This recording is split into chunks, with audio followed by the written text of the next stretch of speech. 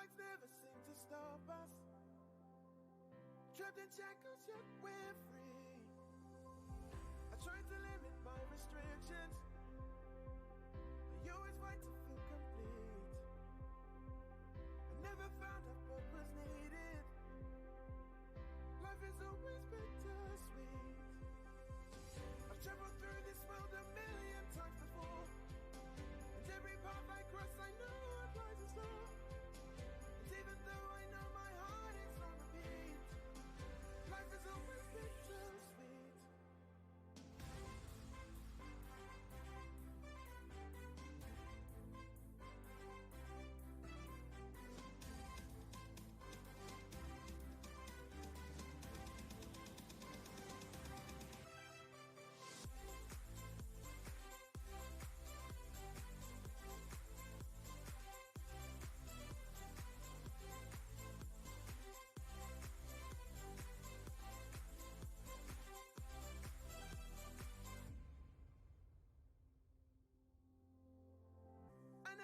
One for forgiveness. I always try to pull my weight. They say the other side is greener. I'm pretty sure I won't be late. I play my cards as I'm supposed to, yet all I do is bluff and cheat. Better save my thoughts for later. Life is always bittersweet. I've traveled through this world a million times before, and every path I cross I know what lies in store. And even though I know my heart is on repeat, life is always bittersweet.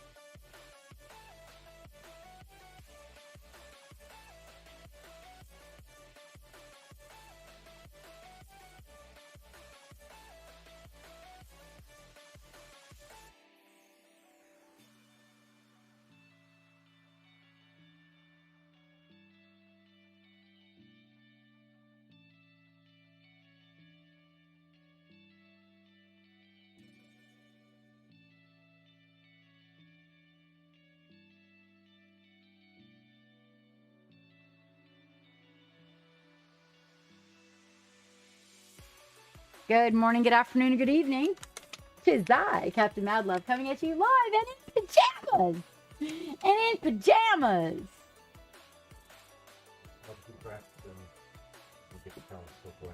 Oh, okay. Coco, honey, your birthday's in 2 weeks.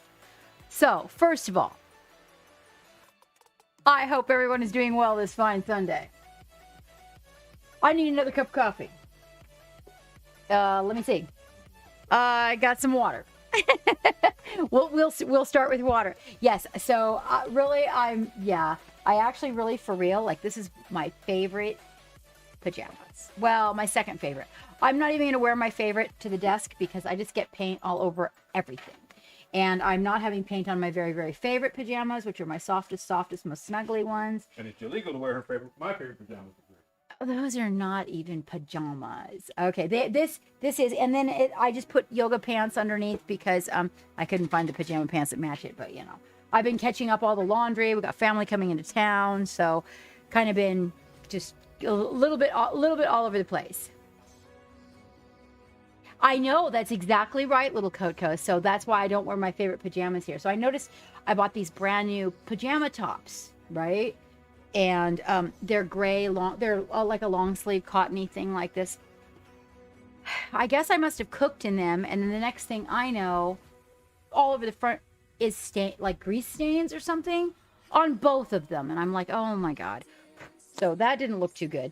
So I decided that if I really like, I don't mind the paint, except for if I sleep in it. If I get paint on this, I'll probably just sleep in it anyway. So there's that. Let's see, who have we got out there? I see Raven Hobbies. Oh, my captain. I know, a lot of people actually use that. Now it makes sense. Raven Hobbies. I actually did not get it until just now. I mean, I remembered that, Captain, my captain was definitely a thing. I just did not remember where it was from. So, hello. Well, there's Geek. He always has all that trivia stored up in his head. So I can't remember the important things, because it's just like all the trivia that's stored all up there. That's how it goes. I'm just kidding. He remembers like really all the important things. The most important things of all. Can't remember where that one pan goes. Yeah, well, okay, so stuff like where the utensils in the kitchen go and the pans go, and that, yeah, he doesn't remember that stuff. But he does remember like a lot of really important stuff. Like he'll remember that I have a doctor's appointment and we could make it like a month out. He'll remember that kind of stuff. So let's see. Dark Virtue, I am so happy to see you here. Like, I am really happy that you made it.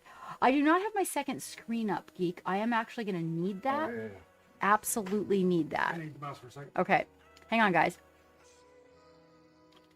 Geek's driving the mouse for a minute. I'm going to start a battle over there. Yay. And is there any... Oh, let's see. How big of a mess do we have going on the side here? Oh, not too bad. Good. Elric's hobby stuff. A few things I called out. Okay, these aren't bad at all. This will work. This can work. I don't like that. What is it? Mini...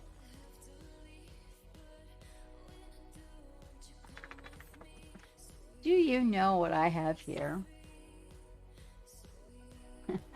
I actually have a little sticky note for myself about some people that rated me a while back.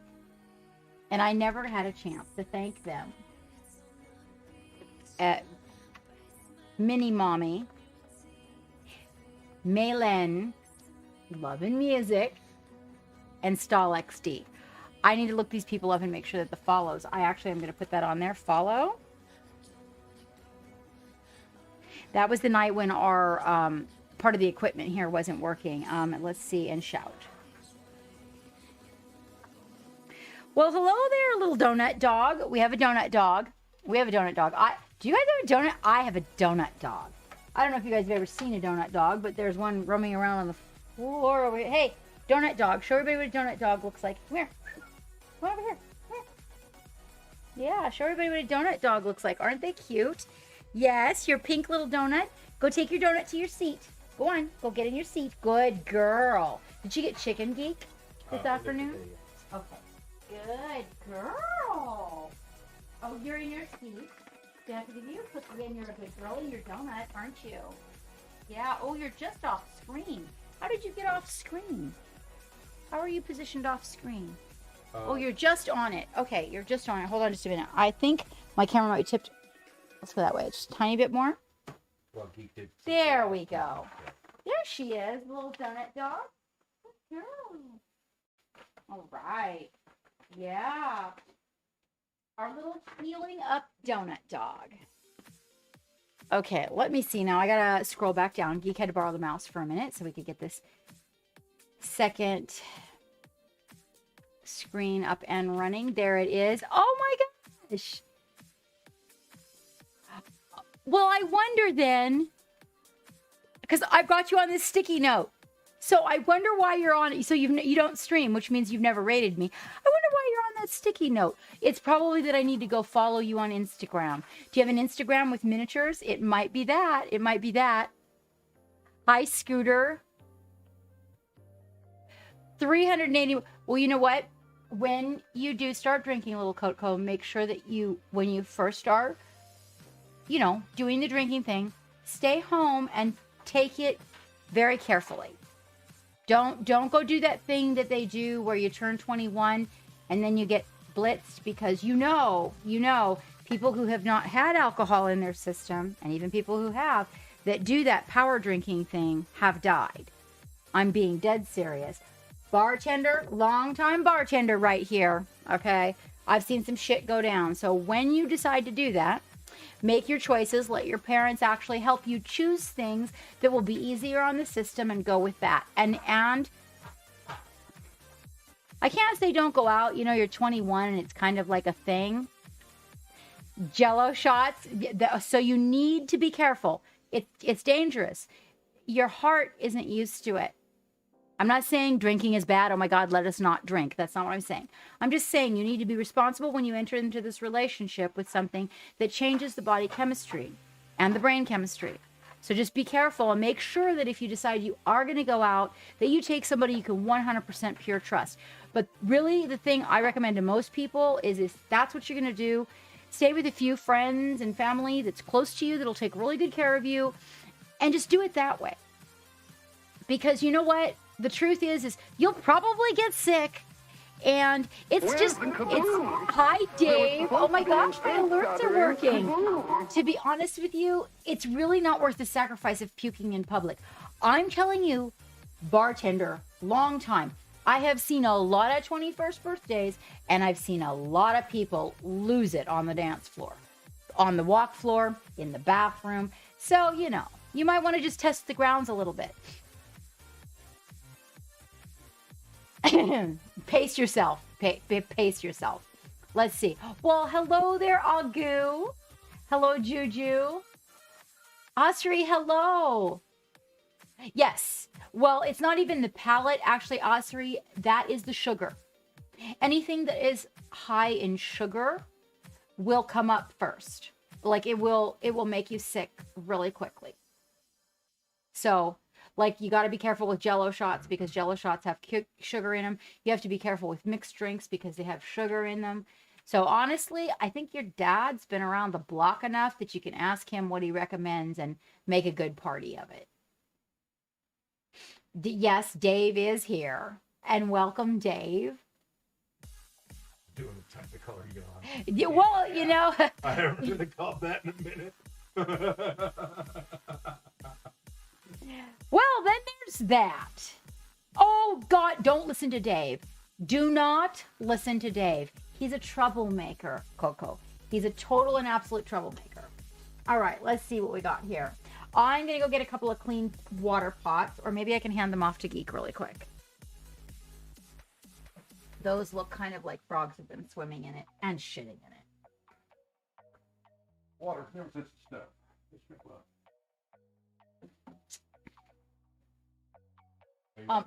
Excuse me, Donut Dog. Is she on the couch? She's headed. Yeah, she's not. She's not gonna be in the bed over here. She's like, screw that shit. Okay, fine. Go over there and do what you do.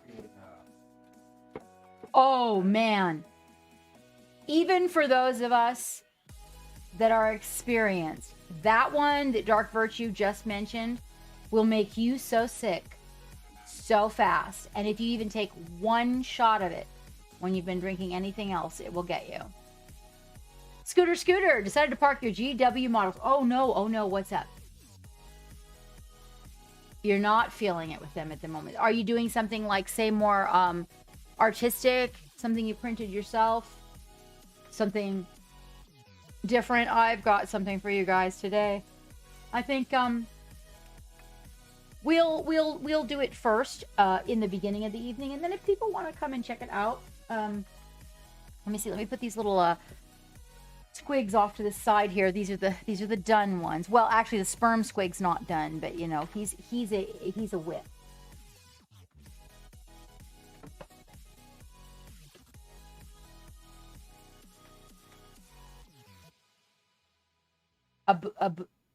Oh, she's painting a Buddha Yoga. A Buddha Yoda. I'm reading yoga. No, that one makes you sick too, Dave. People, that one gets you sick too. Everything gets you sick. That's a good idea, Scooter.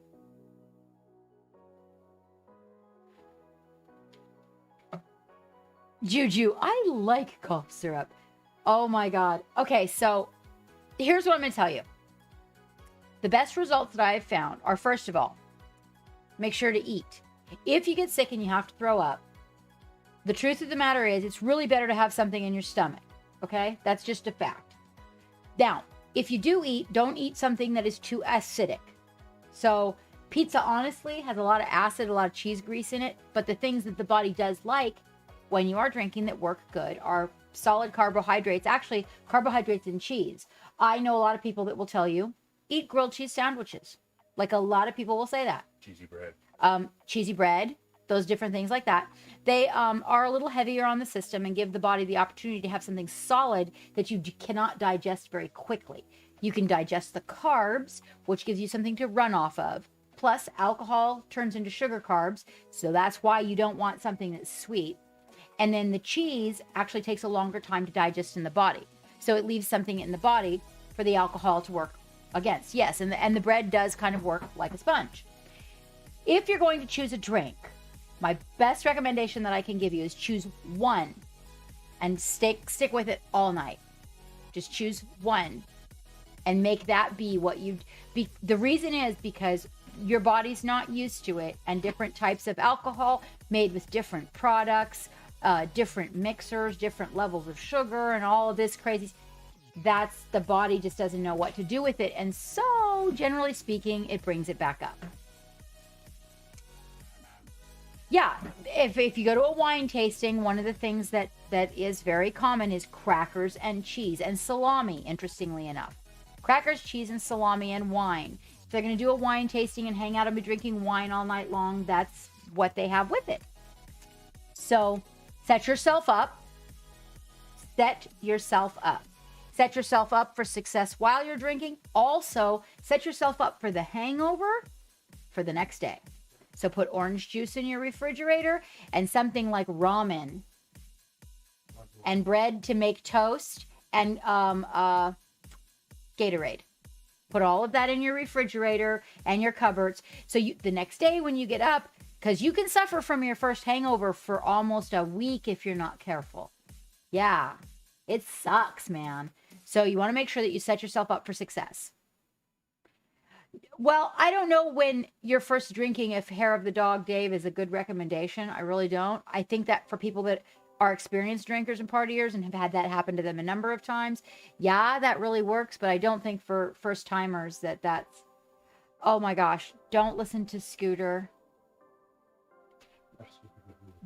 No, that's just, Geek says don't listen to Scooter and Dave. It's just a good rule for life. Yes, sleep.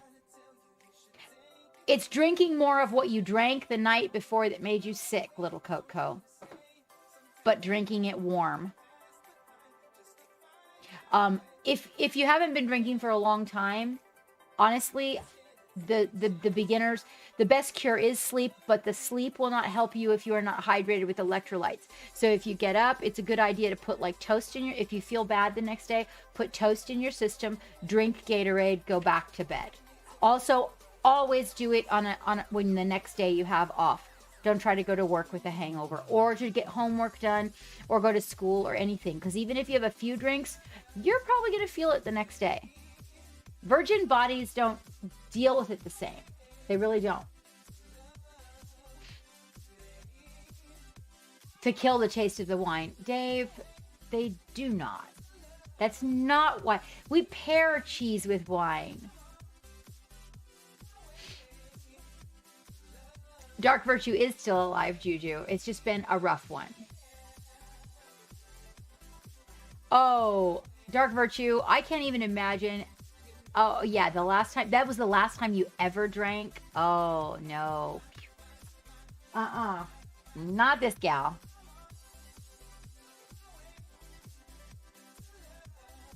Now, what Osri is saying, that especially if you're going out, is a pretty good idea. Just don't drink more than a couple of drinks and just go out, go to the bars, dance, party, have a good time. Yeah. Osri is right. Honestly, when you are first drinking, you need to be somewhere safe. I'm serious. Bad things happen to people, little Coco. Bad things. I can remember getting a call from one of our family members once upon a time that was in an alley. Didn't even know where they were.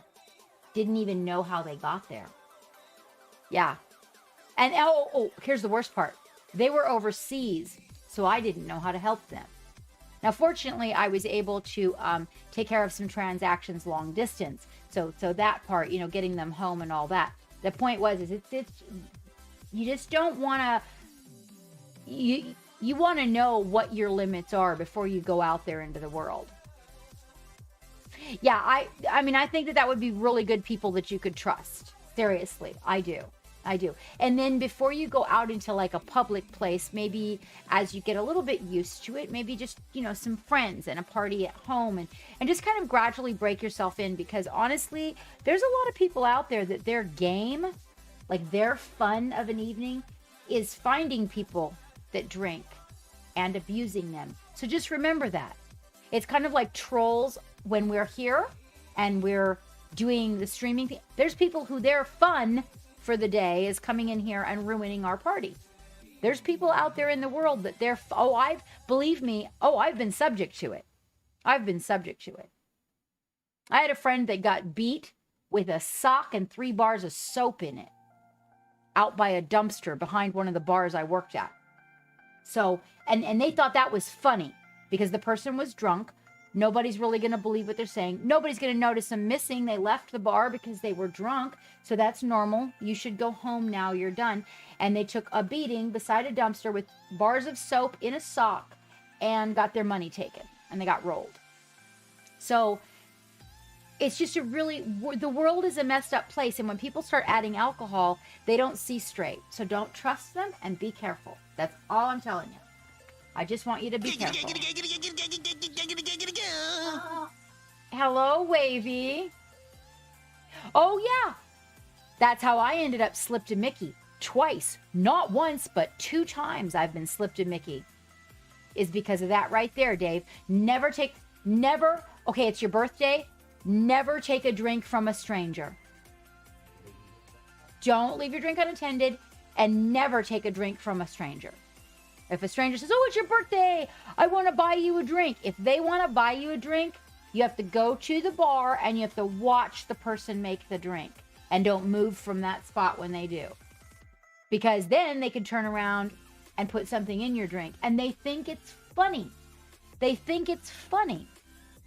Now, and then they watch you suffer from being completely loaded. And their friends know they did it. Oh, it's really bad. It's terrible. Now, I was slipped a Mickey for a different reason. I just don't think somebody's going to slip you a Mickey for the same reason they slipped me one. But, yep. Unless you've been going there for years or months and you know the bartender. You got to know the bartender. I got slipped a Mickey of a night when I let a guy buy my drink. He went to the bar, he got it, and then he handed it to me to drink it. And he put something in it. Another night, I left it unattended with a guy. You can't trust people, I'm telling you. Well, Agu, you know, even that. Hello, Riser. Yep. I'm telling you. Hello, and hello, Trader. Hello. Little Coco, I am telling you, you want to know what that is? Let me tell you a little story about the captain. So, I pretty much knew in the area where I worked, I was a bartender and a cocktail waitress for one of the biggest dancing bars that exist in our area. Okay? I was also a party promoter and planner, and I had my ducks in a row. Okay? My job was tending drunk people and showing them a good time. That, what you just said, is the whole reason I got slipped a Mickey one night. Okay? The reason is because of security. All right? It's not true. The only thing that asshole that's going to do that sees when he looks at you is, oh, look at that. There's an 8-point buck. Meaning, oh, look at that. That's a challenge. That's all it is. It's a challenge. Now, I wonder how many of these will bring that fucker down. I'm dead serious. People cannot be... And it's your 21st birthday. They want to see you puke. I'm telling you, okay, I'm not even going to tell you how long I've worked in bars. Not only have I worked in them, but the very first time that... When I very first got married, the man that I married, his father owned the biggest, busiest bar in our county. So I worked at a bar when I was fairly young as well. I have seen some shit go down.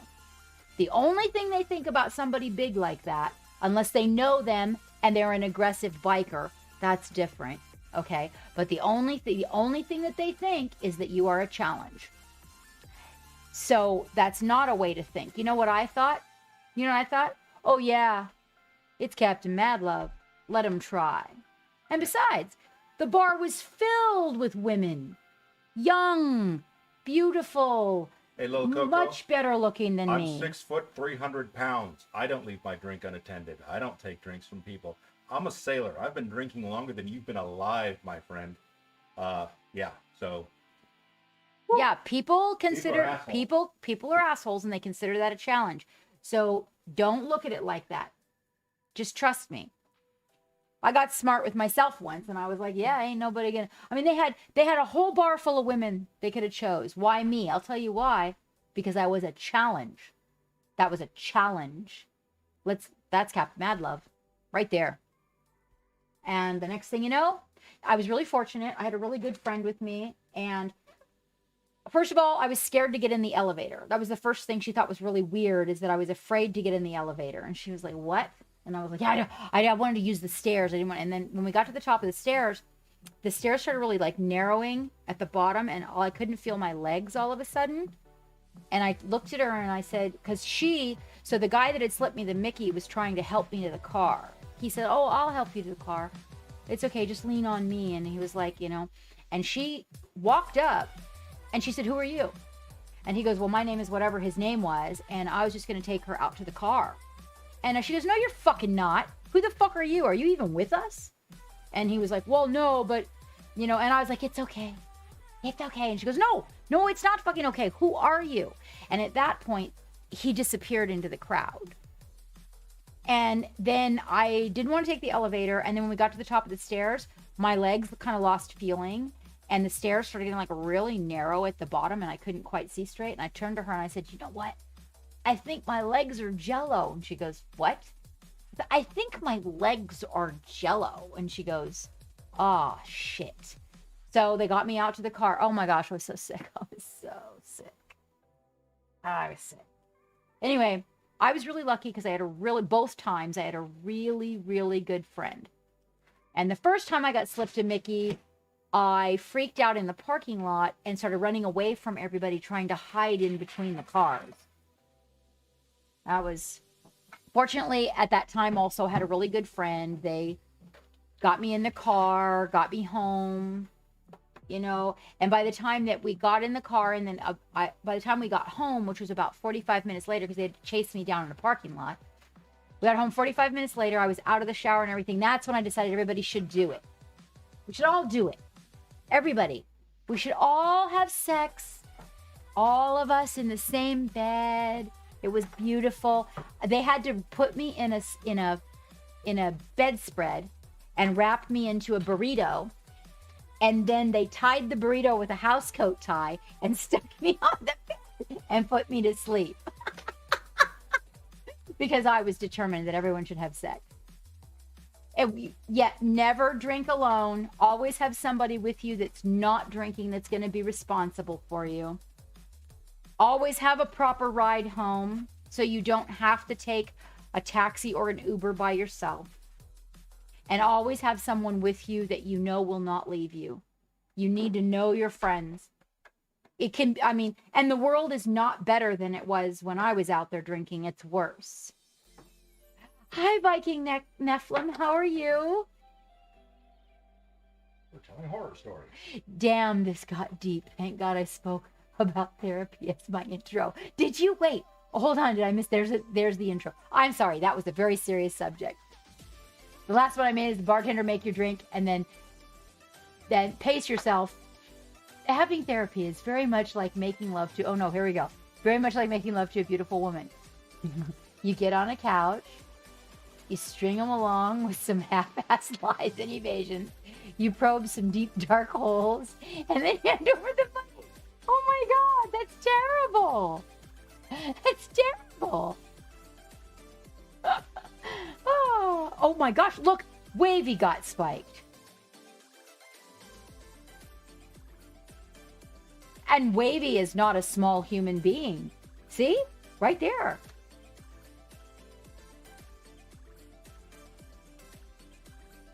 Yeah, there you go. There you go.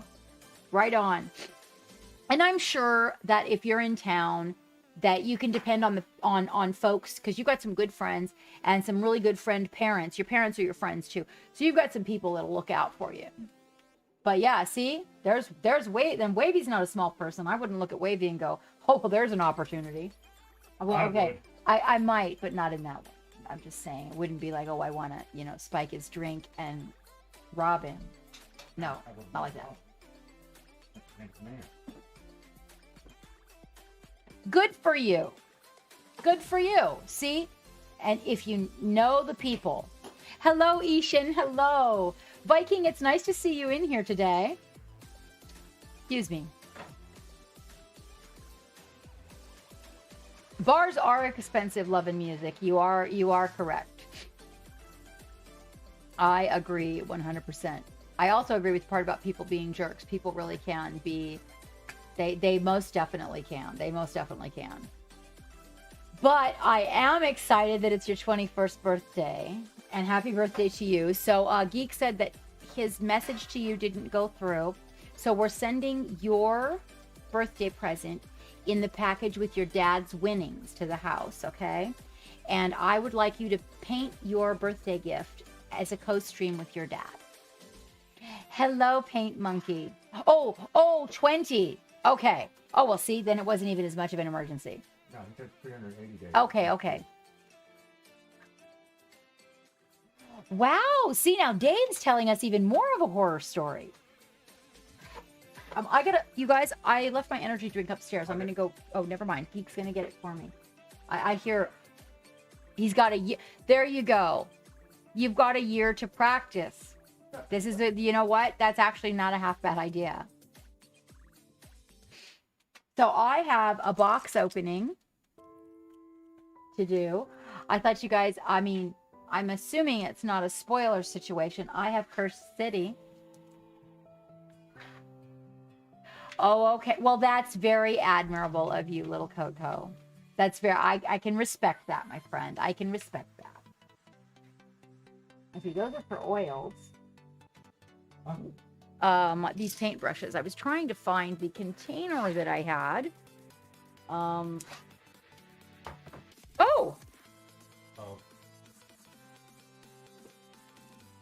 Look at the Discord message. Oh, it was just a paintbrush container. It wasn't. Okay, hold on. Oh, you want to do that? You want to do that? Is that what you want to do, you silly thing, you? Okay, I was actually going to send you a message and say that if you wanted to play with it, and then just put just in case, because we have a family situation transpiring on the 22nd. So how about you put date to be TBA? How about that? Date TBA. And then that way you can put it out there, and then we'll decide what it's going to be. Okay? Because we do have a family situation right before that, and I was a little concerned whether or not we could pull it off. And I want to talk to Geek first. But I was actually going to send you a message and tell you, you know, if you want to do that, you can. You totally can. I can't believe you chose that picture of me, though. We can't use that picture. I know Geek likes it too. He does, because it's terribly sassy. But I will send you a headshot. Yeah, no, I thought about it, and I thought, you know what she's gonna do? I should just send her, and I just didn't have time because I was getting ready. You know what? It's one of Geek's favorites too. It is one of his favorites. But I have one that's it is terribly cute, according to him. It's that you know. No, I like it. Don't take me wrong. I like it. I love it. I love it.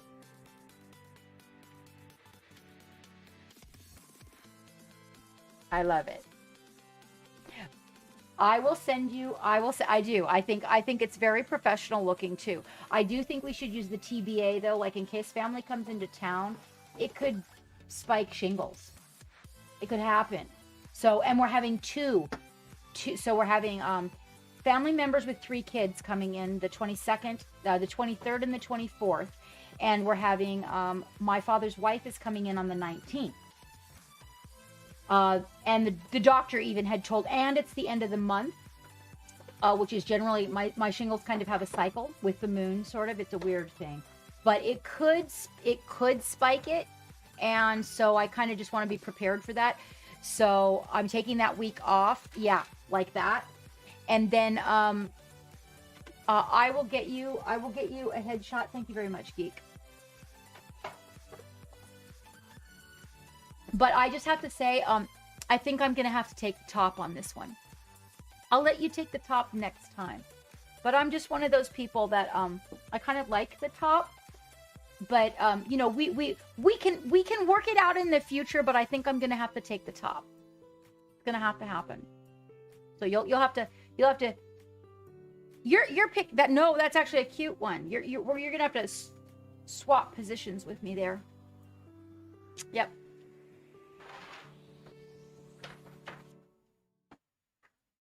And well, you could always get another. Well, hey, you could get another one after you get the color going on, and then just go snap off some selfies and get the one that you like.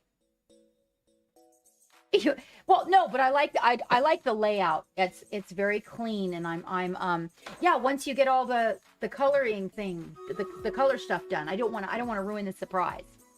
Yeah, and then take another one, snap off, find the one you like. And I'm about ready to do that too, so maybe I will send you a new one. My hair is like a lot longer even than in that picture. Okay, all right then. See, we didn't even have to discuss it very long. See, just there we go. But I so black and red is like my Christmas color hair. So I'm a sucker. Black and red, black and purple, black and lime green. When I was a little kid, my grandma used to tell me I can't have the favorite color black. But I know I like it, and I was going to, hello, Stahl. Hello again. I was going to reach out to you. I'm really glad you actually started playing. I was going to reach out to you, and I was going to say, you know what, if you want to take the helm, in this case, I will let you take the helm. You just go right ahead. I figured Geek would tell me, hey, if she can handle, just, you know, it's one less thing on my plate, and there's a lot of things, although I heard you got short folks in your life. So opening, okay, I really do like the colors though, but let me get colorized, and then I'll send you a new. I have some from last year at spring, but the hair is really short, so there's no spoilers in the hello Blade Mark. There's no spoilers in Cursed City. You guys want to do, I have the box, I was going to do a box opening for you. Just take a look at the minis. Let's see what's in there. I thought that might be fun. Our local game store happened to have a spare one. We walked in the door. I didn't get mine. And a thing happened. And then someone got a hold of me and said they had one. So I ordered the one that they had because Geek wanted one. But then he didn't want to open it.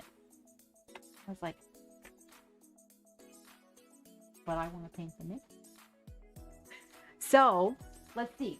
We got our co-stream with Jacob coming up. So we got our gifts.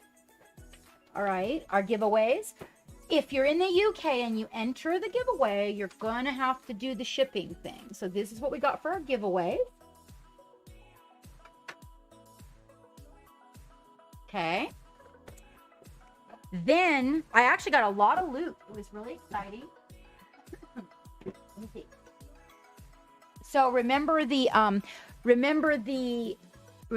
project, the Orkmobile? You saw something you want. Remember the project, the Orkmobile, and Wavy won with the Chitty Chitty Bang Bang, right? And I've been trying to figure out, how am I going to make a Chitty Chitty Bang Bang out of an Orkmobile, right? I've been going over all these things. I got to collect pieces. Well, look what I found. I found this, right? And these wings, and that looks like the Chitty. This goes on the front of the Chitty Chitty Bang Bang, and these are the wings. Looks like the Chitty Chitty Bang Bang, and I'm going to kind of steampunk it. We're going to do a steampunk Chitty Bang Bang on an Orkmobile. So this, actually, we got this for pieces. And then we're going to use, I know, right, Wavy? It's like, it's perfect. I thought, and then I'm going to save the other pieces for like wreckage for a diorama. Like this part here, I'll save that for wreckage for a diorama for the future. So yeah, really, absolutely wonderful. I was like, oh my gosh, I need that. And Geek's like looking at me like, we don't have any. And I went, no, it's Chitty Chitty Bang Bang's wings. And he's like, oh my God, it is. Okay, and then let's see, we got this. So remember I told you I got commissioned for a tank? I got commissioned for a tank. Geek, can you put a new gold bar up? Cool.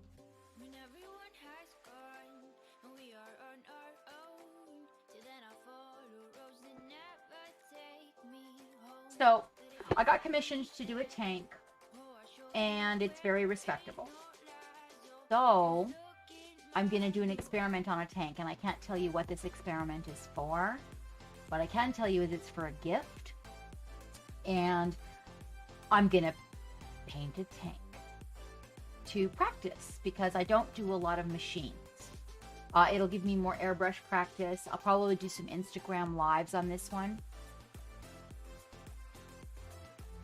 Exactly, Dark Virtue. And so I can save all the pieces that I don't use. Also, I got like a whole grocery bag full of parts, bits. We went through all 1, 2, 3, 4, 5, 6, 7, 8, 9, 10, 12 bit bins and got more bits. So every time we go in there, and this time Geek helped me. So we got some really cool stuff. So I'm going to be practicing on this tank to kind of figure out how to work on a tank. Oh, I'm sorry, this is not a tank. What? It is. Wait a minute. Technically, it's an armored person up there. Which who's being smart? Who's being a Velius is being a fucking brat. technical? Motherfucking technical. The wrong part of the country. Why, Dark Virtue? Oh, if anybody enters that's in another area, we're just going to need help with shipping. But what we can do is put up a shipping bar. Okay? So the farthest I could think that anything would land might be Japan. It's an AFV Geek. Hi, Geek, by the way. If you put up a bar for the, so let me see. When I sent Studio J the box, that was about 30 something. So if both of them had to go to the UK, we should be able to cover everything with the $65. That's a guess. I don't know. Putting up a bar for shipping the gift. A shipping prize pool. Dollars for shipping box it. For me? No, For- the sealed one that I have. You get $300 in donations. I'll like to give away for free. Okay? Remember the part about the discussion? Yep. Yeah, Okay. so what do we about do? making up the things last minute while we're streaming. Remember what happened with the whole airbrush thing? Okay. Okay. Here comes my timeout from Geek. So I'm thinking Shipping price? a shipping prize pool for May the 4th be with you. And then whatever we get for that prize pool, we will use for the prizes, and then they can compensate. The people, the folks can compensate. Oh my gosh, it's heavy. It's so heavy. All right, let's back out. Oh, look, you can see all the paint on my desk and my very, very messy, scribbly side.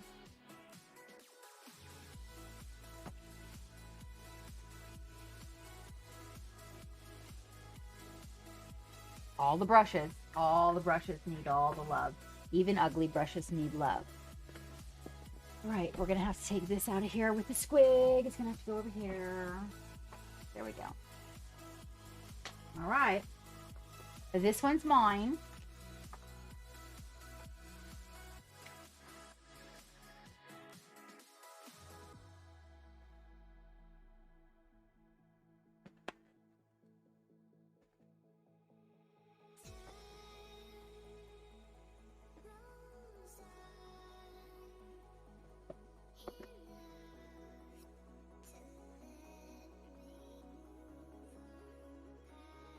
Did you put box opening on the title? Good. Oh, the smell, right? The smell of new boxes and fresh plastic. You know, I honestly, Blade Mark, we've been discussing that. We have, hold on, got to get the googly eyes. Got to get the googly eyes. We've been discussing that. We have. All right. So let's see what we have here. So these are snap togethers. These are snap togethers. It looks like we have some very respectable detail, as to be expected from. Did GW make this? Yeah. Oh, I was gonna say this totally looks like GW made it. Hello, Austral. How are you doing? We are looking at the box Cursed City. Yeah, look at this detail. Let me get up close for you guys.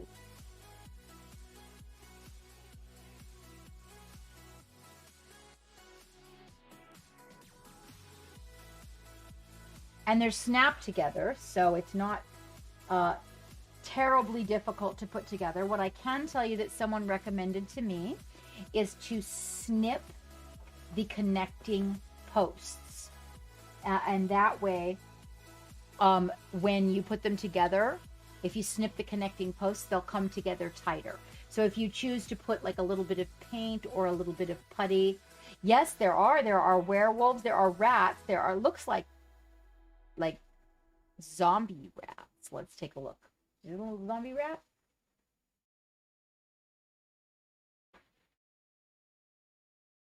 There's lots of rats. Let's see.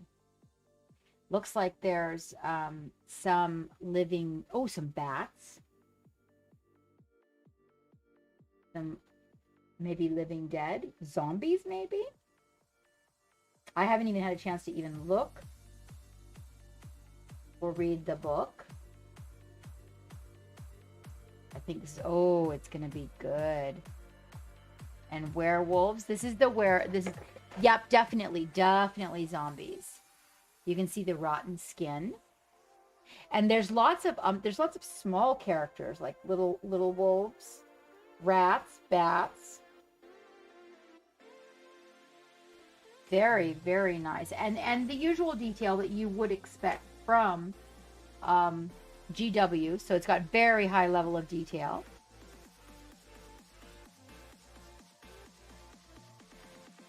Yeah, I think, and oh, it's got, oh, look, it's got the undead soldiers. A lot of really, it's got skeletons and hanging skeletons. A lot of good painting possibilities here for glow. It looks to me like we may only have one werewolf. We'll have to look at the book here in a second. And here's a fancy fellow wearing a werewolf. That probably isn't very popular with the werewolf. He's wearing him.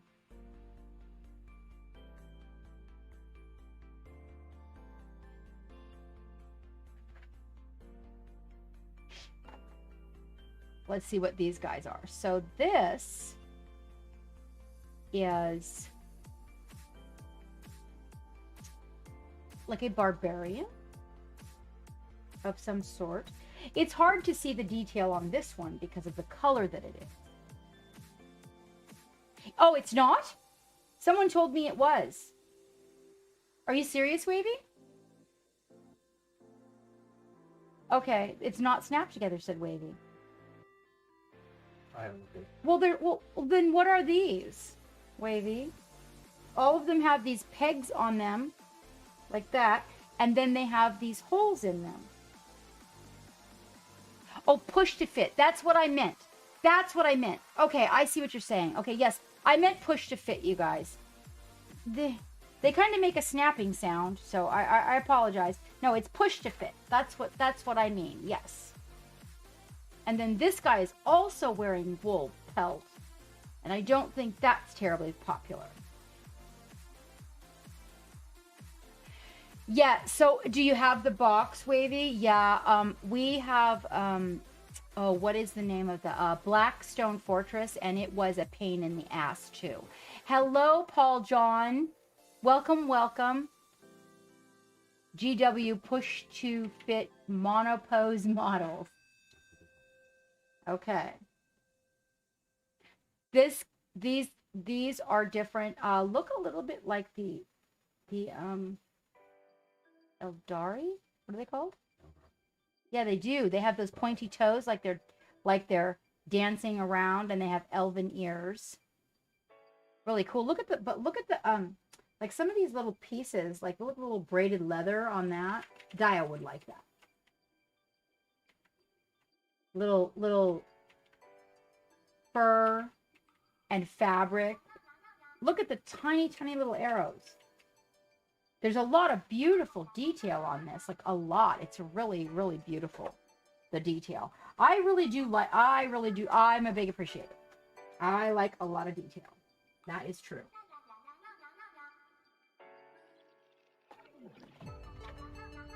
Here we go. Now we can take a look at the characters.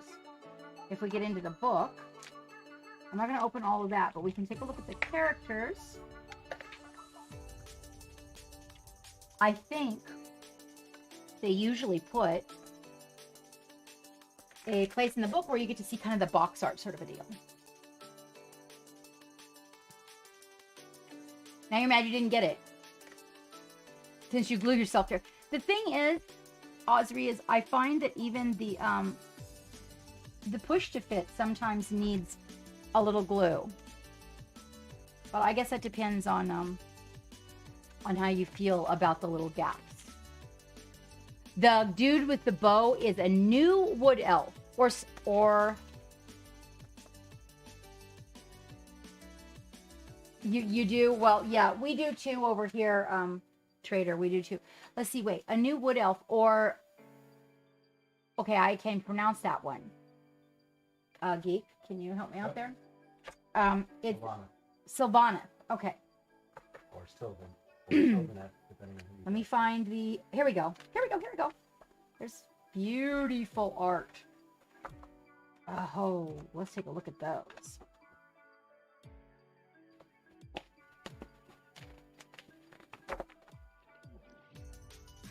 Let me see where we gotta hold this for you guys. Let's see. Let me bring it in, and so there we go.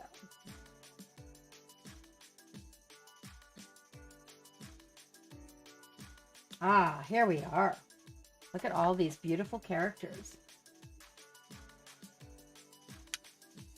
I'm gonna see what you see. The dude with the bow is a girl. Yes, I noticed that, Wavy. That would be this one. Get the glare off the page there for you guys. There we go. There you go. They're really pretty. Really, really pretty. So the werewolf is not a werewolf? Wait a minute. Let me see. Hold on with the fur. It's not. That's not even a werewolf. It is something else. So what we thought was a werewolf is this fellow here. And there's only one. These I saw painted on Instagram, and this was the whole reason I desperately wanted this game, believe it or not, was these guys. Although you know, there's a little bit to be said about the headpiece here. Big Boss. Oh, okay, that makes sense. That makes sense, Wavy.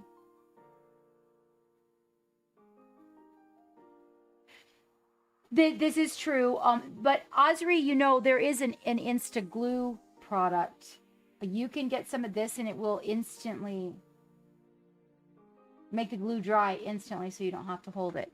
Although what I am told by guys in the community and ladies is that if you use that and then your model jumps the table, that they break apart easier. That's what I was told. I don't know the Insta Cure. Oh. The Instacure. Let's see what we have here. Oh, there. So that other guy with the wolf skin is actually a gal. I think that's a gal right there.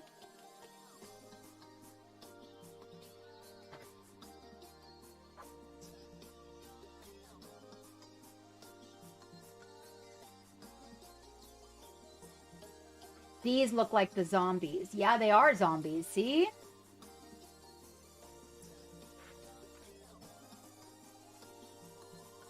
And they are a mess. Oh, and they are zombie rats. I had it right. Well, corpse rats, zombie rats. And then the bat swarms. Some skeletonks. Object models. These are the models. Notice how slender they are.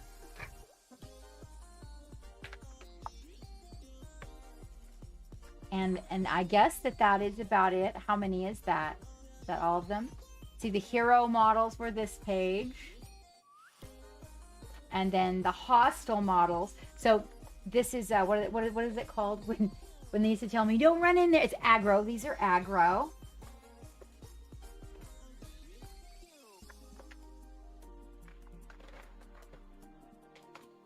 I'm guessing more aggro.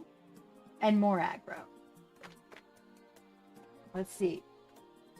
Oh, this is the quest book. I should not read this, right? Okay, don't read that. What is this?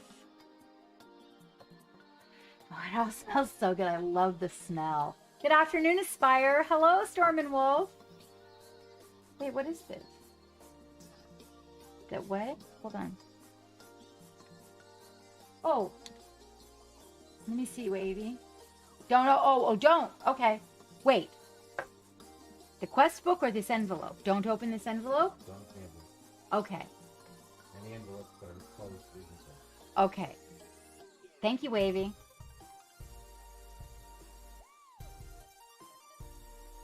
Lots of glue and gap fills. Envelope is for when you win. Okay. See if there's any. Oh. See, I'm going to take this out and put it on the wall. This time it's happening. So we get these that come in boxes, and I really like the separating cardboard, but it seems like that cardboard, oh, and this is the instructions on how to put everybody together. Okay. Let me take a look, Wavy. Let me take a look at your almost finished one.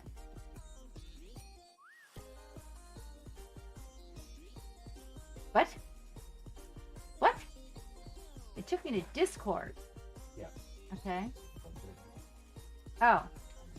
And it's like, oh, you can't log in, blah, blah, blah. Okay, never mind. It's letting you now.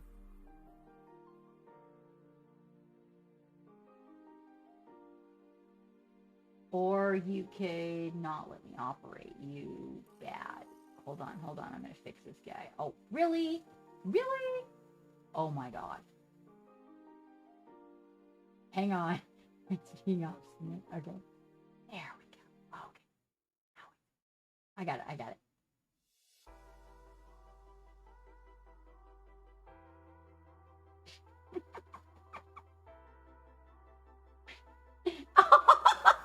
Okay, hold on. Oh no. Okay. No, really, come on. For real?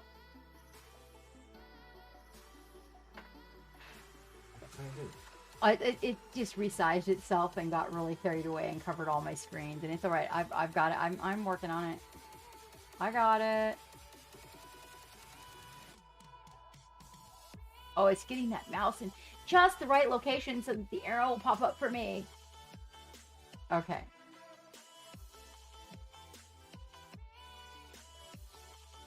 I did the thing. He goes, says, don't let it touch the top of the screen. Okay, dokie.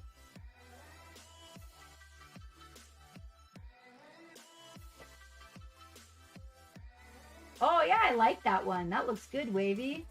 Shoots. Very nice. You're pretty fast. How long did it take you to paint that?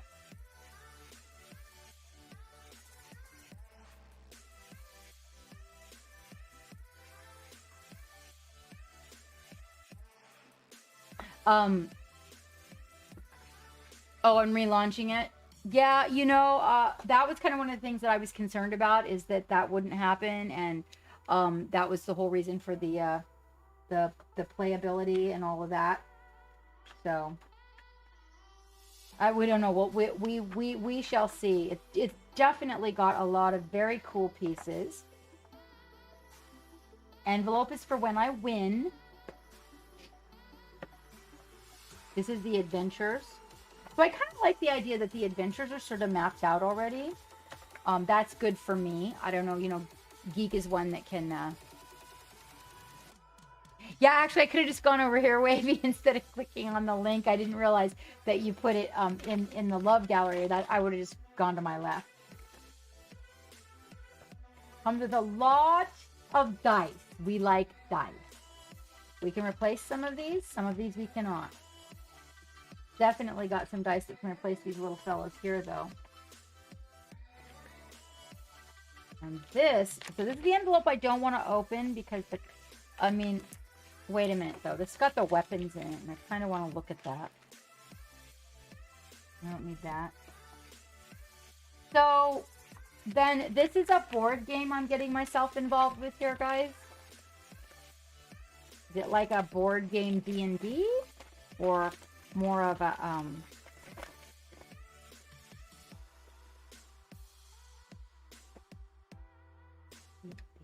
what are these? Can I go through these? Is it okay?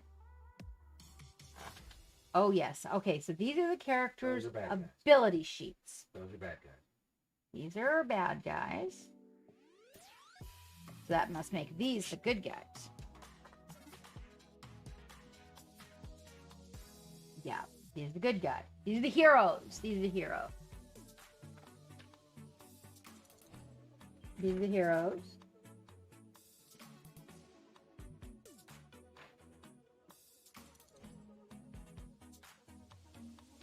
There we go.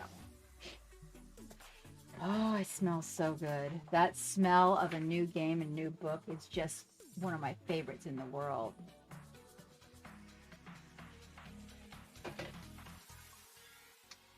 Aspire, are your swirls sometimes on the, if you're doing the lollipop routine and you're going around, it's because the segments that go from skinny to fat, you know, it's like a triangle, but it's curved. Sometimes it's either you don't have the curve in that pie piece, or they're not the same.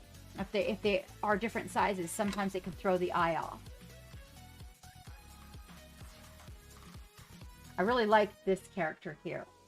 It's a really pretty model. This one's super cool.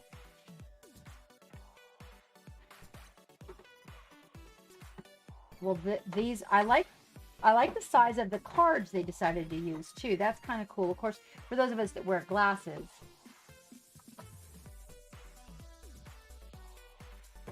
Oh, that's right. Yeah, and some sharp highlights and also like gloss.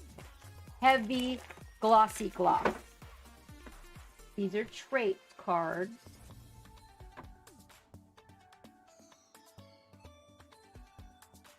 They have no pretty pictures on them. They kind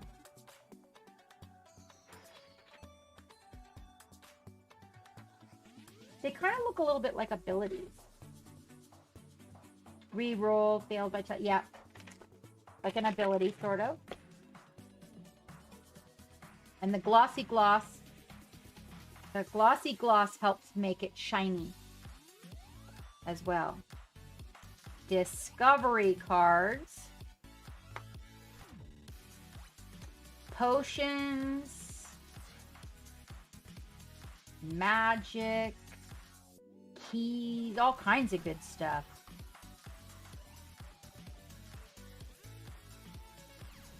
Oh yeah. This is a little bit like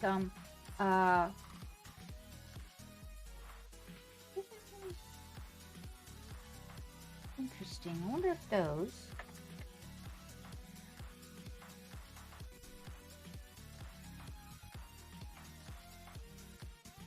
Yep, gotta read the book on this one. Those are all the same. Gotta read the book on this one. Well, Geek's pretty good at like scanning it, you know, like really fast reading. And then we do like a test run just to sort of get the feel. And then we'll do the real run. So you can make the mistakes, I guess you could say. This is the stack that's going to get all. What are these? What are these? Whoop, whoop, whoop. Ooh, armor and weapon. Weapon. Armor. Put that back in with the armor. Encounters. Oh, it's going to be so fun. Exploration.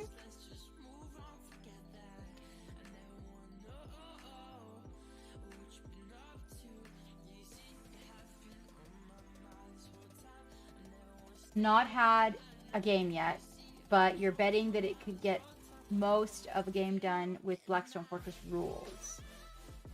From what I understand, the Blackstone Fortress, so a lot of what if you play Blackstone Fortress, a lot of what you complain about has been removed from this, but the basic rules are very similar.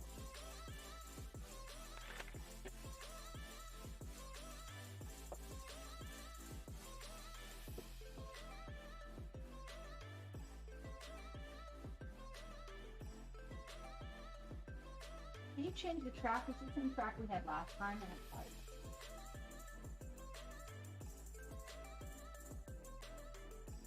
And here it is.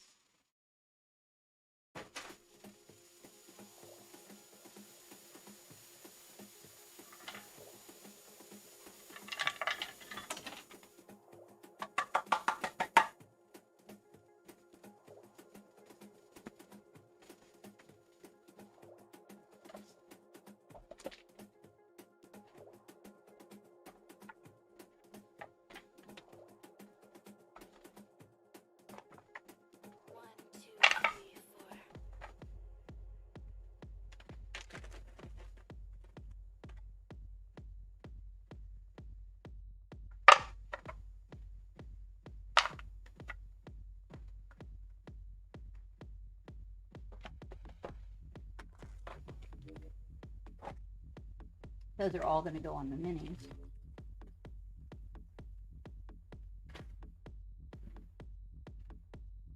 One, two, three, four.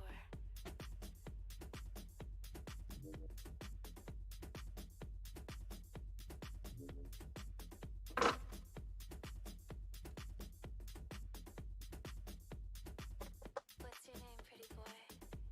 Get rid of all the ugly plastic.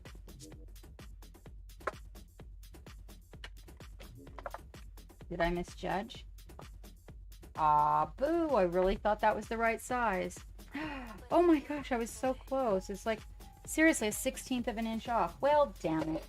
Now I have to find something that's a 16th of an inch. Hello, Dextrose.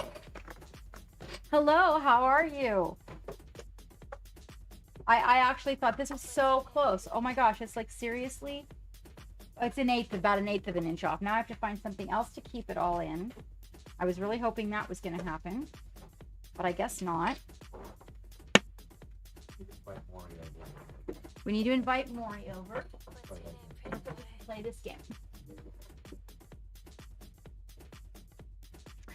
Well, let me see if I've got a basket. I know we just had some new ones. I just don't want these like sliding all over the box. There they are. What's your name, pretty boy? Okay, that's good enough for me. I think I have a basket shallow enough to fit in the box, and then that way, that's maybe even, well, not quite, but it depends, like after we're all done taking all the pieces out and everything, it may potentially fit in here, but this helps. I like to keep the inside the boxes all nice. Oh, I like the ends. That's the tree guys, right? And this, Geek said, is actually for the, he said it was for protecting. That's why they always come with all the dents and everything in them. What's your name, pretty boy? I'm not gonna lie to Hi, that guy. Oh, if you, the Reaper link, if you're using it from my link tree, yes, Joe. Yes. I appreciate that. Thank you so much for remembering that, Joe. How are you today? I really, really do appreciate that. When people use the links, it really helps the captain out, helps the ship and the adventure, helps pay for the electric bill and fix the leaks in the boards. Oh, your Woody Army. I like that. Yeah, just go, Joe, if you just do the exclamation point links, it'll throw the link tree. I don't think the link tree is on my Twitch. I looked the other day for somebody and I didn't see it there. I had to go into the chat and put exclamation point links and have it bring them all up and then copy it. So if you do that, thank you very much, Stahl. Thank you. There we go. Okay, those all fit. And then all of these. Then that. Well, that is going to be exciting. So I don't know. I do want to play. So probably they will get put together and played before we actually paint. More than likely. And then we got our other stuff. I'm really excited about that Orkmobile project. Although I found the Orkmobile, and I'm not too sure about that front end shape. So I'm still working that out. I'm gonna go make coffee. Oh, that would be wonderful. I actually am going to take a really quick bio, you guys. Woot! You came back from Lurkin time. Your current project, all base code. Oh, that's wonderful, Joe. That's really, really wonderful. I love that spot. I love that spot because that's then the really good part of painting. You know, the part that I enjoy the most is after I've got everything, you know, so everything's base coated and then you get it like all the, I kind of like the blocking into the colors, but the part after that's my favorite part. Welcome back, Raven. Welcome back. All right, let me throw all this in the garbage. I'm going to take a really quick bio, you guys, and I'll be right back. I actually did not do that before I sat down today. Do we have the Stream Raiders up today? Or no Stream Raiders? If you're talking about Stream Racers, No, I'm talking about Raiders. we're on our third battle. Oh, okay. Well, there we go. See, I know nothing. Hi, Scarlett. Okay, I'll be right back. Push the button. Push the button. Sorry, I have to push the button. Hold on. Yeah, that's right. Oh, that's right. Wait, why is that there? Woo, we've finished some quests. Collect. Collect. Hello, chat. More collect. And more collect.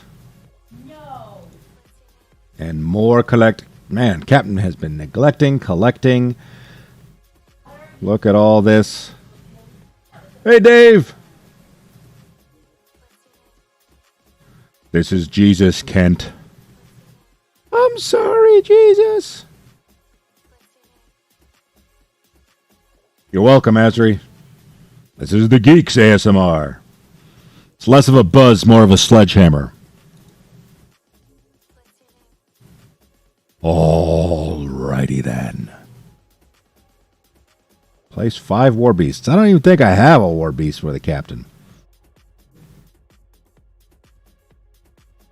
Nope, no war beast for the captain. On to the race! Exclamation point race! Let's get it on. Hello, everyone. Hi, O and Hello to Dark Virtue. Hello, Aspire. Hello, Azri. Hello, Dextros. Raven's Hobbies. What's happening? Little Kotko. Happy almost birthday. Dave's Mini Art. What up, broski? The Rat. It's a tank. You can fight me over it. Scooter UK, Stall, Dark Virtue, Zahatter, and Austral Forge Foe. That guy Joe. I appreciate you remembering to use the Capitan's link.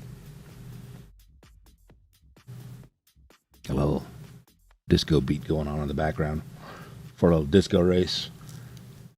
All right, we have 12 monkeys in the race. Let's not hit that button. Alrighty. Ishan Loki. Ishan, I have a set of dice that has been sitting on my desk that I am supposed to be mailing to you. Sledgehammer. It's the only line of the song I remember. I do remember the TV show, though. It was terrible, but it was awesome. There's Love and Music. Bum bum bum bum bum bum bum bum bum bum bum bum bum bum bum bum. Alrighty, you got 20 seconds from Meow. 17 monkeys and a rat. You could be a rat monkey. I mean, you never know. Genetic manipulation and shit. Also true. Well, you are in the army. If you could count. Blade Mark swinging in right under the nose of the clock. We've got a giant golf ball in the sky. Here we go. Juju Pawn's making the early lead, which means Juju Pawn's going to come in last, because that's how this game goes. Juju Pawn's Love and Music, Dave's Mini Art, Raven's Harpy, and Dark Virtue, followed by, spin out on aisle 1. That first round around the corner seems to have fucked everybody up. Love and Music now parked in the sign. Dave's Mini Art following suit. There's Austral Forge. Oh, I don't know if that was a good idea, Raven's Hobby. You boosted right into a signpost. Austral Forge Foe in number 1. Love and Music number 3. Spiraling Painting and the Rat.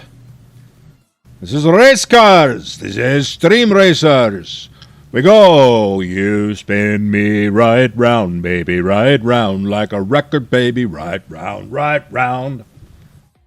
Yes, you were T-boned by a rat. Now you club the rat over the head and you turn it over a spit. Austral Forge is trying for the age-old captain's tradition of pushing cones around. Love and Music stealing Austral Forge's foe's cone. It's a battle over the cones. Love and Music in the lead with 2 cones now. Austral Forge only pushing 1. Ooh, a Spiraling takes one of the cones and knocking Austral Forge for a loop-de-loop. Dave running into something for a change, which is different than what normally happens. Love and Music out front. There's Aspiringly. Let's see if it holds true. Where's Juju Pawns? There's Juju Pawns flying through the air. with not showing any care. Love and music. Unlike what I'm singing. Dead Joe guy. That guy Joe. You were upside down, so I read your name upside down. My bad. Love and music, aspiring, and zealous hunter first, second, and third. Austral Forge in fourth. There. That's the end of the race? What happened? Oh, love and music, making it through the uprights, followed by aspiringly going Axel first into the uprights. Axel. Here comes the rat. Holy jumping Jiminy Hosaphats. There goes the rat. Overdoing it as usual. Everything's got to be turned up to 11 when it comes to that rat. Yeah, you literally went that, and I heard the goofy woo. There's Blade Mark. That guy Joe. I don't know where you came from. You were like over here.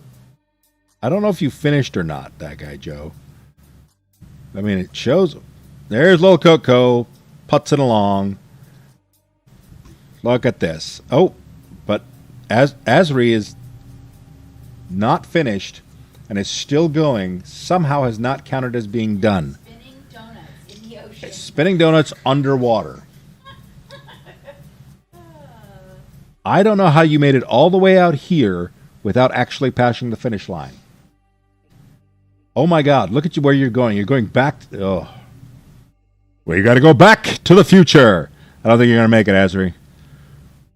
Don't be sad, though. You got to be a submarine. And anytime you can be a submariner, you always want to be a submariner. Unless it's Batman. Then you be Batman. All right, love music in number 1. Number 2 is Aspire Painting, followed by The Rat.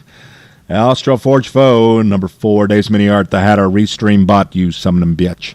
Juju Pawns, Raven's Hobby, Dark Virtue, Ishin Loki, That Guy Joe, Blade Mark, Stall, Scooter, and Little Kotko in last place. You are in last place because Asri didn't finish.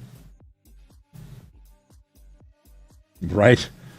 All right, and now the captain is disassembling her desk for some reason. Because her... Okay, I will... Hurts my hip when one of the wheels, see how this is shaped. Yeah, no, we've had that. Well, that's why we're building a whole new studio. Right, no, for that it falls exact off- reason. Right, it falls off that thing, and then it's like all. Yeah, it goes, yeah, she says. Right, and then I'm sitting there talking, and I'm all like jiggling my hips. trying to- Yeah, jiggling the hips. It's not like that. Exclamation point, redeem giggity. It's Giggity, giggity, giggity, giggity, giggity. good, unbecoming. Right. Oh wait, now what? Now we're gonna do her ass is gonna go out. That's because we tried that already. Wait, no, hold on. Now I'm here. It'll be okay. Oh, It'd be fine. It'd be all right. It's gonna be it's Jenna. Zayadi just placed an epic paladin. There, I got it. It could be Zaidi. All right. Now you know. Now you need to push the button. Oh.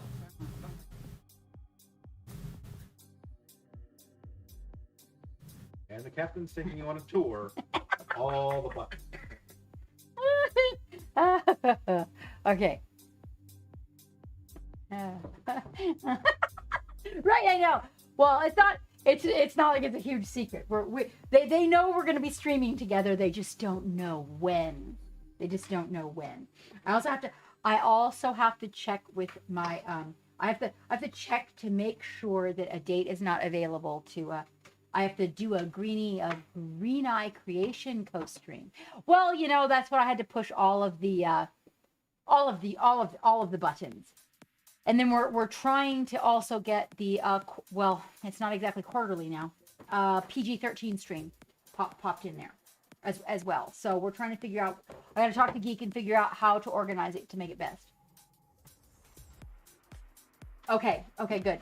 Because but you did say Friday, so I can kind of gauge where we're going with things. Generally family comes and then family goes, and as long as those things happen, but I do definitely have to get Green Eyes in there, and we are 6 hours apart, so it's just a wee bit weird, but she actually might enjoy a Technical Tuesday, so we'll have to see. We'll have to see what what she wants to do. Hello, Misko. Well, you know what? If all else fails, Dave, right? Push all the buttons. That's what I'm saying. How are things? How are things? Who won that race? I love music on the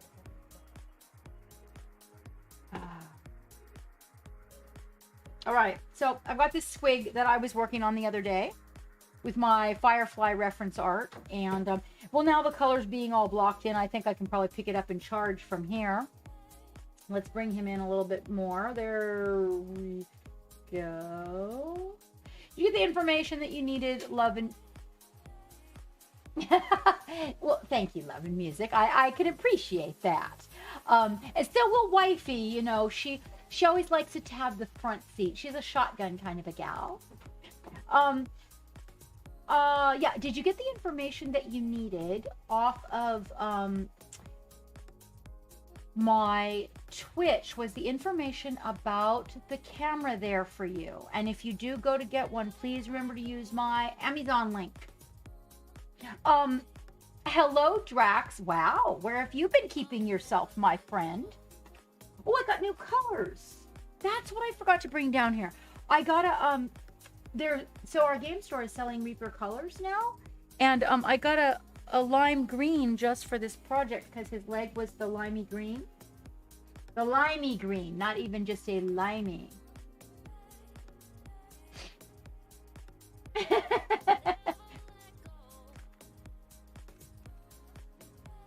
Just to see if, I guess we'll just use this one that we've been using.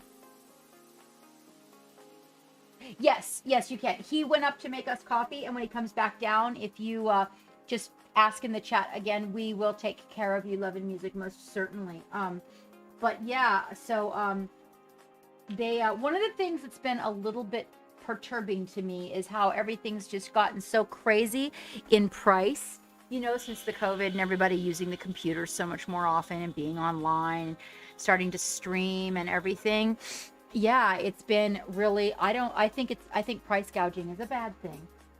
I guess I kind of understand when the quantity is lower, you know, when, you know, there's a really high demand and so they run out of it. And so then they have a few left and then they charge a little more. But I don't like this price gouging thing that's been going on. What I did find that was absolutely epic while I was there is they had one bottle of the Nightshade left. That's that Reaper color that I've been using. I like it about as much as I like, not as much, but it's kind of along the lines for me of the, damn it now, Payne's Gray. That's the word I was looking for. You've been busy. You finally started opening back up, so you've been hanging out with people. Oh, well, that's really good. It really makes me happy to hear people, to know that people are getting back in touch with friends and starting to do a little more hanging out and whatnot. That's really good to hear. Kids are I know, right? I'm telling you what. They always need your attention when your attention is elsewhere. You know that one. You know that one. You got this. You got this, girl.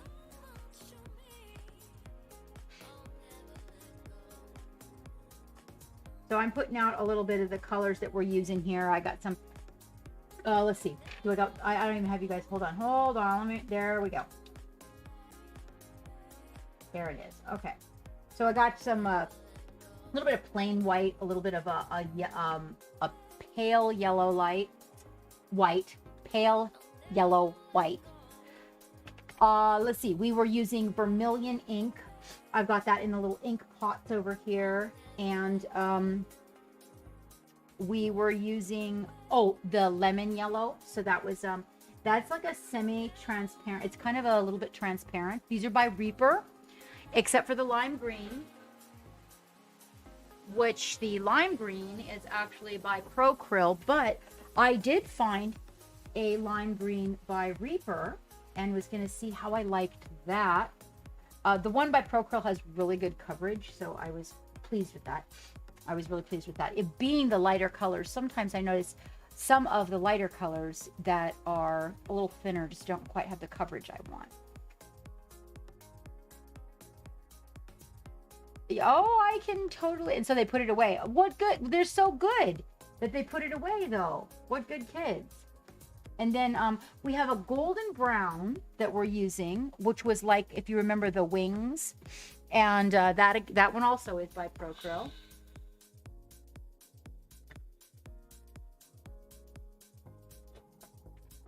Love the new mixer. So remember, we sponsor them, right? We sponsor Typhoon. Yes. Captain Madlove sponsors Typhoon. So all you have to do to make a oh, thank you for that follow, Diabex. It's nice to see you in here, Drax. It really is. Welcome aboard, Diabex. Welcome aboard.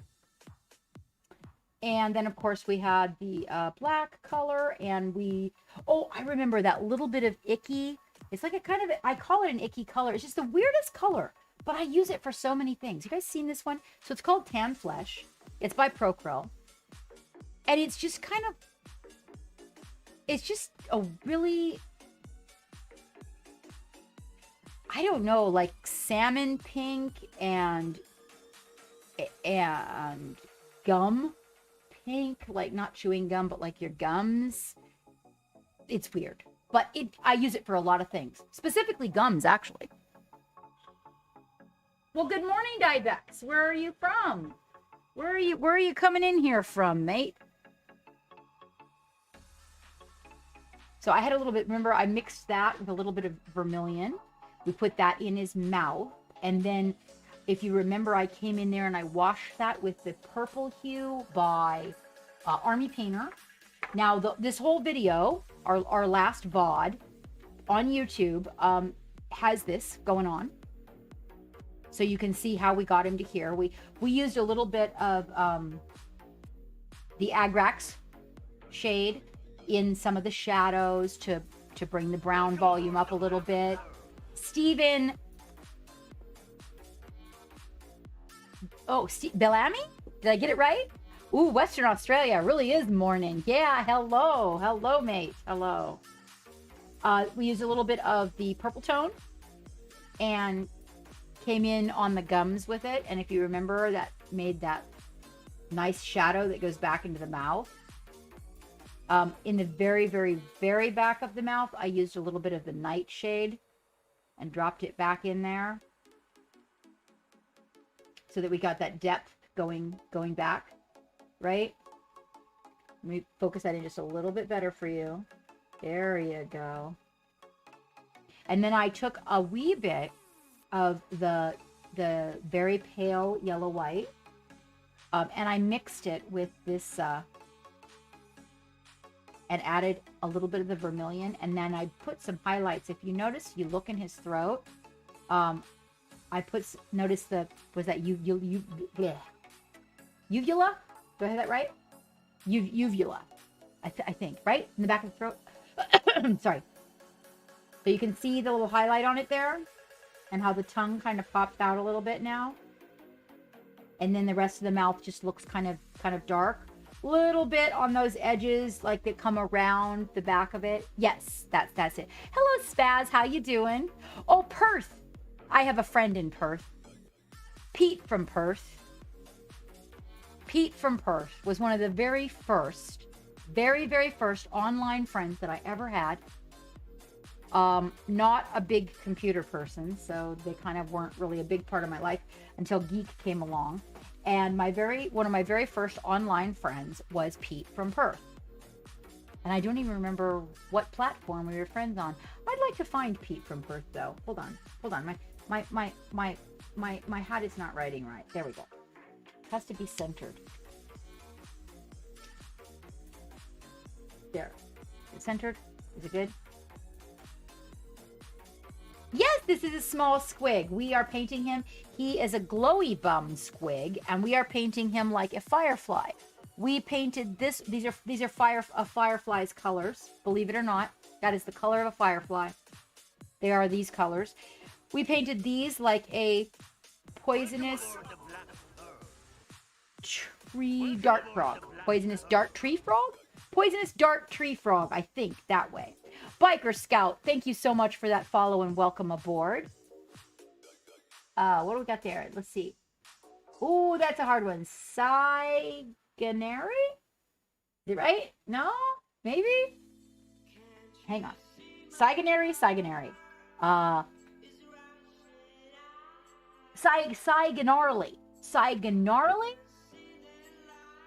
And then, this is the poisonous, it goes, so Zelius helped me last time. It's either tree dart frog or dark tree frog, but he's poisonous and he's a tree frog.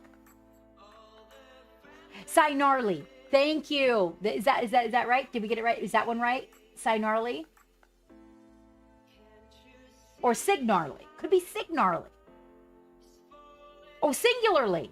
Is it singularly? We're really I'm sorry. I'm terrible with the names. I apologize. I'm not making fun of you. Poison dart tree frog. Okay, there it is. And he doesn't even shoot darts. He shoots mushrooms apparently. So we did that one, and then we did one like a blue sea slug, and then we have sperm. This is our sperm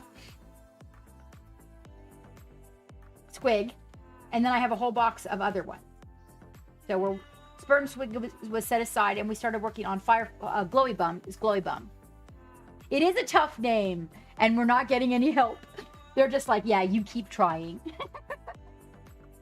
Yeah. No, I have not looked at Discord, Dave. I sure have not. Let's see. Purple tone.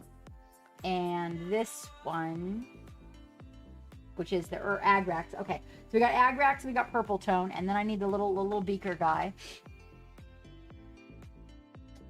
Okay, so I just take a little bit. I use a little dropper. And I just take some of this out and put it in a little pot on the side. Because otherwise what's going to happen is that... I am going to knock this over all over the desk. So, and then a little bit of purple I'll put in another one, and then we'll have some purple out and we'll have some brown out. I'm using those to kind of build the shadows, sort of glaze the shadows in a little bit. What are the links for, Dave? Is it something I need to stop and look at? Is it? Thank you, Big Snow, for that follow. And anybody who's out there that is not subscribed on my YouTube, please go click the YouTube and give it a subscription. We are almost at 500. We need 1,000 followers on YouTube and 4,000 hours of viewing to get to the point where we can utilize the monetary things that involve the YouTube. It's a bit of a go. Okay. I just wanted to make sure it wasn't something really important, because every now and then someone will post something that's time sensitive. Thank you, Big Snow. I appreciate that. You have joined us on our PJ Sunday day. We are doing a little squig painting today. Let me bring that in for you. Hold on. Let me get this just right. There we go. So that I'm comfy and you're comfy and we're all comfy in our pajamas. There we go. All right. So this is blocked in. It's blocked in for the most part. We have come to the point now you can kind of see some areas where the colors are pretty separated, where there could be some more volume. You'll notice that this side, if you look at the difference in this leg, and then you swap it over here and look at this leg. So you can see that this has a lot more color blending, shadows developing, his stripe coming into play, and even a little highlight happening here in the black area. Okay. I really do appreciate that, Big Snow. And anybody else that has subscribed today on the YouTube, my alerts are not working, and I really, well, some of them are working. That YouTube one is supposed to pop up here and let me know, but I really do appreciate it. Just colorful critters. Oh, reference. Is it reference stuff, Dave? Yeah, I do. I really am digging the colorful critters. We're working on in a course I'm holding. I'm holding a course with one of our students that is an extended complementary palette, and here we have Rocky. He's blocked in, so he's ready for his blending and his colors. And so this is a Sambava chameleon that he is the colors are taken from. The Sambava chameleon. And then I forgot the kind of moth, but this is a specific moth that we were using the wing pattern from. I wanted something that tied in with his colors, but didn't necessarily match because he had so many spots and so many different patterns on him, which if you look at a Sambava chameleon, you will see that it is they're amazing. Like it's almost confusing to the human eye that a creature is those colors. Spectacular. So we're kind of working with that concept. We're both painting the same Rocky, and then when we are all done, excuse me, we will put them side by side for you guys, like we did last time, in a little picture, so you can see the sensei and the student.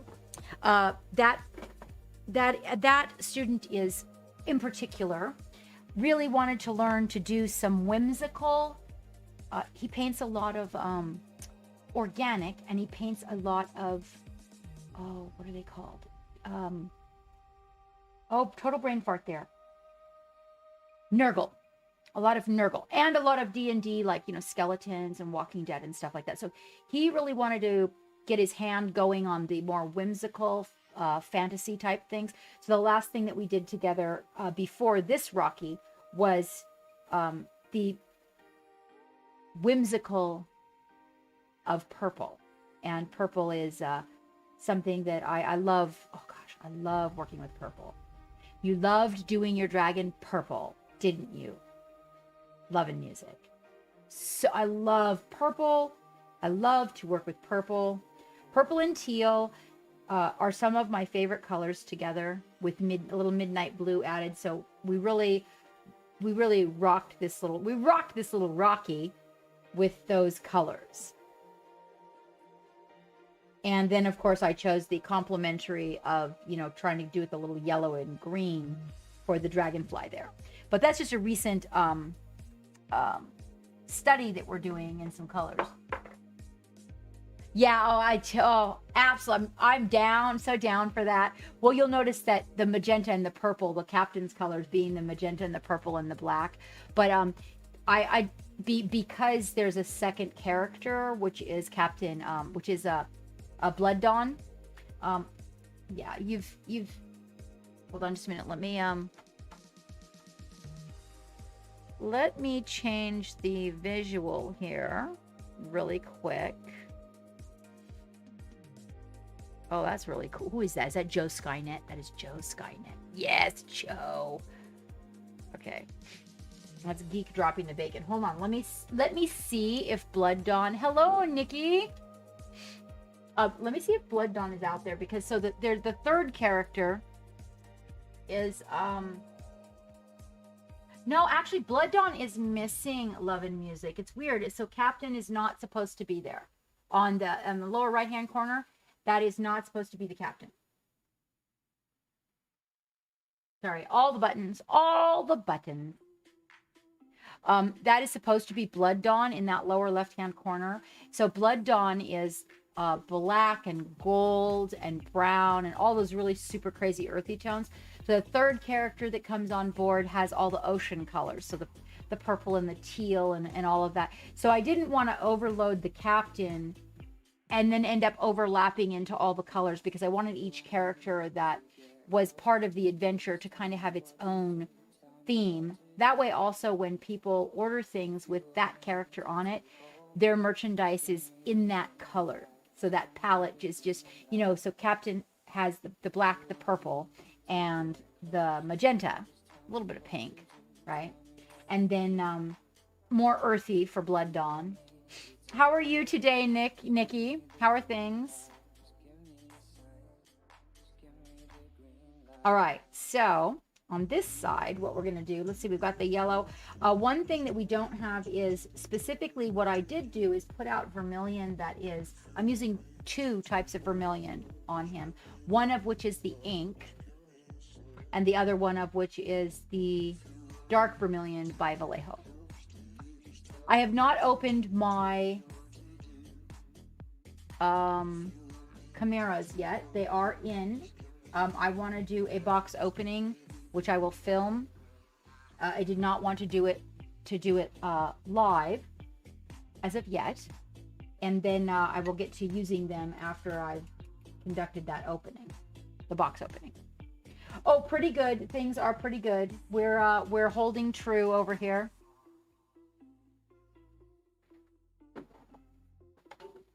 Oh, I finished that full bottle of water.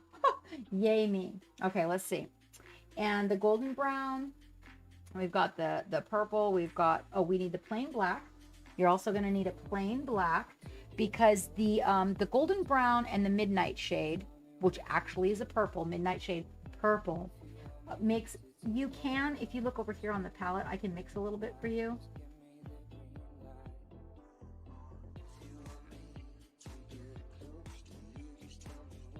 There it is.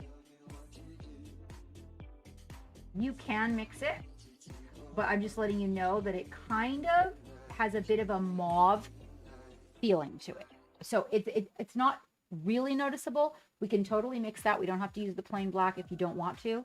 You can just go with the midnight shade. Now, the thing I really like about using the midnight shade in your shadows, so purple and green are colors I like to use in the shadows a lot. Now, being that you'll notice looking at him, right? He's got yellow, he's got green, he's got the vermilion. Naturally, a little bit of purple is going to be complementary and way out there. So I like to use a little bit of that in the shadows.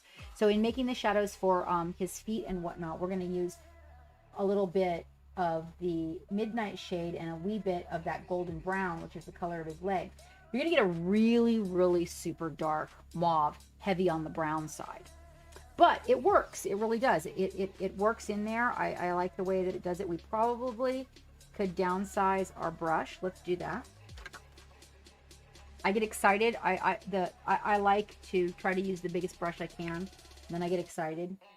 And then I'm like, I'll paint it with this giant ass brush. Be like whooping out the wall brush here. The roller. Let's use the roller. Okay. One thing I want you guys to remember is when you get a new brush, always give it a good cleaning. Always clean your brush before you put your brush in the paint. Otherwise, you're going to end up with a bunch of nasty sediment in your paint job, and you don't want that. I'm going to put a little bit of this green out on the palette here, because we got to bring this leg up. And so what I did with the leg on the other side is I as you notice here on the palette, I kind of mixed the golden brown with some of the green, and that's how I brought those colors. The shadow that I made, the golden brown being high in yellow pigment, it mixes really well with lime green, almost like they were meant to go together. And while they're still wet, I push the paint around a little bit. It kind of feels that way. It's more of a back and forth from each side to get that blend. And when I get it right where I want it,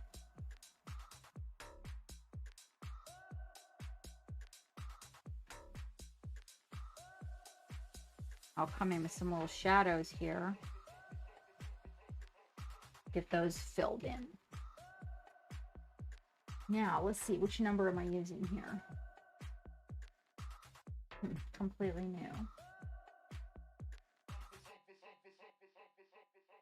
Now, one of the things that we did want to do, if you remember, was I wanted to get some glow. So to get the glow, first of all, I'm going to develop some real strong shadows here.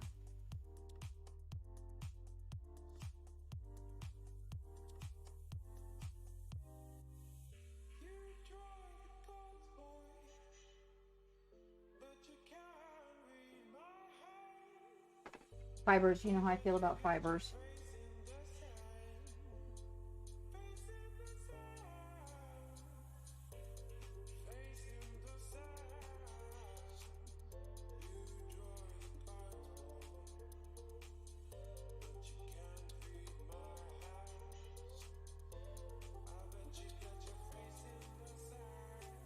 So I'm getting all the little high points. This is the side with the light here.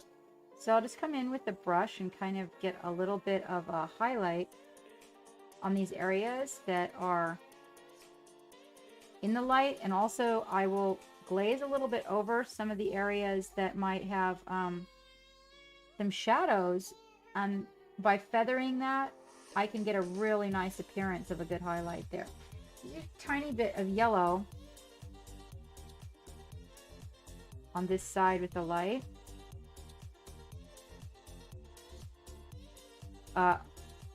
Rather than mixing it, the yellow is semi-transparent, so I can come in here and really get a nice little glow.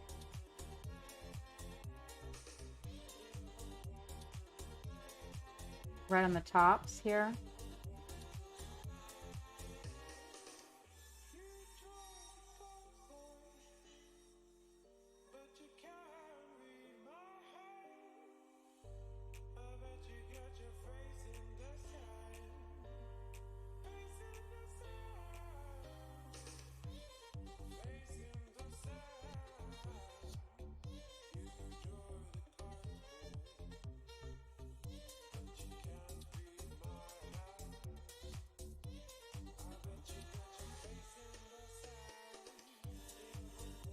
So this guy is going to get these little spots that are a little bit more sunshine on them.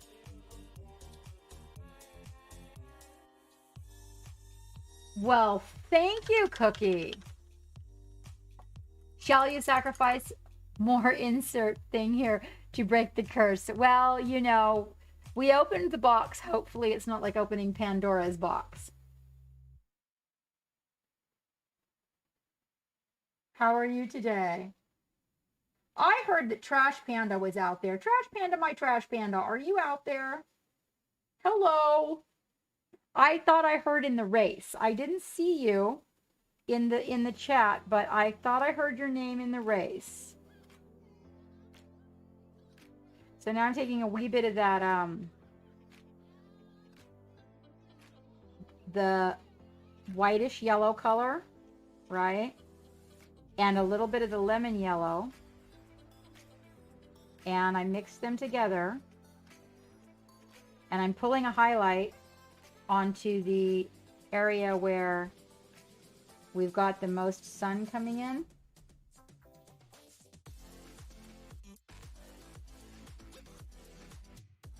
So we get some really, really good highlights going on here, and wait for it.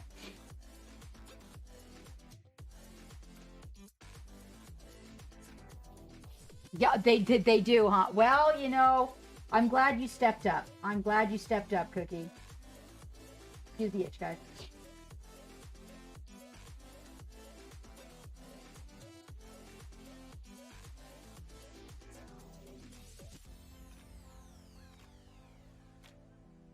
There's a fly. Oh, Captain doesn't like a fly.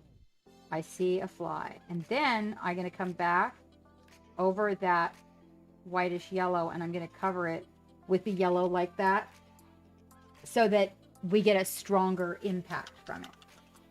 A little bit stronger sense of the highlight. And I'm going to even take a smaller brush.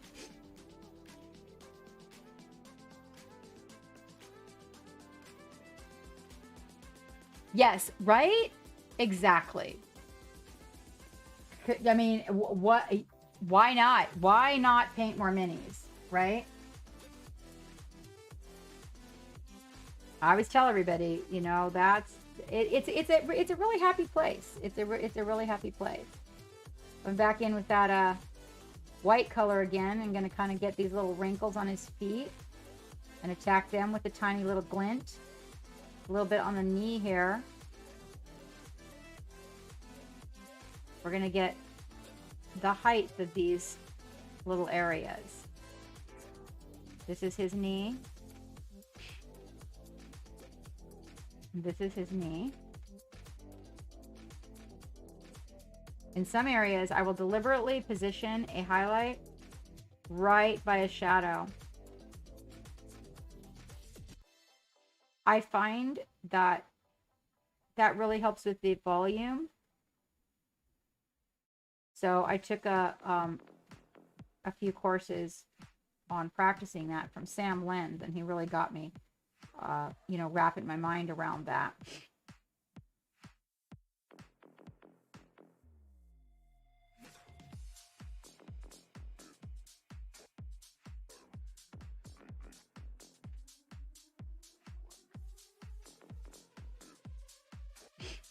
But you'll notice how much volume that gave his leg. Now you can calm that down, but in this case, I don't want to because glowy bum.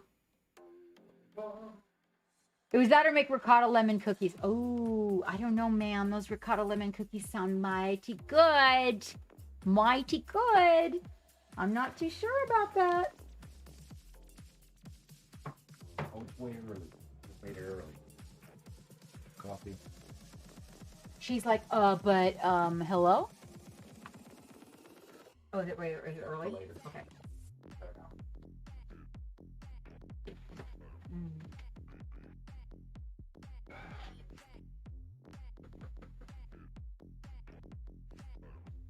I left it upstairs. Another one floating around. Okay. Meaning Supposed to go get it. EMPT, yes. EMPTY. Let me ring the bell. Okay. Oh, yes. Running the battle. Running the battle. All right. So as you notice, that leg, like that really works. And notice that I kind of did that back here. Now, this is more of a an animated style of painting versus like these guys here. Just to let you guys know so you know we're all on track. Now, we can change this. We can change this. Oh, I forgot Lori. Here's Lori. Lori is a blue and gold macaw theme, you guys. So, Lori is close. Lori is very close. And so macaws have black tongues and black gums. Interestingly, they have white beaks. I mean black beaks, but white skin all around the beak. So I had one for 25 years. So you'll notice when you look at, he does not have the highlights developed on the gums yet. But he does, if you'll notice, if you look in the mouth, on the tongue, a little bit. It's very dark gray and black inside their mouth. Then the beak is black. Then the skin around the beak is white. And then it goes from white to yellow to lime green to blue. And so Lori is actually, we have a shipmate whose bird's name is Lori. And it's a blue and gold macaw. We actually have pictures of Lori somewhere. I think if you go to Familiars. I forgot about Lori. We have an Lori actually just got found while I was cleaning the studio. They're very little, and so if you're not careful, then you end up with them everywhere. But these guys are a bit of a strong dynamic in the painting. Now, I probably will calm the leg down on this one a little bit. Before we are all done, there'll be some brown glazing to create a little bit more shadow. But what this does is this really helps me develop the dynamics of where I'm going with it. So you can definitely see the difference in, when they're blocked in and then when the paint job actually has all of the texture and everything is in place. Aldem, thank you so much for that follow.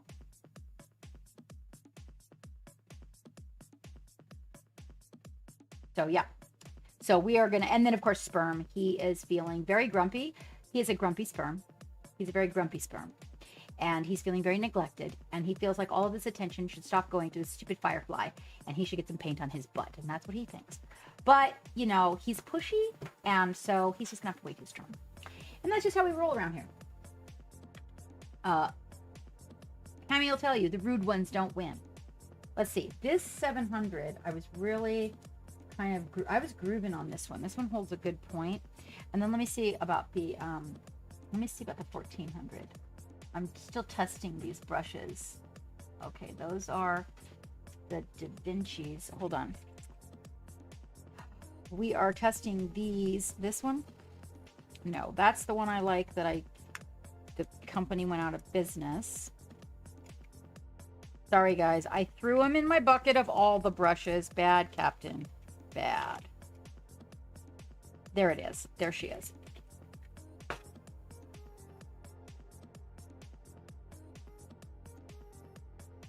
Ooh, are we close? Are we close, Love and Music? Oh, I'm so excited. I'm so excited. We're close, you guys. Close. So let's see. What have we got coming up? What have we got coming up? All right. So anybody that's out there that wants to put their information in the chat, we'll start with that, right? You guys can share. It's fine. On Sundays, we do a little sharing. Sometimes we do a love gallery. We might pop in there and do a little love gallery. Oh, look, actually, oh, it's right here. We are 86% of the way. We are at 429 of the 500. So 500 is the first marker, and then 1,000 is the next marker. So we've got and no way. What? The Twitch is almost at 3,000. Oh, we're at 4. Oh, excellent, excellent. We are almost at 3,000 on Twitch. I didn't even know that marker bar was there. So we're doing really good, you guys. The community has actually really been building. It's working even. Oh, yay, 4:30. But I got to count down. Love and Music's out there. Counting it down. So we have really been working on this and making the change. Put us in the drink for a minute, you guys. When we dissolved our affiliate relationship with Twitch, that kind of put us in the drink for a moment. So people are actually starting to come and subscribe to the Patreon. So it's really working and helping the project. We got our giveaway bar filled the other day while I was streaming. And so we're going to be doing let's see, we are doing a May the 4th be with you. We're going to be painting Star Wars in here. And Sir Jacob is going to be joining us in a co-stream. We're going to be doing a little Star Wars cosplay. No, I am not wearing Princess Leia's costume. I'm saving that. I'm saving that for a different day. I'm just going to do something kind of haphazard. And then, coming up soon after that, I am co-streaming with my wife. Coming up soon after that, I have co-streams almost back to back to back. Plus, I'm taking a week off in May. So, oh, and tonight, the blog launches on the Patreon. Just to let you guys know. So we should have that up and going. And I'm going to be co-streaming with, yes, exactly, Dark Virtue. I am going to be Chewy, right? And then I'm going to be co-streaming with Love and Music very soon. So we don't have the dates dialed in yet, but here's what I do know. Love and Music and I will be streaming on a date night. Oh, yes. We have not decided what we are going to do as far as like, are we going to do, what kind of fashion? Maybe we'll just both be Chewy. I don't know. But anyway, we have not dialed in all the details. But what we do know is that we are streaming together and we are streaming on a date night. That should be exciting. So, and then I have not talked to my wifey about what she wants to do, but I can almost guarantee you we're going to be painting squigs for sure. That's going to be good fun. Is there such a thing as too many squigs? Oh, never. Yes, right, Stall. I know there's never too many squigs. I might. So let me show you what's in the squig box. Maybe for that stream, what I'll do, you guys. So I've kind of been going on a black and white kick, right? So hang on. Let me show you something really cool. Let me back this out for you guys. I know I'm all over the place with all these boxes today, huh? So, I've been on a black and white kick, and I'm gonna do some tutorials too. And if you guys didn't get to see the Tuesday, we kicked off. Wait a minute, is this PJ Sunday? Oh my gosh, am I not supposed to be painting the Monument Hobbies? I'm supposed to be doing black and white today. I got confused. I just had a really crazy week last week. Yeah, well, hello, Joe. Hello. So, okay, all right. Okay, so I'm a really bad captain because Monument Hobbies, let me show you. Monument Hobbies posted my dates that I'm supposed to be in here painting this. So now we are 2 hours in, and I feel completely shitty because I forgot. This is so technical. Black and white is so technical. And I really like to show people. Oh, yes, this camera, good camera. That's the one you're looking at me in, my dear. Good camera. But you want to know something that pissed me off about the company, about the people selling it? Not necessarily the company, but maybe the company. I don't know. So after the whole COVID thing hit, the price doubled. Yeah, I thought that was just, I recommend that. Oh, Geek, Love and Music needs the link for the mini camera. Again, because she doesn't have, just give her my link tree. But I don't know if the, yeah. Okay. Oh, yeah, I was very disappointed in that. Yes, Joe, and then we have Joe that we have to do a co-stream with. So we actually, this year, there's quite a number of co-streams that we have to make sure to try to get on the calendar. But because the beginning of the year was almost like scrambling to make up for time where the COVID thing made everything just about impossible. You guys, the price of wood at Lowe's like tripled during COVID. I know, right? The price of the PC. Oh, hold on. The name? Spaz. Yes. Spaz, sweetie, could you do me a favor and just lighten your name a little bit? I cannot actually read it. It's almost, I have a dark background because I'm dyslexic, and it helps keep the words on the screen for me. Yeah, so that was the first thing I noticed because I was going to send it to someone. There you go. Love and Music. Was that, and then people had bought them inexpensive before the price skyrocketed, and they were selling them for like $4 and $5. I was crazy. It was insane. But it's the camera that you see my face on, and it really is a very good camera. So on the subject of these squigs, what I wanted to tell you guys was, so I've got these, I think this is the Mangler squig, right?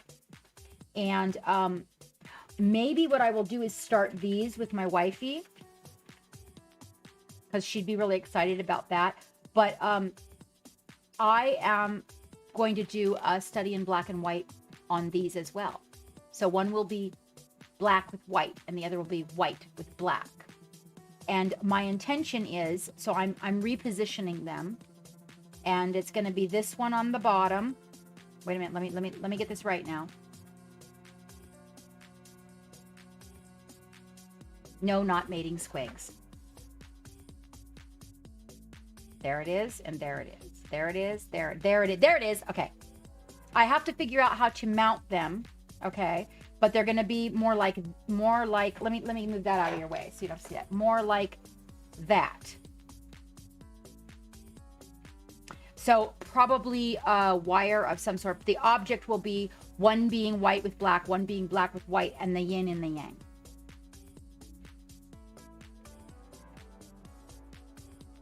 Of selling dime bags of wood dust, right, Agu? I'm telling you. Yeah, so that's what we're gonna do with these guys. So like, you know how, see, this guy's got like all these really nice little horns. So like, if he was white and say all, of course, black, gray, and white, then, and all those horns were black, could you imagine how cool he would look? And then this one we could make like black, and it could do like these line up kind of like stripes, like a tiger stripe. So I'm thinking about, I'm just kind of trying to weigh out the balance. It is just kind of, it's going to be really cool. I'm really looking forward to it. And I thought maybe we'd start that because my wifey, she loves her squigs, and we'd start that with her. And it will give me, each time I work on it, it will remind me of her, and it'll keep us close because we'll keep in touch on it. And I'm going to see what she has for squigs as well. Just to make sure that she's got something kind of big and dominant like this to work with. She loves the squig, so we really have that in common. And then I've got all these guys, and guess what I found while cleaning the studio? Geek found like 3 more boxes of squigs. But you know what I don't have is that really big one. So after we do the shipping pool, right now we've got the shipping for the May the 4th be with you that we're accumulating. So if somebody wins in the UK, they don't have to pay shipping. So that's what we're working on for our donations right now. After that, I'm going for the big squig. Yeah, the really big squig, Love and Music. You know, that fat boy. I'm going to get that one.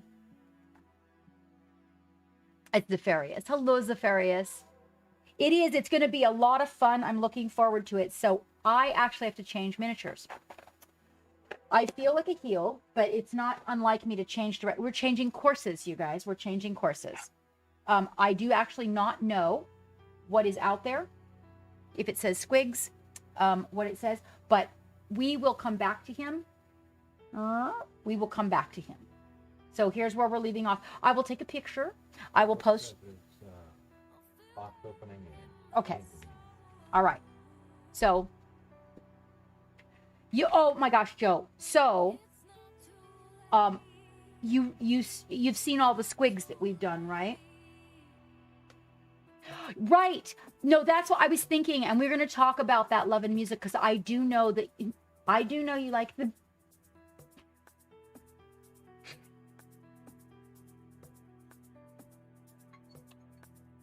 I'm gonna. Yes, Spaz, I can. The larger models. There we go. Yeah, right there. I was gonna say, I know you like them big. I know you like them big. But I was actually gonna talk to you about that, right, Dark Virtue? So Joe, let me see. Hold on. I have Lori that I painted, and I was thinking about this. Right? So we got a Lori. Now she's not done. And then we had the guys, right, that were the dark tree frogs. Got it. Right? And the sperm is the angry one. He's not fully colored. And then the one that we're working on right now. I was actually thinking they really would make a sensational hyper colored thing.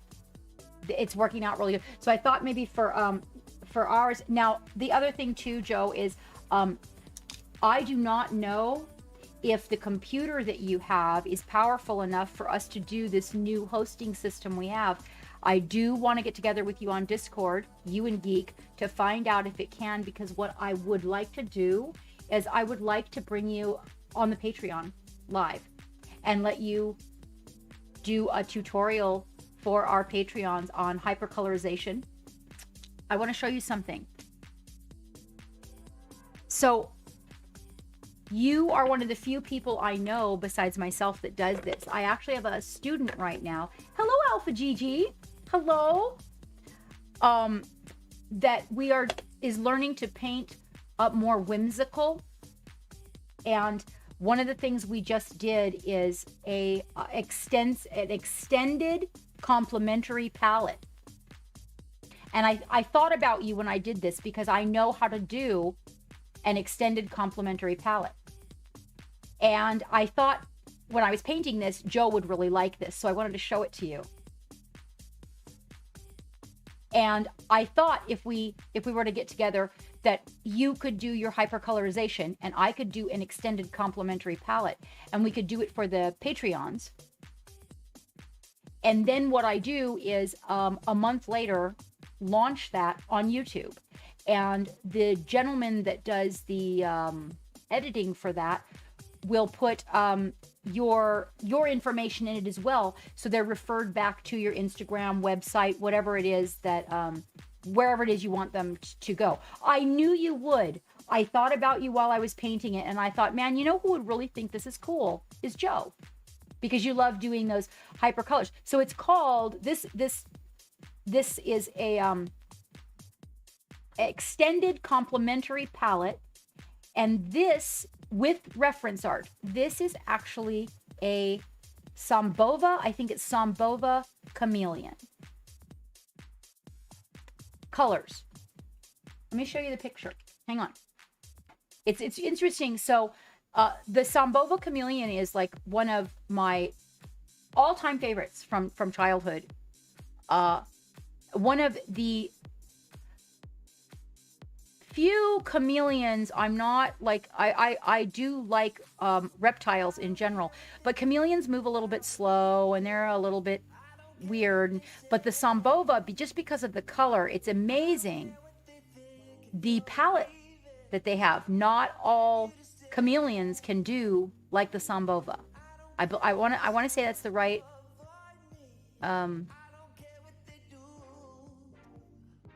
come on, where are you? I know I got you in here. Wow, we had a huge love gallery that week. Here it is. Let me show you something, Joe. Look at this. Samboba Fett. Oh. Zopharius, you are thinking. You are thinking. And the chameleon reminded me of you too. I was like, oh, Joe would think that guy is so cool. So, and it's not, it's just this, he's just blocked in, but thank you. Thank you. And, it's working with so many colors, and you know this because you do this. It can be like confusing to the eye. So what's going to really bring it all together is when it comes to the part where we're closer towards the end and we get the little white spots in there. Now, what I discovered really quickly was because the spots are so minuscule on the lizard himself, you cannot make the scales that are his spots on my version big white spots like that. They can't, there's not enough space. So I had to, even at the chameleon not being a very big guy, I had to miniaturize it in my mind and then come back, regroup the scales, and then come back in. Now the student, that would be Acid Burn, he really nailed it. He's got already the white spots and the white stripes started and everything. Really looking good. So yeah, I thought you might appreciate that guy. I did. It's funny. I thought about you and I thought, oh, you know, well, hello there, Megatron. Oh, now Megatron. Oh, all right. Correct me. I'm ready. Some Boba Fett. I got to write some Boba Fett down. That's really, really good there, Zepharius.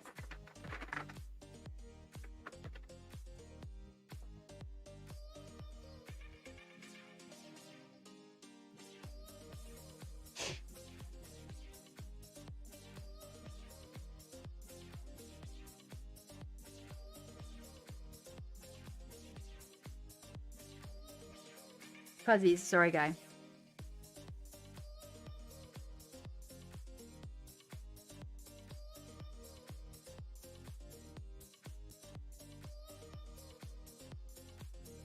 Okay, I got it. Wrote that down.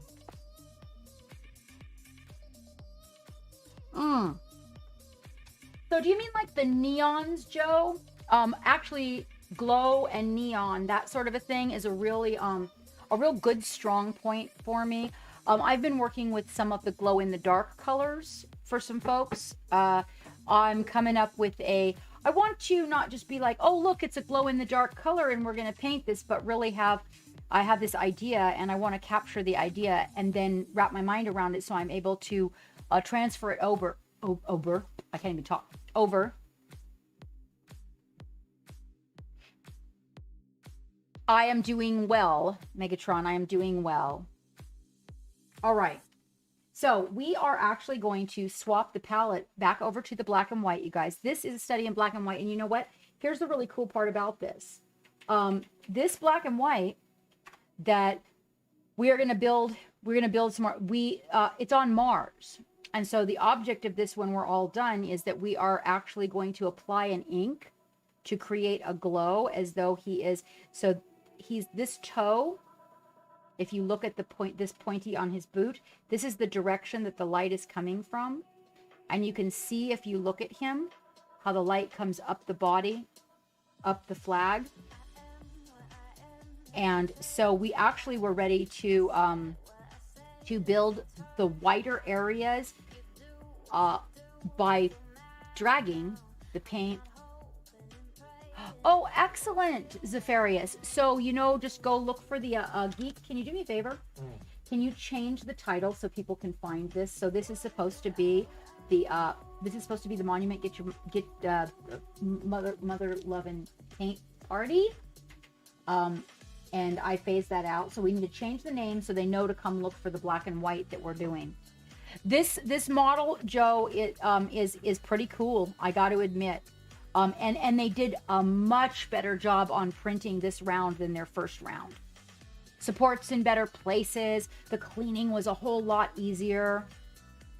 But I decided I wanted to go with the black and white and then have it be on Mars. So we will add this orange glow when we come back in. Now, what I did for everybody is we added a small amount of Agrax Earth Shade to black to create, and then we created a very thin glaze from that where we come into these areas. Remember, we're on Mars, so for the most part, I was keeping all the shadows kind of warm.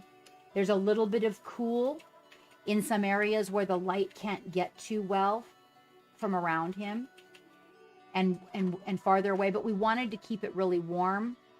Yes, that is true, Love and Music. It really is. And I got to tell you, I got to give an artist, an up-and-coming artist, credit. Hold on.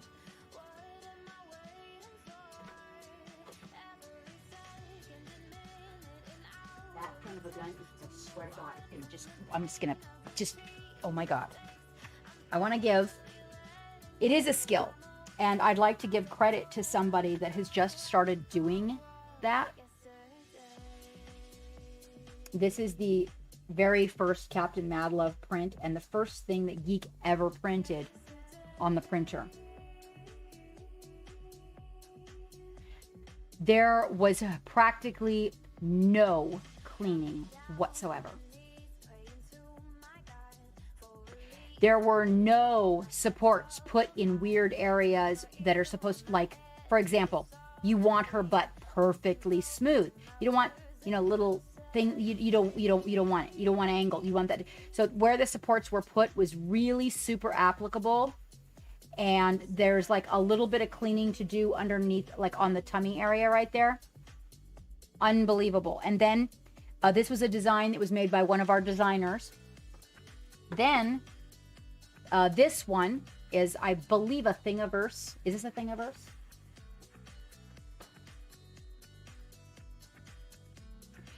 And this was to see about, so we were talking about soft modeling where the angles, can you see those? You can kind of see those, can't you? Where there's angles, you can see like little flat spots. Okay, so it's a different style of 3D modeling that some people do. And we were looking at the big difference. Let's take a look at it. Let's see how it works, see how it prints. And then, of course, the supports and everything. And this one came out absolutely great, too. He is a natural. So when we do get it up and running, we're still experimenting with some resins and things. We're not going to be selling models. No, we're not. But, we are going to do is we are going to be adding an area to our Patreon, where our Patreons will be able to get some of the designs from our studio. So there is going to be some, a couple of models that we will have out there that we are actually going to sell. And then our Patreon is taking on an STL level. And but it's not going to be like a whole lot, because that's not what we do. But we do have, the designer has mentioned that they would be willing to do that. So we are currently working with some designs and experimenting with the resin, but Geek is very natural. We will also be giving some away. We thought that would be a cool thing that we could do. And hopefully something that is, fun, something a little different.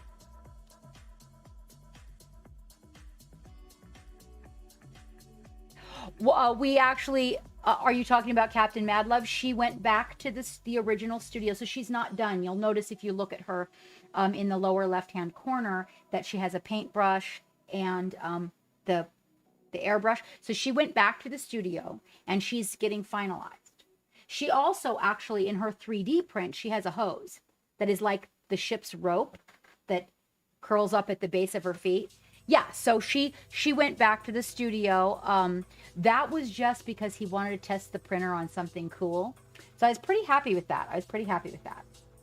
Okay, so one of the things that I do in reference to the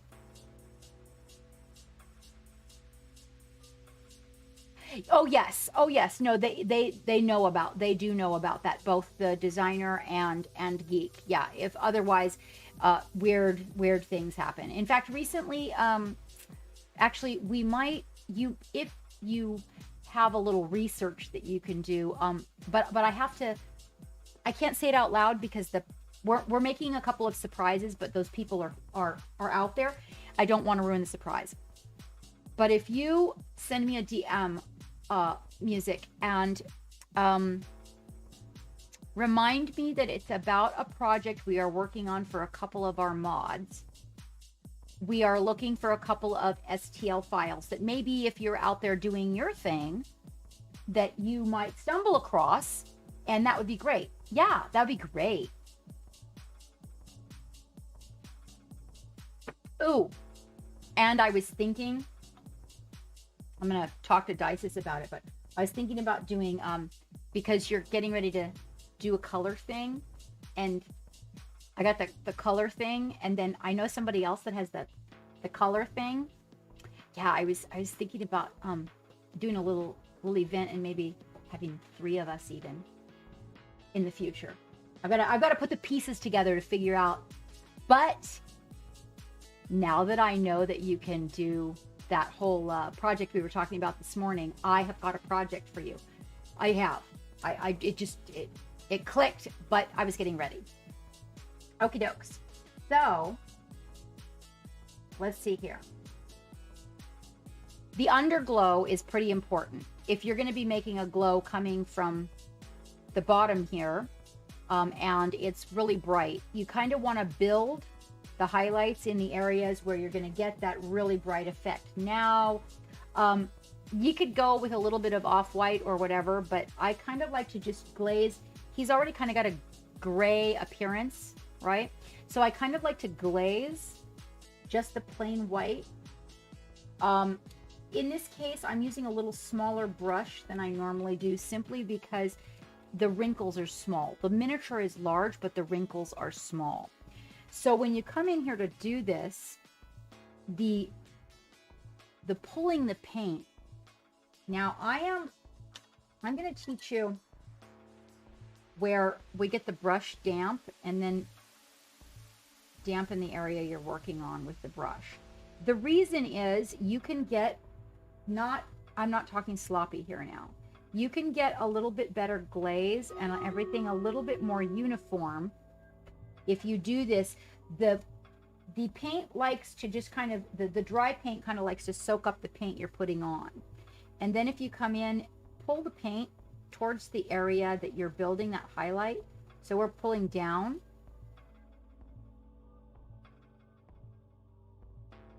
And then I'll take the excess off and then come in. And a lot of times I use the side of the brush too. Where you're picking the brush up, notice how it kind of is less white up towards his face and more white where I have lifted the brush at the bottom. And that's because I'm pulling the paint. So I'm going to do the same thing here, but I'm going to make it towards the top, and here, but make it towards the top, right? I'm going to use the side of the brush to get these areas of the hose or whatever this is around his waist here.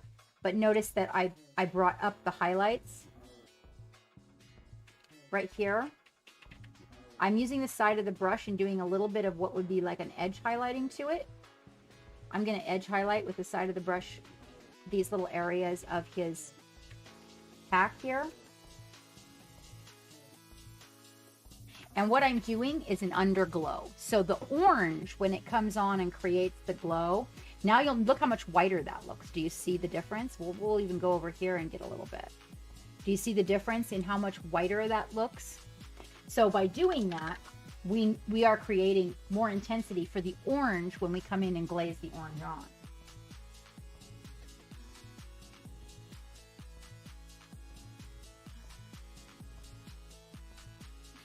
There we go. Okay, now we're going to do that same thing. Oops, I forgot to...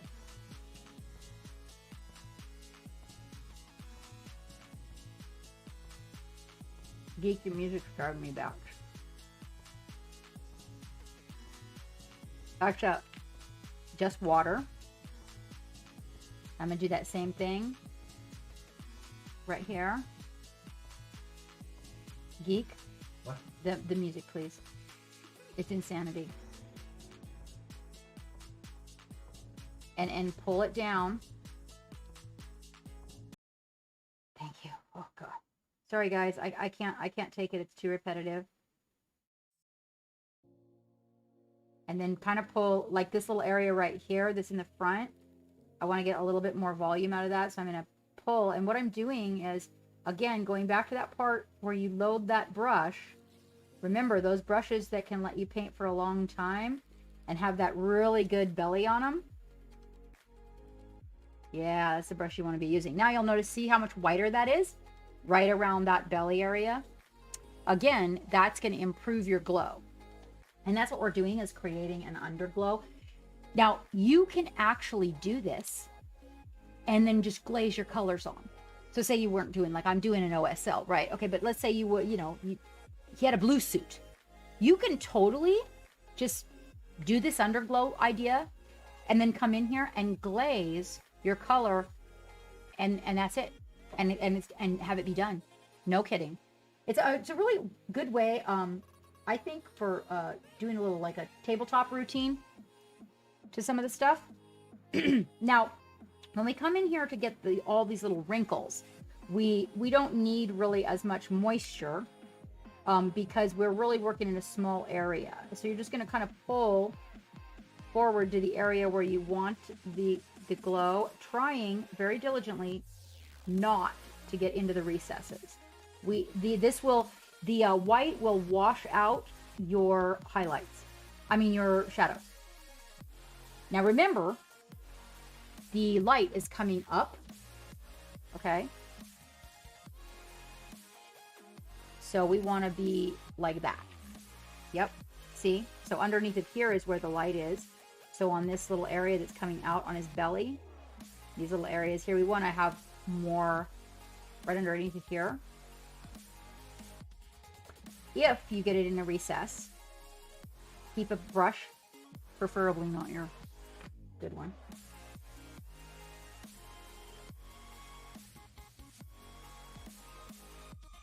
And pull. So I'm pulling the little pools with a little bit of moist paint to one area. Notice how that makes like a little bit whiter of a spot, right?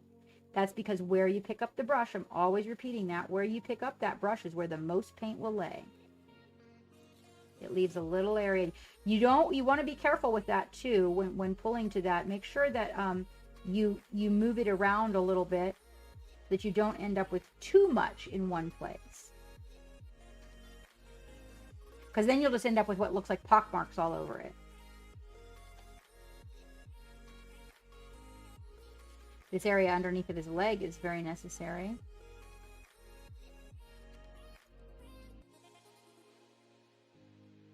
And also what this is going to do is clean up your paint. This will totally clean up your paint.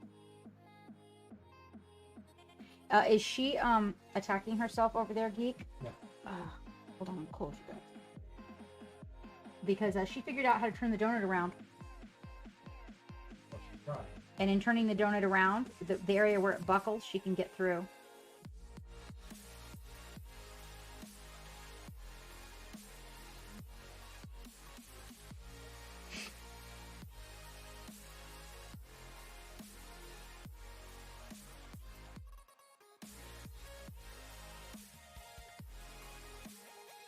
Iffy. Hey, Dragon!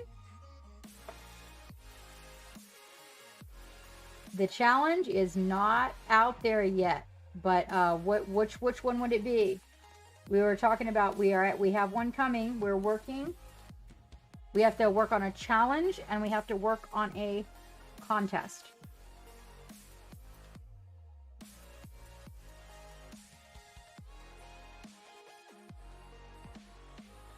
What I can tell you about the contest is it's definitely going to be a chibi.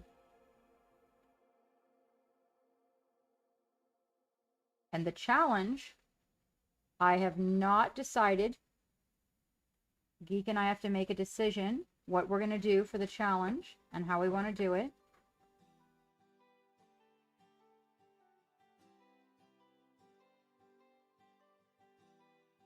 And your prize that you won on the channel is coming to you with Little Coco's birthday present in it. And I want you guys to co-stream together painting it. Okay, now do you see how that works right there? Let's bring that in a little bit. Oh, there we go. Sorry, guys. I guess I could have just been like that. There. Now do you... So as we glaze the highlights back in for the overglow, right? You'll notice that the white starts to cover part of the gray, but then it builds a little bit higher on the areas where we're getting the underglow. And so it smooths everything out. It just, it works for all of it.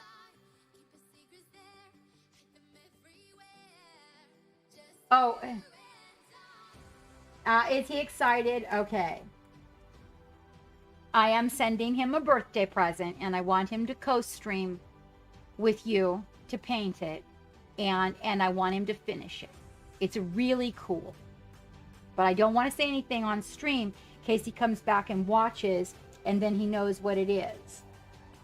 But you know what you won, right?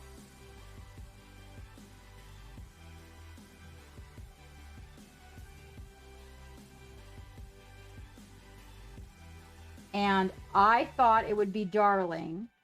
And if you guys don't want to do it publicly, then that's fine. We'll just go on Discord. But I definitely want to see that. I feel like he's going to enjoy it. I really do. I feel like it's going to be an amazing experience for him.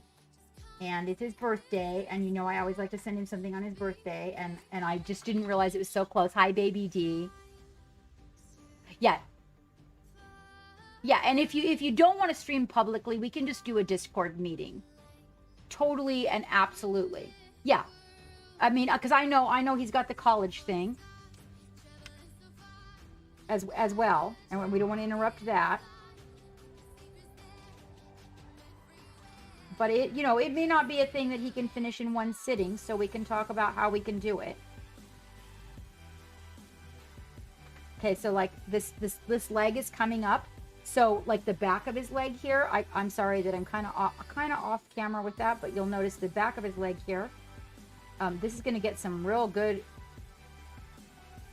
highlights. So I'm going to come in here, and mind you, this is not, you guys can totally do this. This is not like super buttery blend routine here. This is actually more, it's a little more choppy the way that I do this with the underglows and the glazings. It's a little bit different style than the paint that I normally am doing. Like I was doing on the Squigs, it's got like that whole buttery blend thing. Now, one of the things you want to do, right? So we've got this is definitely going to be all orange glow. We don't even want to mess with any of the divots in that shoe. And we definitely want to get around the rim of that shoe. Moon boot. How you doing, baby D? How's my unicorn lady doing? And when you do, we're going to come in here and we're going to fade that, right? A little bit. And just pick up a little bit more of that. And we're going to come in there with some shadows to kind of fix that as it comes around to the top of his foot, though, right? Oh, I forgot to put the black out. Boom. Okay, gotta have the black out so we can make the gray. Ooh. Pick me up a pick me up a peanut parfait. I like Heath added to mine.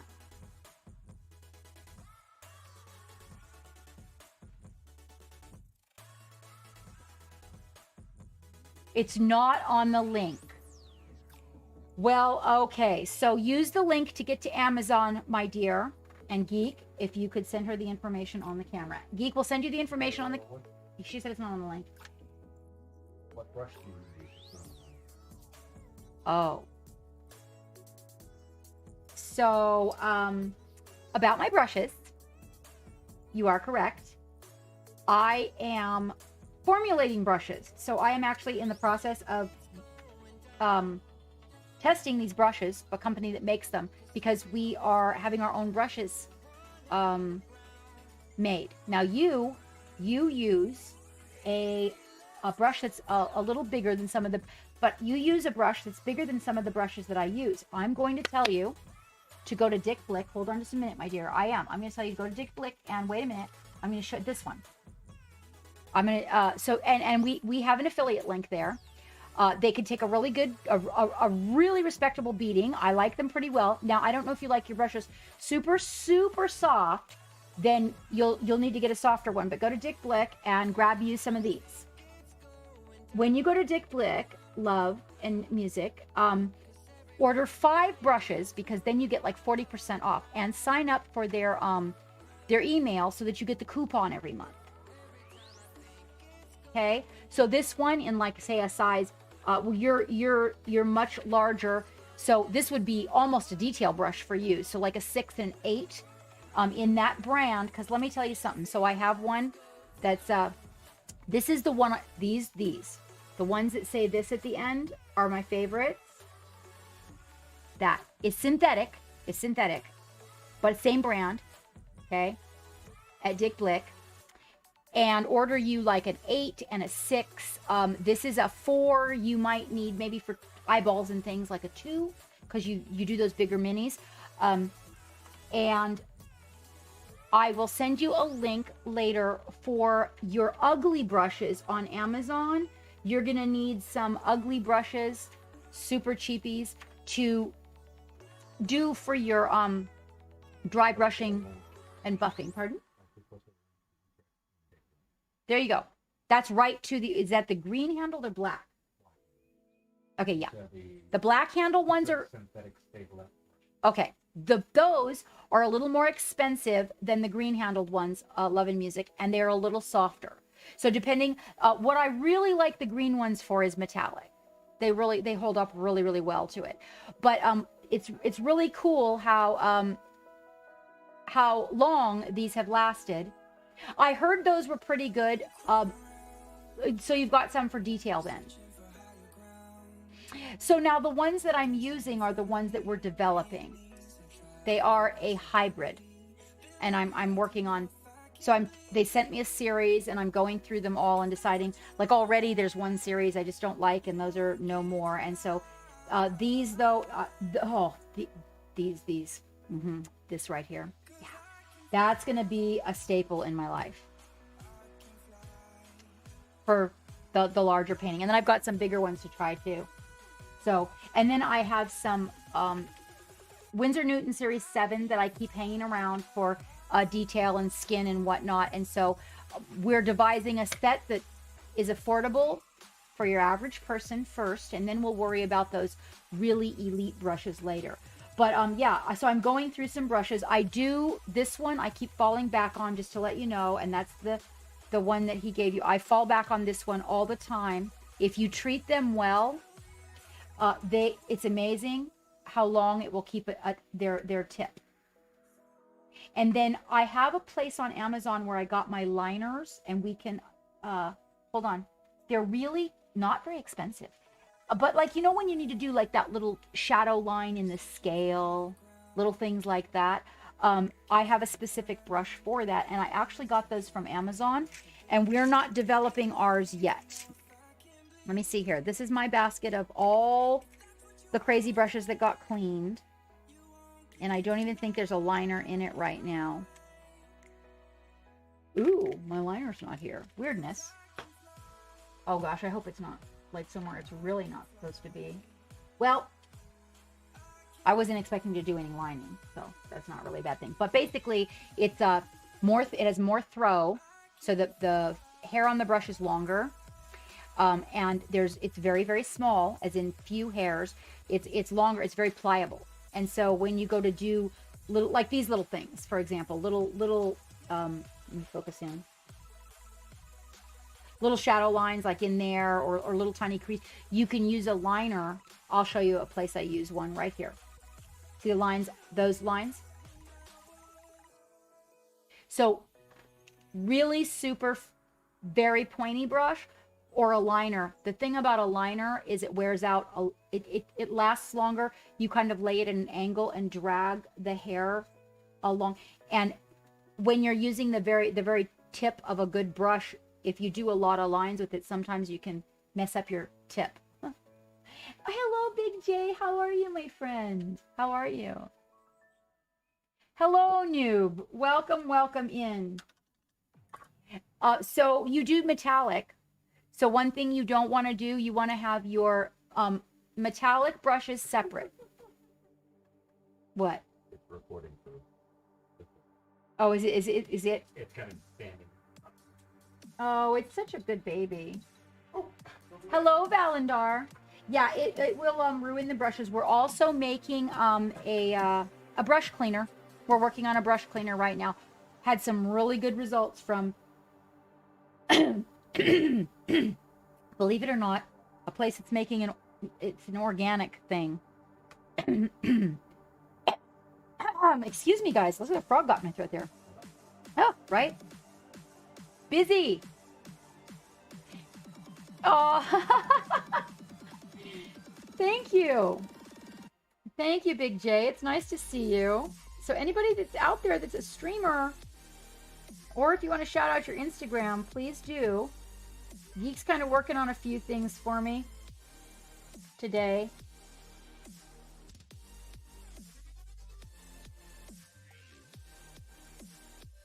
I hear that the Rosemary & Co. brushes are pretty darn good. Music, I do.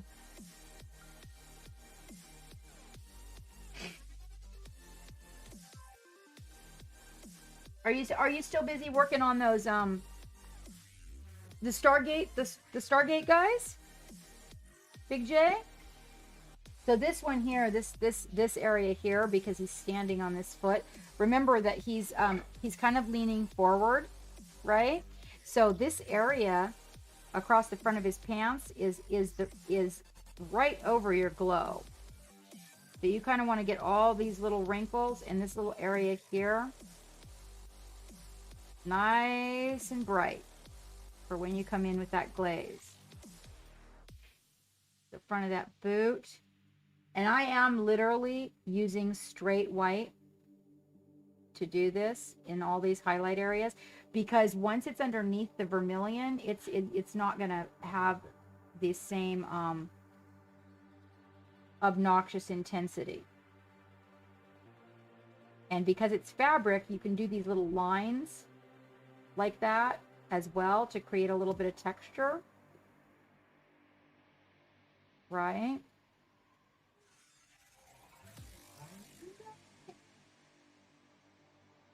We do want to get the front of this boot. This is the one that's the closest to the ground because he's standing on it. So we want to get a nice glow right up the side of that boot. There is not going to be a whole lot of fade with that, because except when we get around the back of the heel maybe a little bit, but you got to realize this toe is right on the ground. So it's going to have real heavy Mars glow on it.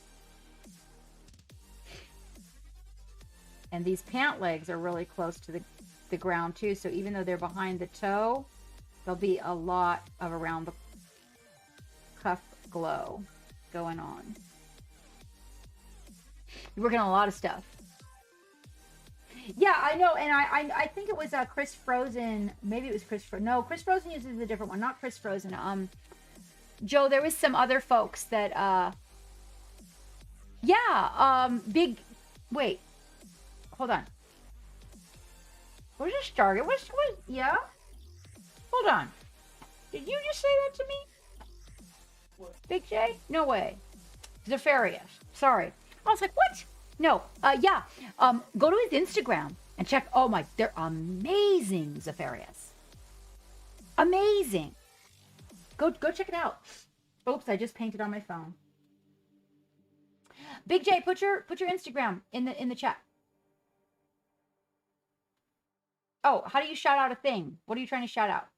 Yeah, there you go. You got it. Oh, yeah. They're delicious, aren't they? Yeah.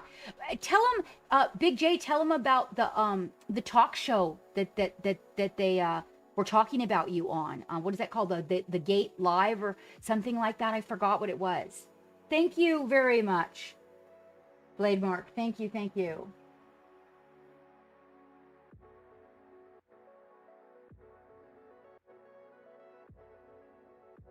So we also want to get like the bottom of his, hang on, I can do better than that.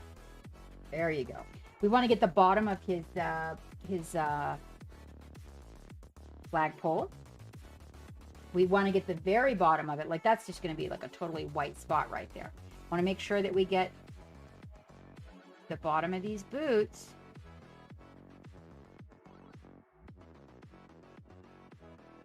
Right? These are the areas that we want to make sure really, really strong white coverage on what we're doing because of what the level of glow that we are coming in here with. There's going to be even this foot. We're going to definitely have this going on, right? So we want to cover that boot too. We want to make sure to get all around here just in case any of that's showing when we put it on. We want all that, get that real good white underglow happening. So there, get a little texture. See, just a little bit of texture goes a long way. You'd be surprised. Was it an interview? You did an interview and sponsored. Oh my goodness. That Dial the Gate. That's what it was, you guys. Isn't that cool? Isn't that cool? It was really, really cool. Okay, that fly is going to drive me out of my mind. Plus, you look like something that came from... You want some of this? Yeah? You know I don't like bugs in the studio. Dude, you're going to die. That is so cool. I am so proud of you.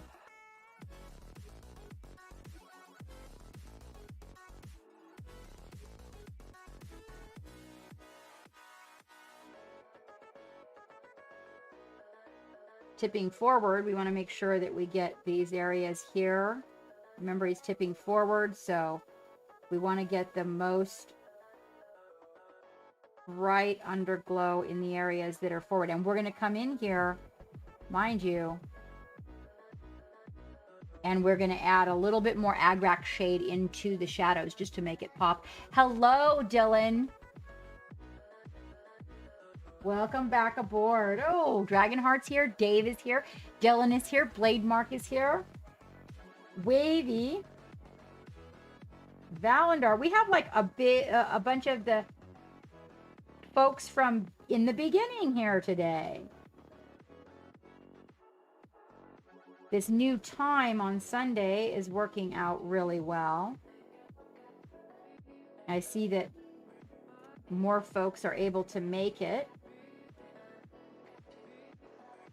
Now this side, you'll notice, so the way he's standing, it's not that there won't be any glow. It's just that we're limiting the glow because it's the back side. As in, the glow is under here. So that's where we're bringing up that area of white. And then the other thing that I do is I come in here and I'll catch some areas that are just a little bit into the shadow maybe, and just give them a little bit of bling, a little bit of that intense love. Is our rat still out there? You still out there, rat? I was curious too if Zelius Hunter was still like doing the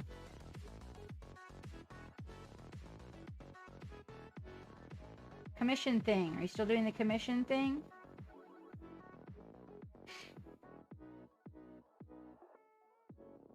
If you can get the side of your brush in there, it does definitely make life a little bit easier than having to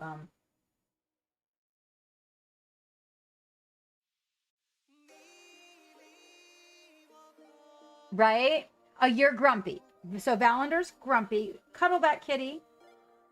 Cuddle that kitty. She loves you. Now I've thinned the white. Okay. And what I'm going to do is I will bring it to the areas that I want a little bit more glow. But I'm literally pulling a trail of it.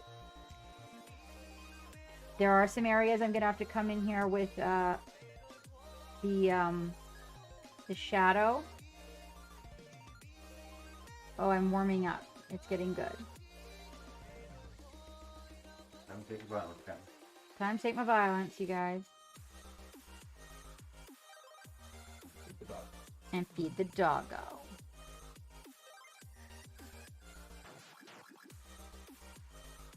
I think what I will do... I actually am going to have to break one of those liners out so you can see it.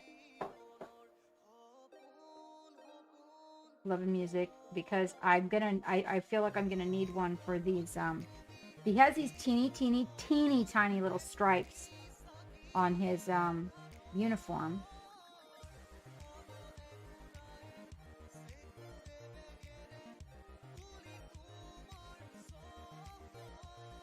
Geek the music.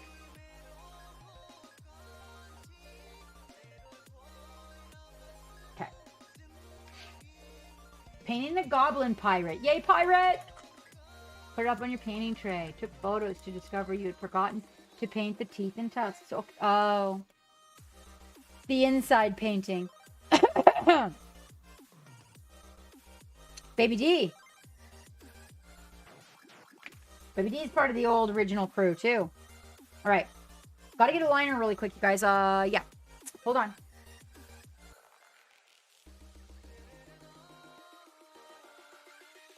That's kind of a big one.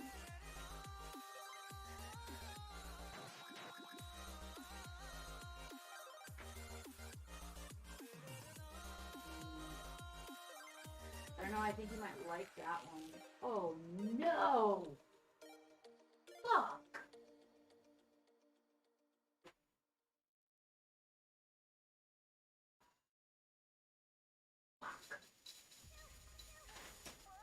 No, it's okay. Don't panic. I'm not mad at you. I'm not mad at you. It's okay. You're a good girl. You're a good girl.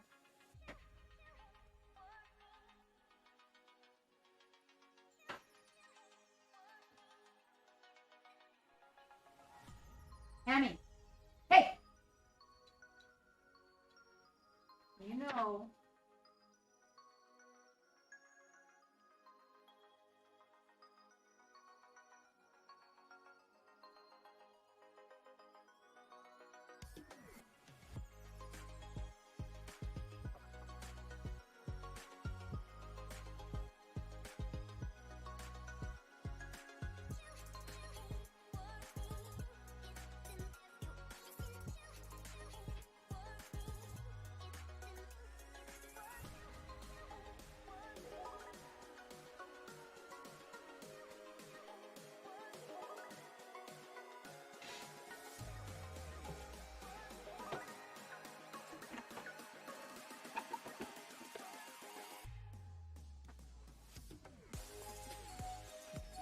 Good job.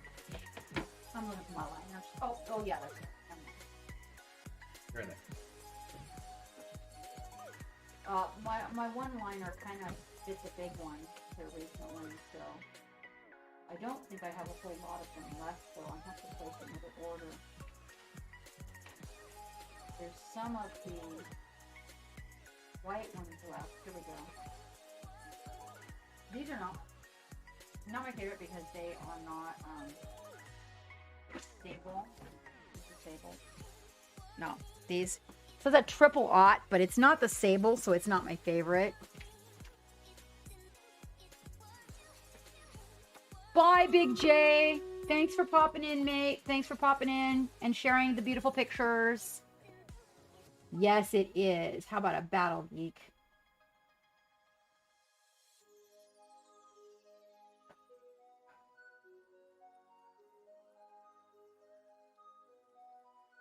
Oh, Dylan's in the general voice. If anybody wants to pop into the general voice with him out there. Well, okay, so this is one of them I get from Amazon. It's not my favorite. My favorite is the ones with the silver handle. I don't know. I think that the one that I had here is not my best example of taking care of my brushes either. But none of these are like my really super good brushes. And if they are, then generally speaking, I have a cap on them. They are a silver handled guy, but the thing I don't like about them is that the paint chips off in the when, you know, from dipping it in the water and cleaning it. Okay, so I'm going to use the Agrax shade, and I'm going to use a liner, which, because they have a long throw, very fine tip, you can make a greater distance with them when you're in lines. They also have a tendency to kind of stay in the line, which is where I like them to be. I don't use them for much else. But basically, you can come in here and you can get these shadows deepened up a little bit before you come in with your glaze. And I actually think I'm going to be able to get some glaze in today, which is going to be really nice. And then instead of it just looking like a little bit, so consider like we're on Mars, right? And the shadows coming from this, because there's not like a whole lot of city lights, or I mean, we could pretend that maybe the lights like from his vehicle were shining or whatever, but it's expected that perhaps these shadows will be really deep. And so I come in with a liner and I get those really deep shadows so that when we lay the glaze in of the orange after we're done, then it gives that nice deep appearance to the shadow.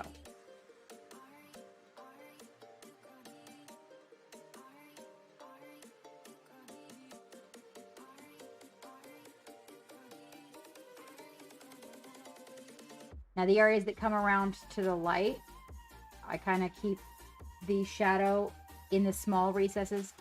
I'm going to mix up a batch of it there, basically a little bit thin. If we're on the back side, we want to get like a real full deep shadow in there.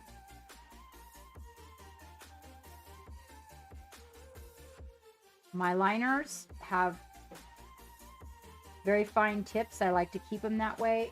So the more you angle the brush a little when you're using those tips, the longer those tips will last.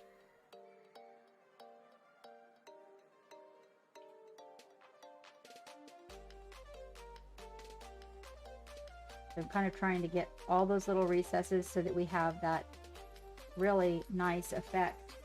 There's a fly in the Studio Geek. I'm just letting you know. He will definitely have to go.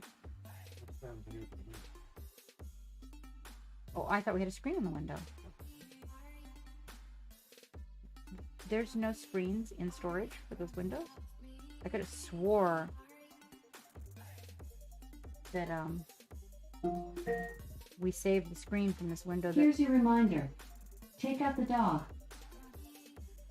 That we saved the screen from this window over here that did this project on. Alexa, dismiss.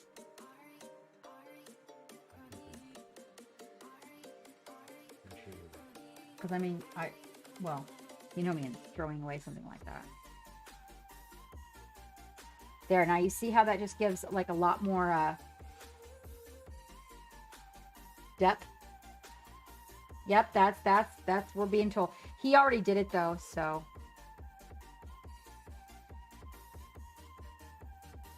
Tell me what to do, Dragonheart.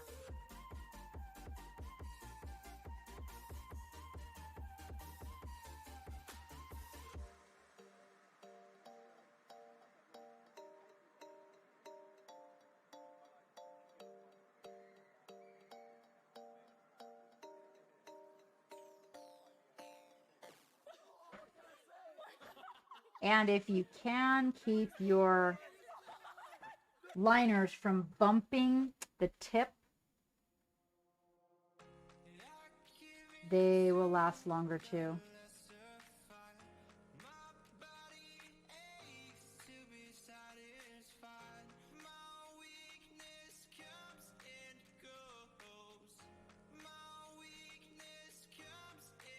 This is what I wanted to get with the liner.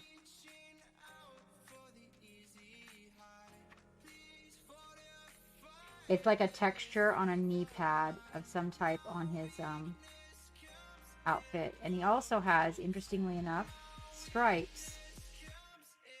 I am every single one of his little lines. I have put a little shadow in, like every wrinkle. He has the wrinkliest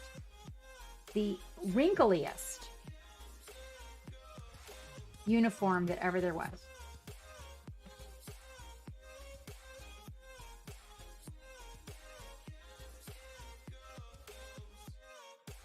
There might be a few of them, but I doubt it. I think I hit them all.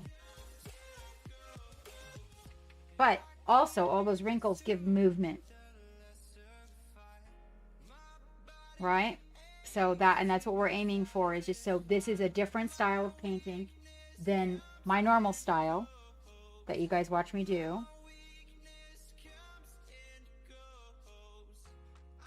So there's some things like, before we come in here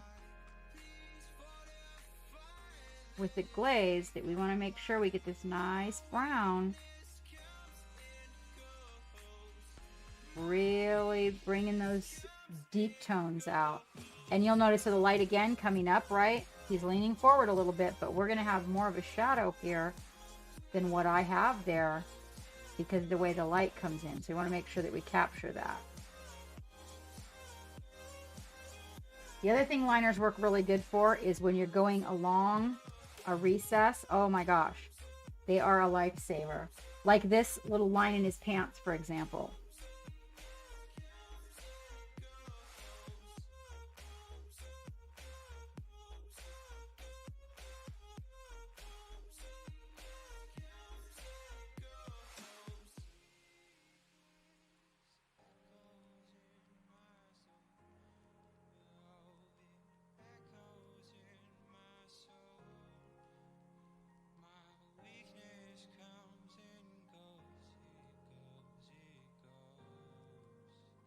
The object is without having to use. I would like not to use too much black. I would like to keep it kind of warm. And so my object is to kind of glaze over these a couple of times. Now you can mix a small, for the areas that we're going to get in that are really super dark, I'm just going to take the smallest amount of black and mix it in to this glaze. Once we have all of these developed the way we want them, I want to kind of get an idea. I don't want to put too much black because I really want to keep the idea of white a little stronger. You see how that liner just did that little, oh, it's almost bleached out. You have made the perfect magic. All land. Oh, thank you very much. Loving music. So now you'll notice too that we've actually got a little bit of highlighting that we're going to have to do up in here. But now we've got this going on. So what I'm going to do, and actually I really recommend not using your liner to ever mix paint, because then it maintains its ability to be a liner for like 5 minutes of your life.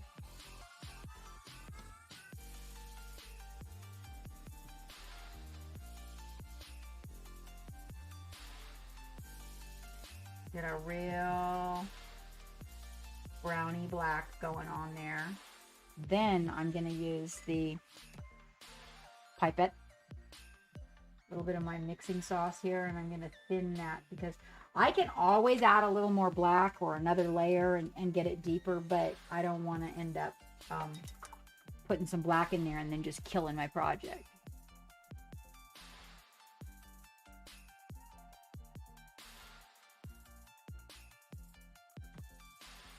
Valendar, I am sorry.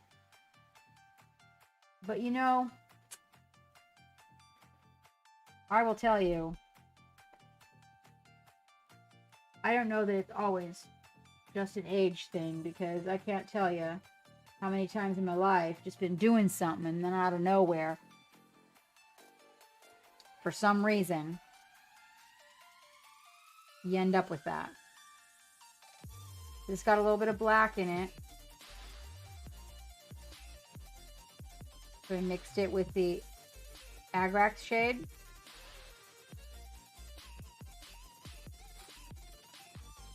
And a little bit of black, so that we can get in here and deepen up some of these shadows. You know what I mean? Like, look, like around here. Yeah, we want a real dark shadow there. And what this is going to do, you watch it. Watch this area just start to kind of really pop out. Because the other thing that happens when you start making shadows deeper, your highlights look lighter.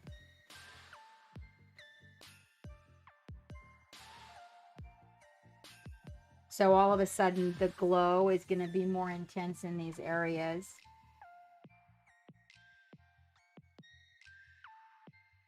And I just wanted to make sure I didn't get too excited with that black. Now this area here, I do not want to touch my liner to any area that it may bump its tip. So I'm kind of careful about that. We're moved a little bit away. I'm going to mix a little bit here that's even darker to catch some of the top where we've got some real depth building. And just a few lines with that really deep color. Just a few.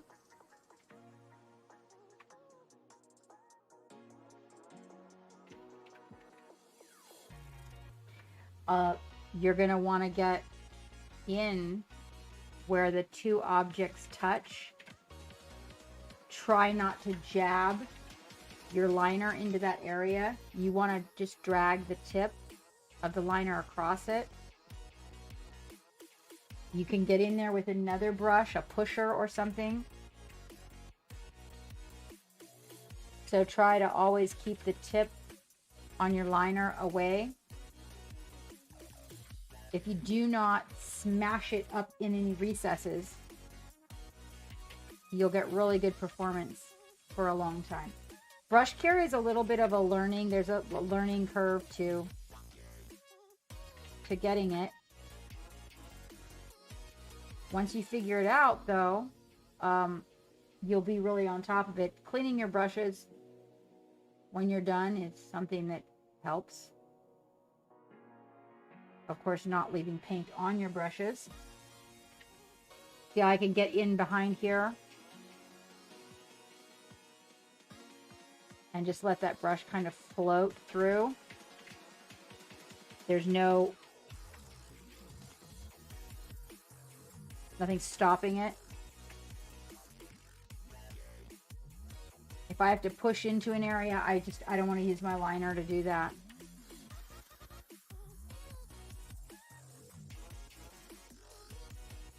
The one that I'm missing right now, I've had for about a year.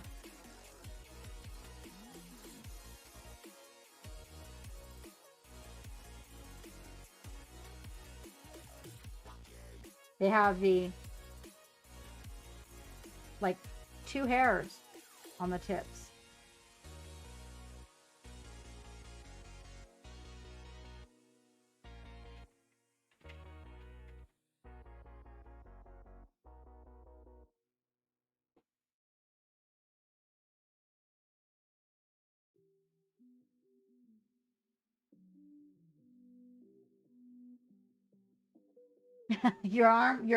Someone's arm is falling off. No. Oh, well, yeah. The way I hit my elbows, I actually wouldn't be surprised.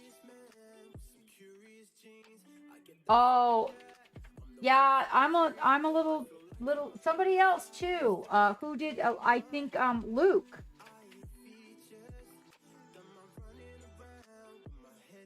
As in Mini Painter Luke. I think he tweaked his back. Maybe not like right now, but maybe that was before.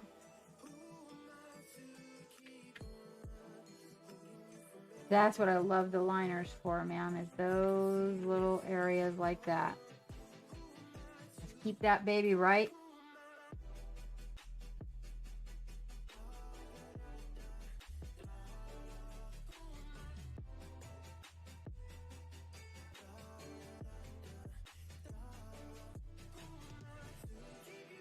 I'm thinking about selling my magic cards, actually.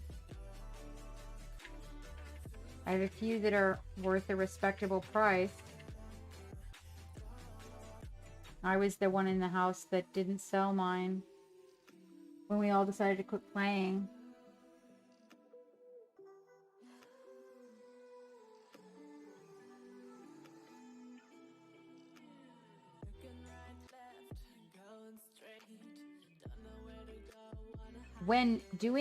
If you learn to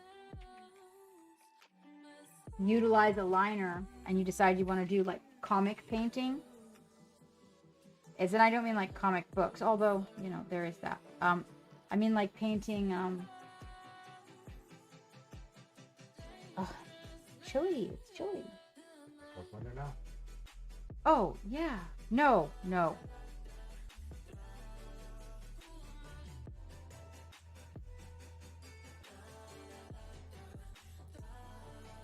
It really does.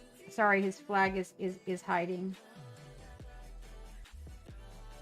That comic style painting though really works well to line.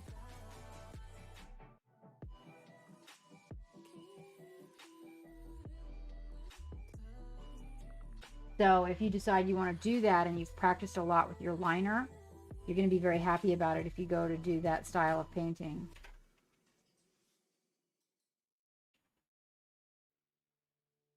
Also, if you want to distress something, I can say with all seriousness, a liner really does make for very nice little battle scratches and whatnot.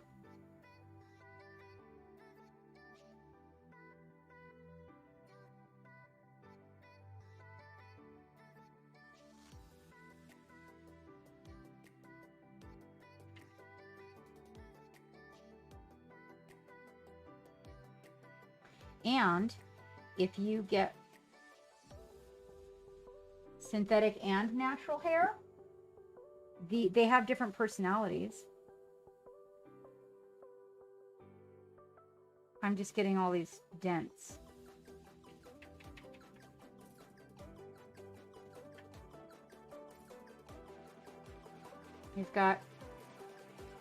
I'm using the very side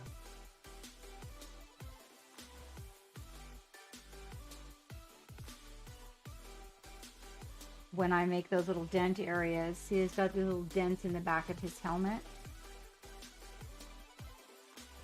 We got to get this. This is going to be the hard one. So let me, you don't, when you want just, I do mean just the, you'll learn what just the right amount.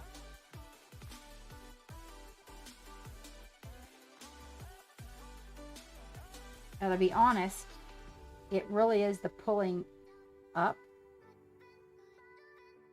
It is one of the most difficult parts because if you pull at an angle, you mess up your line.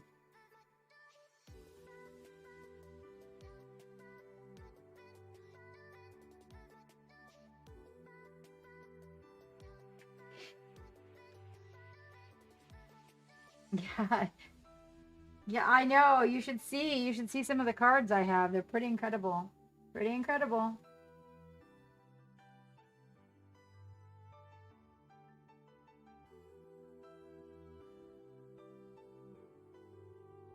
There we go.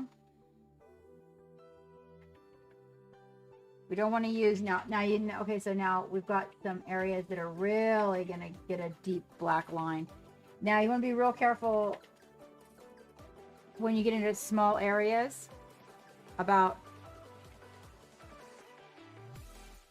really tiny areas, how much paint you have on. This area may require, because of not being able to lay it down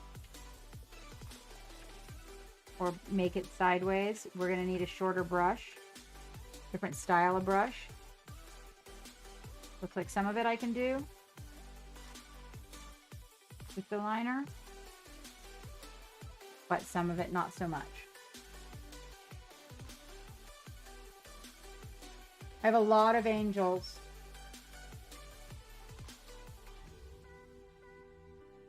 Oops, sorry.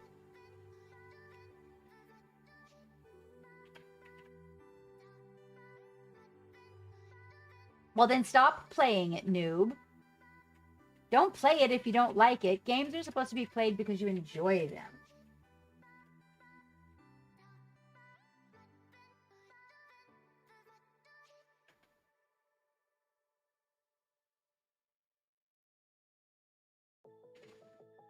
Okay, I'm going to come in here.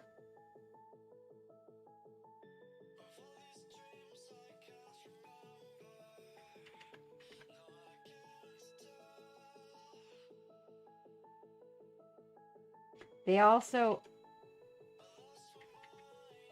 if you're using the very, very tip of them, they really allow such a small amount of paint out. If you don't have them overloaded, I can really get with that in a lot of cases.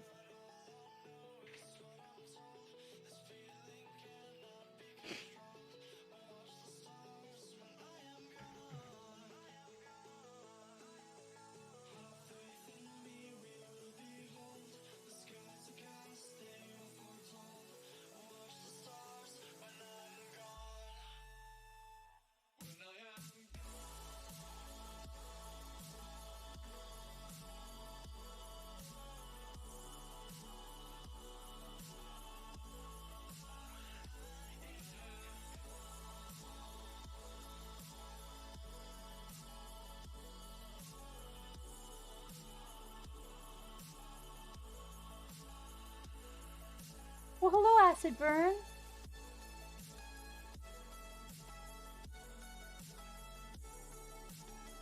So again, now see, you can come in for those, that nice deep brown that you made, and even a little bit of the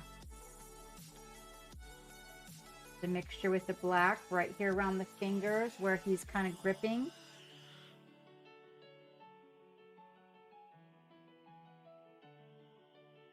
Because there'll be a very distinctive line there, and we want to grasp that. Again, trying not to bludgeon.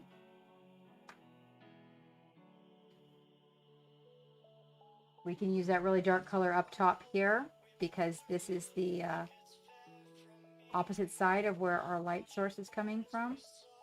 And it'll also help us decide how much more shadow or highlight do we want on our colors up here. By getting the good deep colors in, we can decide how much more light we want to add.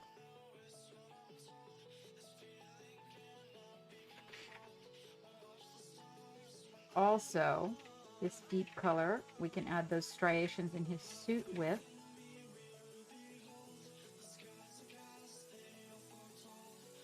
A little bit more character going on there.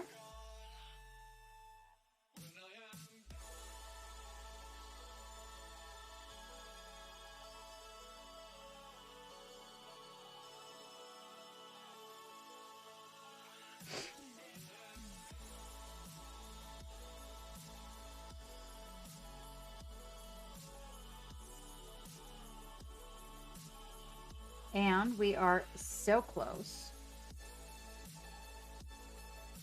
to a glow on this part.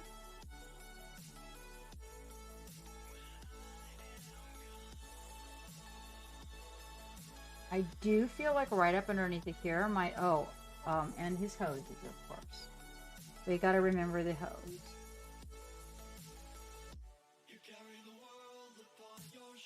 Now, the hose has a lot of striations in it.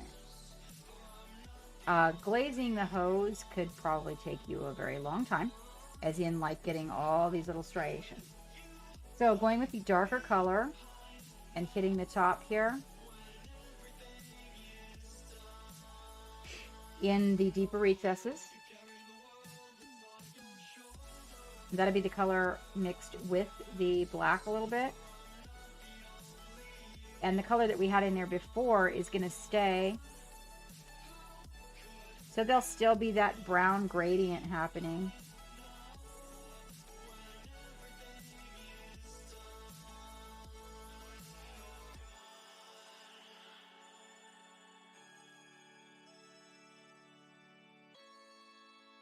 There we go. There's some lines that this backpack can have. We'll come for the backpack another time though. Right now, I'm focusing on these areas that are gonna be popping right as we bring in the glow. Again, with the darker color on the back of the glove here. As we move up the arm, it will be even darker because we're moving a little bit farther away from it. But keeping in mind that this is going to have a really dark appearance altogether in the shadows because of the amount of light. Also, it's not just a little bit of light. This is a lot of light. We're talking about standing on a planet here that's glowing. So...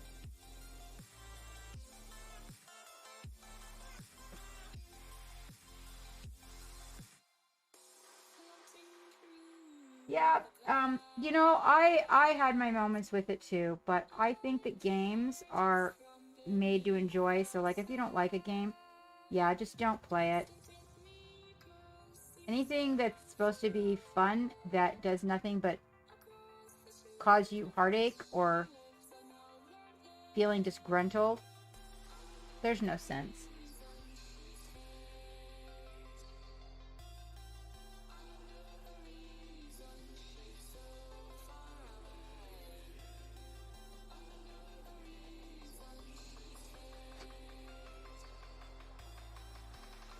So we're still using that glaze, the real dark one.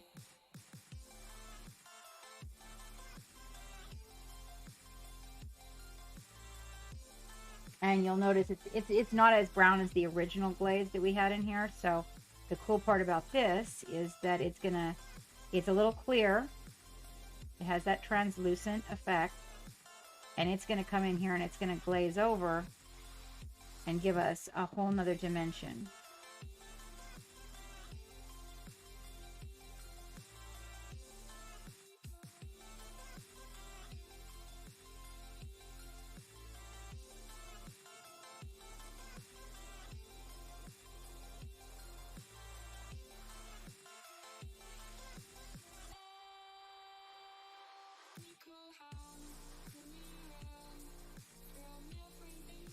And there's a lot, if you guys are doing this, there's a lot of opportunity here if you're doing this miniature to really get crazy with the lighting effects. But notice how much more we have this area here standing out.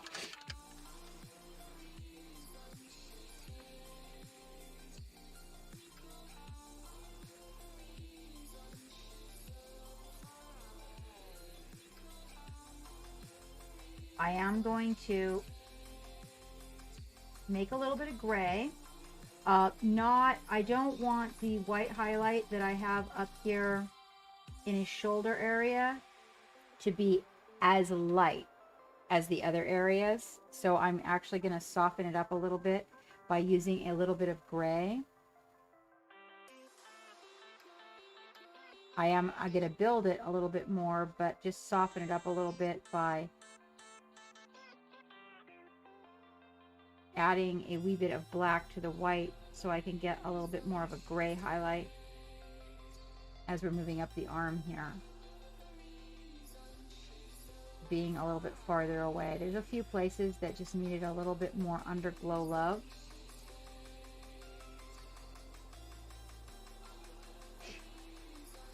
When you're doing areas that are standing up and you're going to use the side of your brush, one of the things to remember about that is if you don't thin your paint too much, you'll have a little bit better luck with that.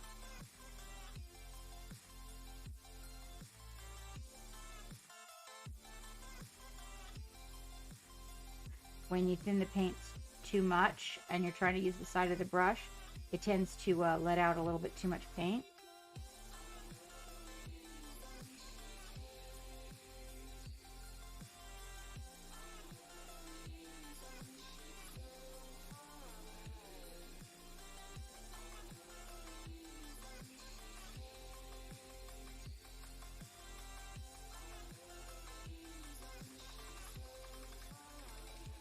You know, Dylan, are you still out there, mate? I was thinking about you the other day. When we first started streaming and you used to come in and play DJ. I miss that.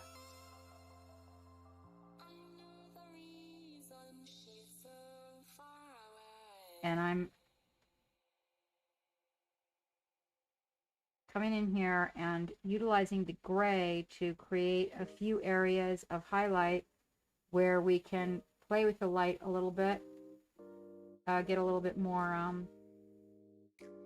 volume. Any place that you can do that, anytime you can increase your volume, you're going to increase the overall appearance of your mini.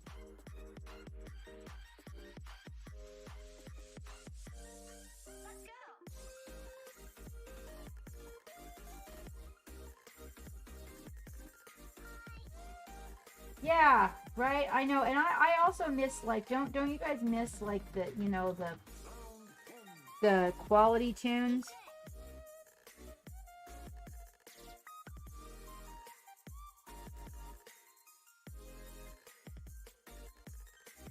Being able to play our favorite music and stuff. I miss that part.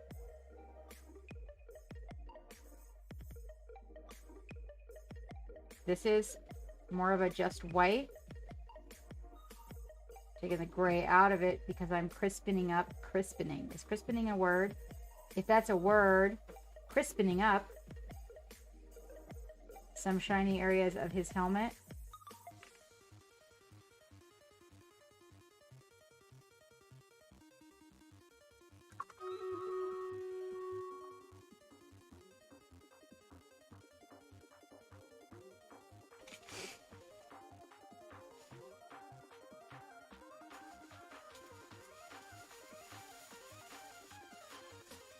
You're in a voice chat. If you guys want to join, hi Bitter Brush. Thank you, thank you.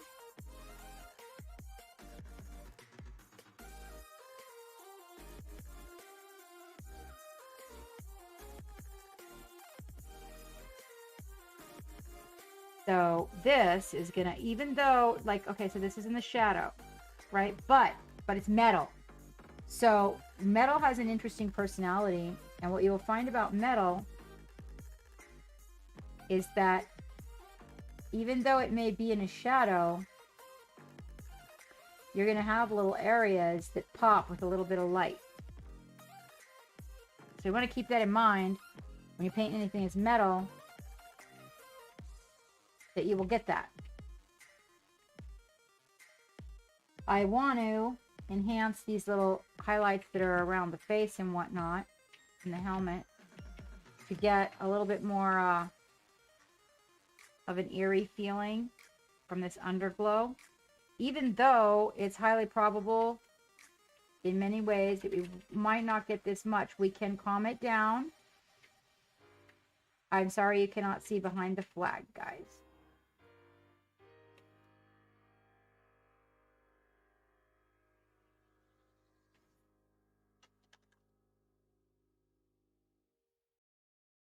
Oh, Scooter, thank you, honey. Thank you.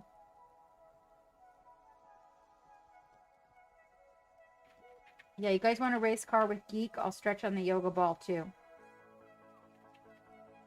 How about that idea? Time for a good stretch. Where's that jawline? Damn it.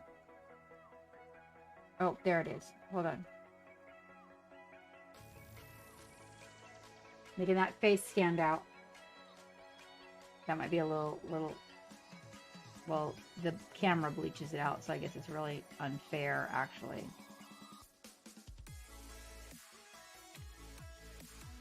Yeah, you guys go do a race car. I will stretch on the yoga ball and hydrate. Yes, battle time. You can go battle too. Now, do you see it though? Do you now? What I want to know is, do you guys see the glow? Because I see it. So, do you see how I moved the shadows? So, deep into the shadows, coming around the side, lightening up as it's coming up the leg and all over the front of the body. We need to kind of fix the hoses a little bit. Now you actually see, like, you know, the flag. Let me back up just a little bit for you guys so you get a little bit more perspective on it. There you go. Right? So this is an underglow. I'm just doing all of this, and then we're just going to freaking take that ink in there, and then we'll put the ink on. But also looking, if you have the ability to look in a screen like I am, or take a picture and look at it, leaping off a sky. Yeah, I don't know about that, Dark Virtue, but you know, Raven Hobbies. Yeah, so you can really see it now. It's starting to take place, and that's what that underglow is all about. And then I'm just going to use, but like I said, it's an intense process, kind of the black and white, but you can totally just come in here and just put thin color over it and have everything all. There we go. Oh, there we go. When it's focused, I am going to take its picture before we do any more, because I definitely want to maintain the picture in black and white before we add anything else. Because stop.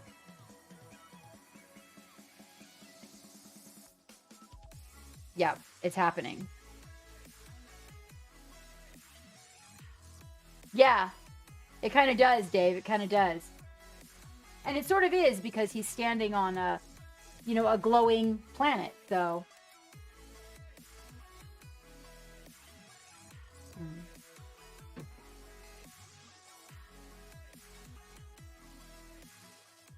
What? Oh no, Geek. Oh yeah. Sí, esa es, Carlos. Yep, then push out the button. I lost the chat. There's the chat.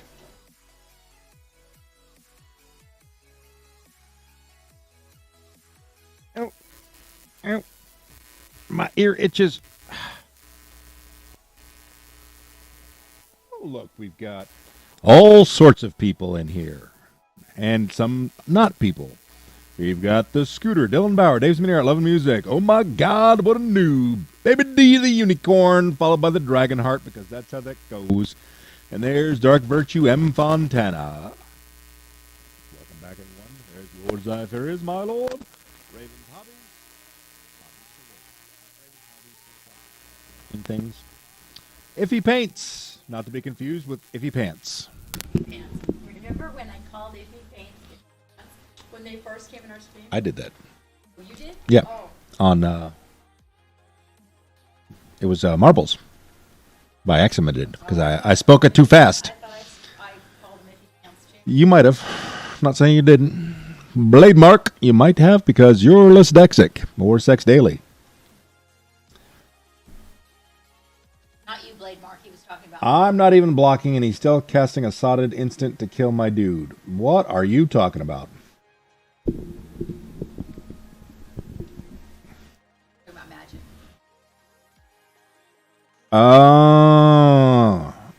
Well, Itchy Pants, nice. Well, I mean, maybe he's got something that he needs to, Geeky Taniki D&D fan. Welcome. How's the microphone sound now? You never know when somebody's just going to cast an instant. Well, maybe he just has the mana and needs to burn it. I don't know. Outma standing. If you have not hit exclamation point race, you've got seconds. And I do mean seconds because I'm hitting the start button and we're going. Let's roll.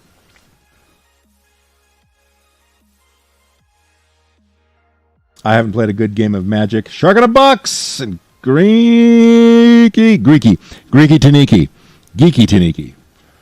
I haven't played a good game of Magic in for fucking ever because I stopped playing. Exactly. Good Shark in the Box. Do what you're told. She has figured her way out around this collar. All right. Well, she's a smart doggo. Yep, she is. Now we just gotta, cut her head off, I guess. Oh, fuck. What? All right, Shark in the Box, loving music first and second, followed by a fluster of, oh my God, mass hysteria. It's pandalarium out here.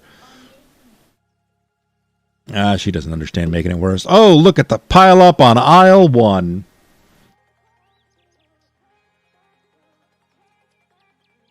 You're welcome, Wavy. That's what you get for sleeping with headphones on or speakers on. Dark Virtue, face first. Ginger 8-ball style into the crowd. So I played Magic from Alpha all the way through Ice Age was the first time I quit. Got back in where did I come back in? It was a long time ago.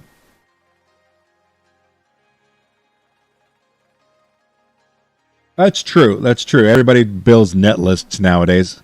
But, I mean, that's pretty much true for every game that requires any kind of skill. When was I remember Weatherlight, and I remember... Shoot, now I'm trying to remember when I came back. M. Fontana is grinding the shit out of his passenger side door.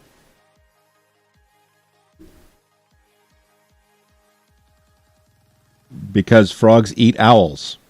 I don't know. Blade Mark skidding along. Still in first place. There's M. Fontana. I mean, why aren't you guys just like using the tires? That's what they were invented for. Stop skidding along on your roofs. Blade Mark is whooping the schnot out of all of y'all and probably going to win this fucking race. That's just sad. Oh, yes, the squirrels. I remember the fucking squirrels. I also remember the first time I ever created the Splinter deck. And then I found the Ashnod's Altar Splinter Queen combo. That was absolutely ludicrous. It is a good flat surface, kind of like my face. So that really was what Sliver Deck was fucking broke. Geeky Taniki. It was fucking ridiculous.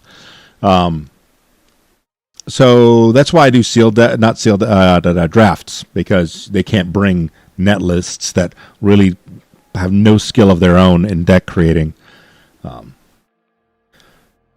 You know what? I did like the Phyrexian Sanctuary.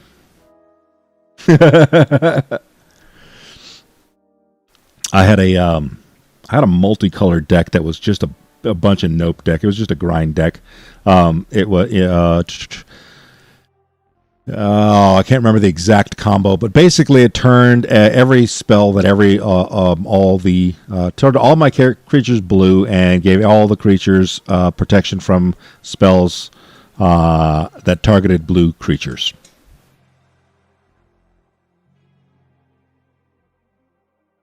Well, it's the only way you can play a decent game of Magic is drafts. Everything else, you're just going up against net. If you're in a tournament, you have to play one. So I got out of it because of the whole blocks. When they came out with blocks that just forced you to buy craptastical amounts of cards just to be fucking relevant, it was just not fun anymore. It became a grind to get the 60 or the 40 to 60 specific cards that made you competitive, and then it was just RNG. Who drew the killer combo first? So you'd have to spend thousands of dollars on boxes. Geeky Taniki is just spinning out. I'm going to spin Brody since I'm in last place.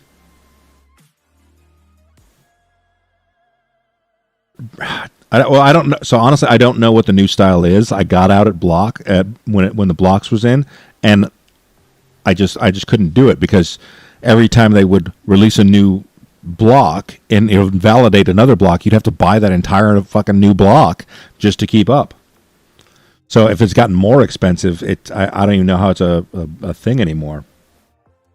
Whipping cookies in the parking lot. Alrighty, we got Blade Mark, Ravens, Hobbies, M. Fontana, Dylan Bauer, Dark Virtue, Dragonheart, Oh My God, What a New, If He Paints, Lords Zephyrs, Love and Music, Scooter UK, Baby D, Dave's Mini Art, Shark in a Box, and Geeky Taniki. Once more time. Nowadays, you just wait for. I haven't looked at any of the new cards, honestly. But I can only imagine there's only so much you can do with that. Pauper, what is that?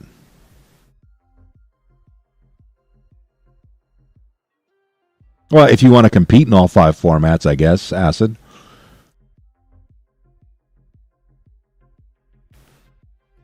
So, unless you play with the guys that you know, right, commons only.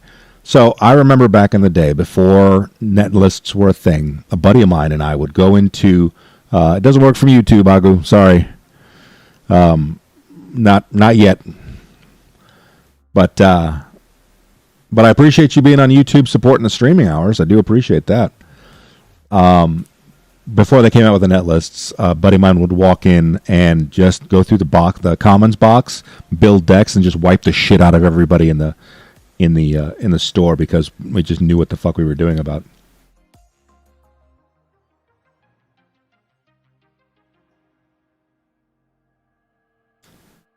Right.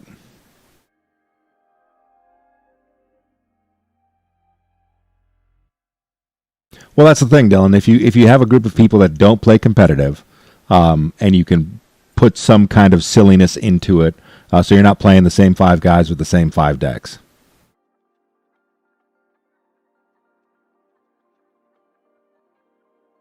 Commander is fun. I remember when it was called. I think it was called Generals when they first came out with it. When it was a hack.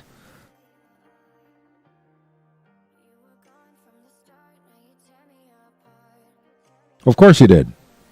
Because it's a 15-15. That guy's a bullet magnet. And if he's got instants that is going to kill things, how is Generals different than Commander?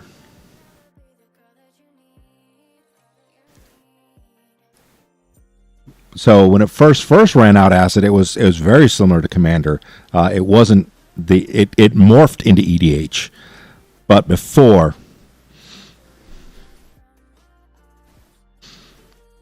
way back in the day. Okay, oh my God, what a noob. Don't throw him down first thing. Wait till you can fucking take advantage of a situation where he's either tapped out and you have a way to haste him, or something that's not going to give him the time to instant kill the guy.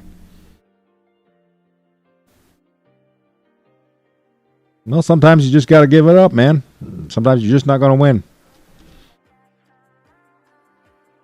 Also, when it starts getting you that riled up, it's time to take a break, take a step away. If you find yourself screaming at the computer or well, I'm guessing you're playing online. If you find yourself screaming or getting aggravated to the point where it's no fun, then you need to take a break. It's how I was when I got it too big into League of Legends. I would get so amped. The cat would literally, like one day I got so fucking pissed off, lost my shit. And she literally walked out and threw the breaker on the computer and told me to, if I didn't fucking step away from it, she was going to have words with my mother.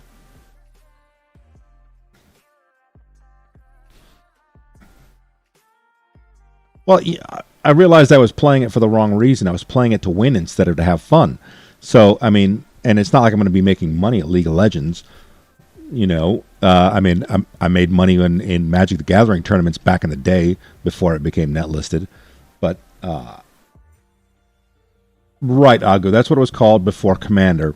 But before that, when it was just almost like a mod around in the community, we just called it Generals.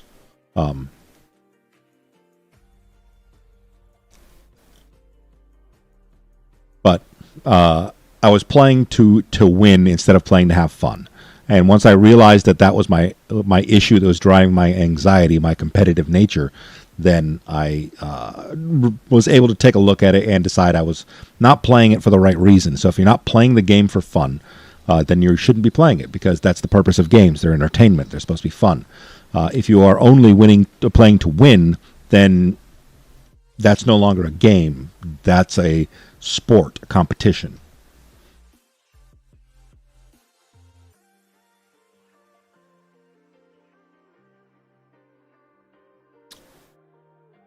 Right, Scooter. We had we honestly, I got tired of WoW when it just became a grind, when it was just a gear grind, when none of the end game content was anything other than a fucking stat check. If you didn't meet the stats, then you wouldn't win. There was no real challenge in the raids. It was literally, do you have enough DPS? Do you have enough HP? That's it. No tricks, no nothing. So if somebody tries to join from YouTube, so that technically is Agu in third spot. So the first person who tries to join from YouTube gets restream botted.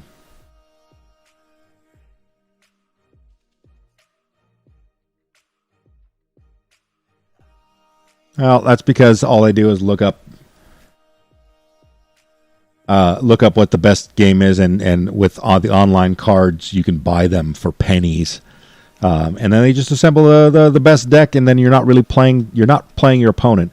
You're playing the guy who figured out the guy or gal who figured out the deck first. That's who you're actually playing. So it's kind of like if you're playing poker and you're going up against Texas Dolly. You're not going to win, and you're not playing the guy who's sitting across from you. You're playing Texas Dolly.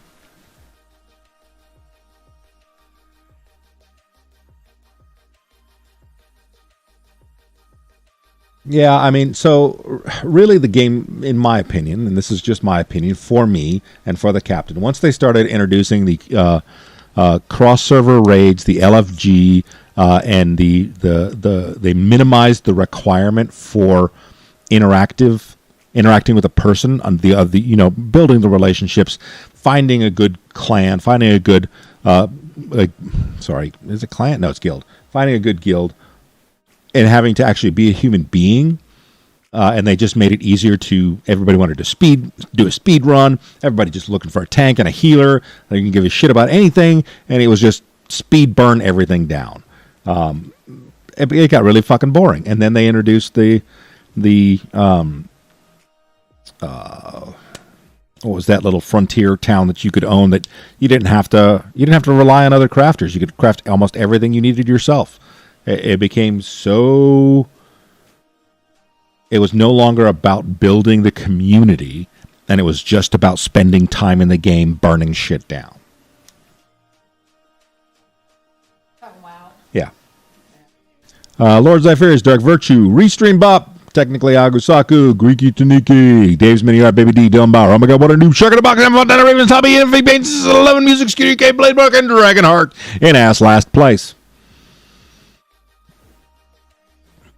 So, I mean, it really is almost a downfall if you look at a lot of games. And there are good guilds still out there, Love and Music. And there are still good places to find that community, but the game itself is geared toward a different thing. Once things start to get to a saturation level or a critical mass, then the beast becomes too big to sustain what it was, and it becomes all about feeding the beast instead of where it started.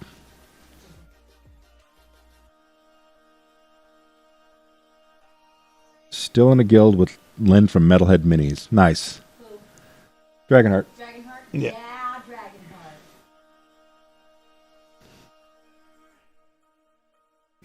Oh no, you 100% correct. Love Music, and it happens with everything. I mean, honestly, it's even happening a little bit in the Twitch space with the creative streamers. There's just so many creative streamers joining, which is a good thing, which can be a good thing. But it's starting to become a little bit competitive instead of collaborative. So, and that's not a good thing. Which is why.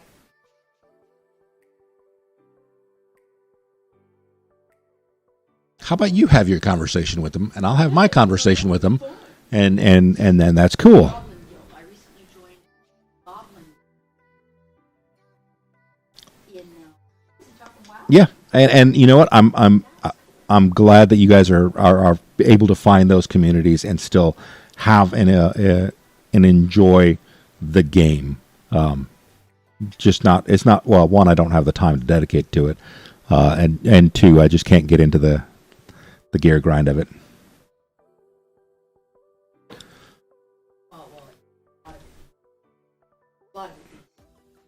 Well, no, I mean, even if I did have the time, WoW wouldn't be the game I would play. I would hope.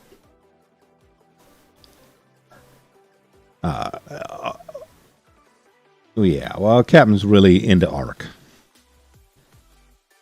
There's always going to be drama. The problem is everybody's a keyboard warrior, so you don't have to be a decent human being if you don't look people in the eye, for the most part, you know. And there's always going to be those people. And really, honestly, part of the thing. So I've ran several guilds over several games, and then I have a rule.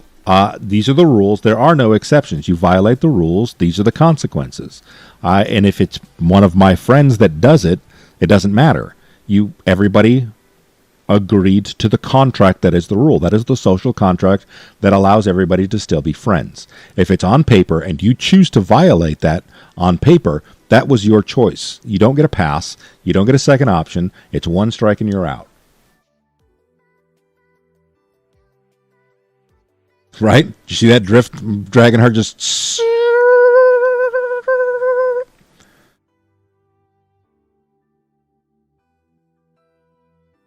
So, I mean, in Love and Music, you've got good control over it. 2 hours a night, 2 nights a week for raids. That's awesome that you have that discipline. There's a lot of people that don't have that discipline that get sucked into the game and spend, that's what it becomes. And there are some that have identified that and gotten out because they know that they can't do that. Dragonheart, Jesus Christ, slow down, man. Look at the fucking lead on this guy. This is what happens when I'm not paying attention. Yeah, see, there you go. Now you're gonna fuck it up. Good man. Dave's Mini Art trying to catch up. Well, I appreciate that you are actually taking care of your kids. Yeah, me too. Oh, don't give me excuses, Dragonheart. I don't care that you were last in last place. And last place in last game. See? Good man, sharing, letting Dave's Mini Art catch up. Yeah, all the cars land like that in this game. This is I think we've run this race a couple of times. This is just lefts and lefts and lefts. I actually have not checked on the progress of Star Citizen in a while. But I was very excited for Star Citizen being an EVE player. But I think they've fallen victim to what they said they wouldn't. Dave and Ishin Loki, all right, Dragonheart, where the hell did you go? I mean, I know I said be nice, but damn, son.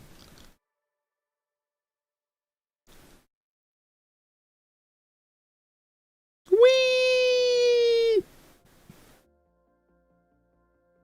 I didn't jinx you. I straight up cursed you. Well, Dragonheart, I got to make up for all the time you won everything on the channel. So... speaking of which, I got to mail out your last winnings. I'm going to do that this Monday.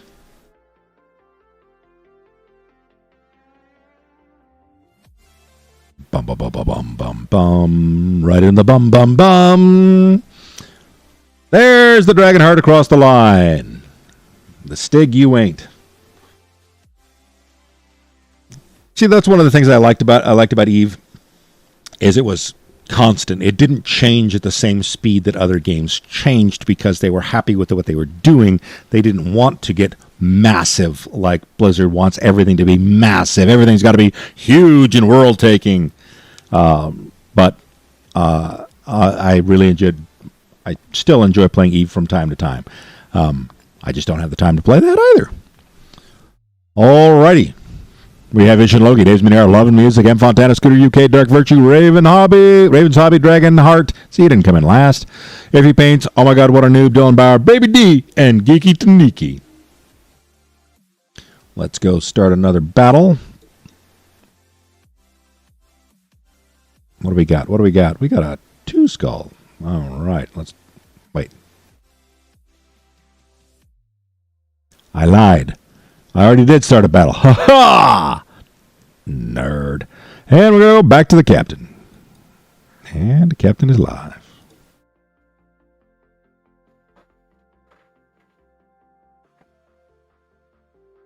That Eve Online. Bolt. Bolt is in here. Bonjour. What is up, my friend? I hope life is good with you. We have our glow, and we are about to, well, we have our underglow, and we are about to pop in. Like, as in literally, we will have made it. Oh, I got to take a picture. That's right. We will have made it today to the glaze. What might you be up to, my friend from afar? What are you up to? Last time you were in here, I was wondering if you had got any painting done lately, or any gaming done lately, or any of those wonderful things. It's so nice to see you. We are cooking right along here on our, this is a Monument Hobby model that I am working on, Volt. It is limited edition. They put out like 2 every 3 months, I think it is. Good evening, Luke. And this is so he's black and white. It's a study of black and white, and he is standing on Mars. And so I am currently working the the underglows in for the vermilion glaze that will come in and create the glow from where he is standing. And we got to get the colors kind of popping, the white kind of popping underneath the vermilion, so that we get a real good glow effect when it's all said and done. And that is what I am currently working on.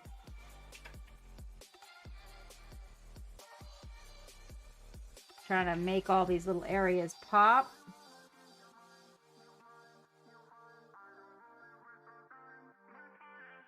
I am showing everybody how to pull the paint. And Lord Zephyrius, you had mentioned that it did not look too difficult. I feel like with the black and white that it is not, depending on your approach to it, because you are, anytime that you are working with a limited palette, it does help. It helps you. Sometimes too many colors can just be overwhelming.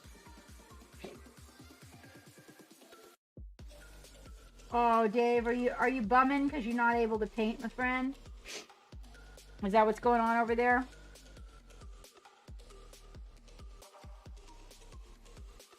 I really do feel you, mate. I do.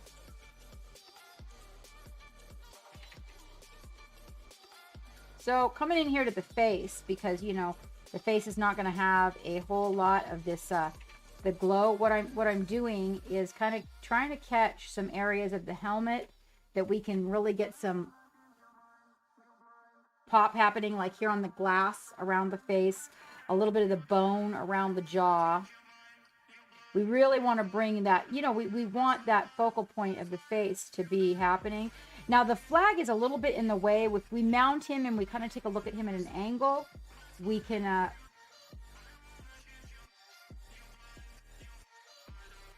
move the flag out of the way a little bit. Woo! Who is rating us? Oh my gosh. Studio J. Talking about you. We were talking about you and the wifey earlier today. How are you, my brother from another mother? How are you? Can we get some hype in the channel for our very own First House Family, Studio J. Hello, Vex. Thank you for the follow. We are doing a study in black and white today. How are you guys? Well, let's see. Haunted Hobbies, Dee Dee, Maiden, Holt. Thank you so much for the follows. We are working on a Monument Hobbies model today. Natan, thank you so much for that follow. Oh my goodness. Yes, please refresh, you guys, so that you will be an original viewer. Just refresh, click my icon in the upper left hand corner. You should not have to watch a commercial. It'll bring you right back in.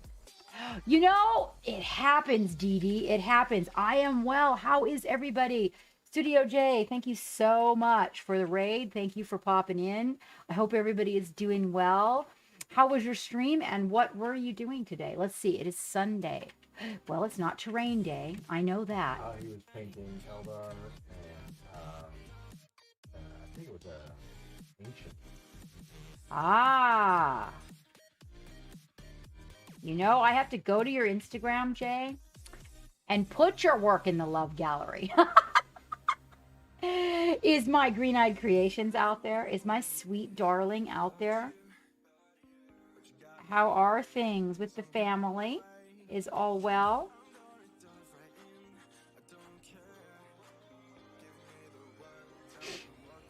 I am so happy that you dropped in. It's nice to see all. You know what? Now we have quite a crew here. For anybody out there that is not subscribed to me on YouTube, would you go subscribe to the YouTube? I would greatly appreciate it. We are working on our first goal, Jay. You know how we need 1,000 followers on YouTube, right? So we are almost at 500, which is our first, that'll be our first milestone, is to hit the 500. I am well. I am well. We were talking about you and Green Eyes earlier today. It was all good things, of course. But mostly I was talking about how I really need to schedule a co-stream with my beautiful wife. Hi, sweetheart. How are you? Oh my gosh, you are out there. Thank you so much, Love and Music. So I have these squigs I need to paint, and I thought you might want to get your squig on with me, girl. What do you say? What do you say? I was thinking that might be. I mean, you know, you can't take a squig too seriously. I just got to figure out how to make our schedules work. I was actually thinking Tuesday, because, you know, Tuesday I do the 10 a.m. to the 2 p.m. Or just put an extra day in there. Skyhawk, thank you so much for that follow. Hootie hoot. Hey, hey. Hey, hey. Thank you so much for those follows, you guys. Oh, I think we might make that follower goal on subscription, on our subscriptions for YouTube yet, you guys. Thank you, Astrius, for that follow. Let's see. Oh my God, a coaster. I know. See, that's what I was thinking. And remember, we were going to do think about this. We were going to do the Jack Skellington theme. I was just thinking, you know, wouldn't I want to paint a squig like Jack? Wouldn't he be cool? Right? That little fat round squig, like a big Jack pumpkin head. You know, it would be amazing. You'd love it. I know you would.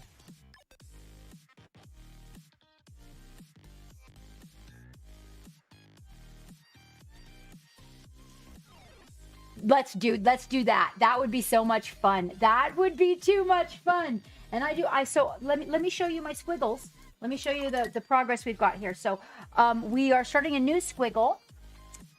Let's see. So remember Lori? Did you get to see Lori? So Lori's the one, she's not completely done. She's the one that's painted like the blue and gold macaw. I contacted her, Blade Mark, in a DM.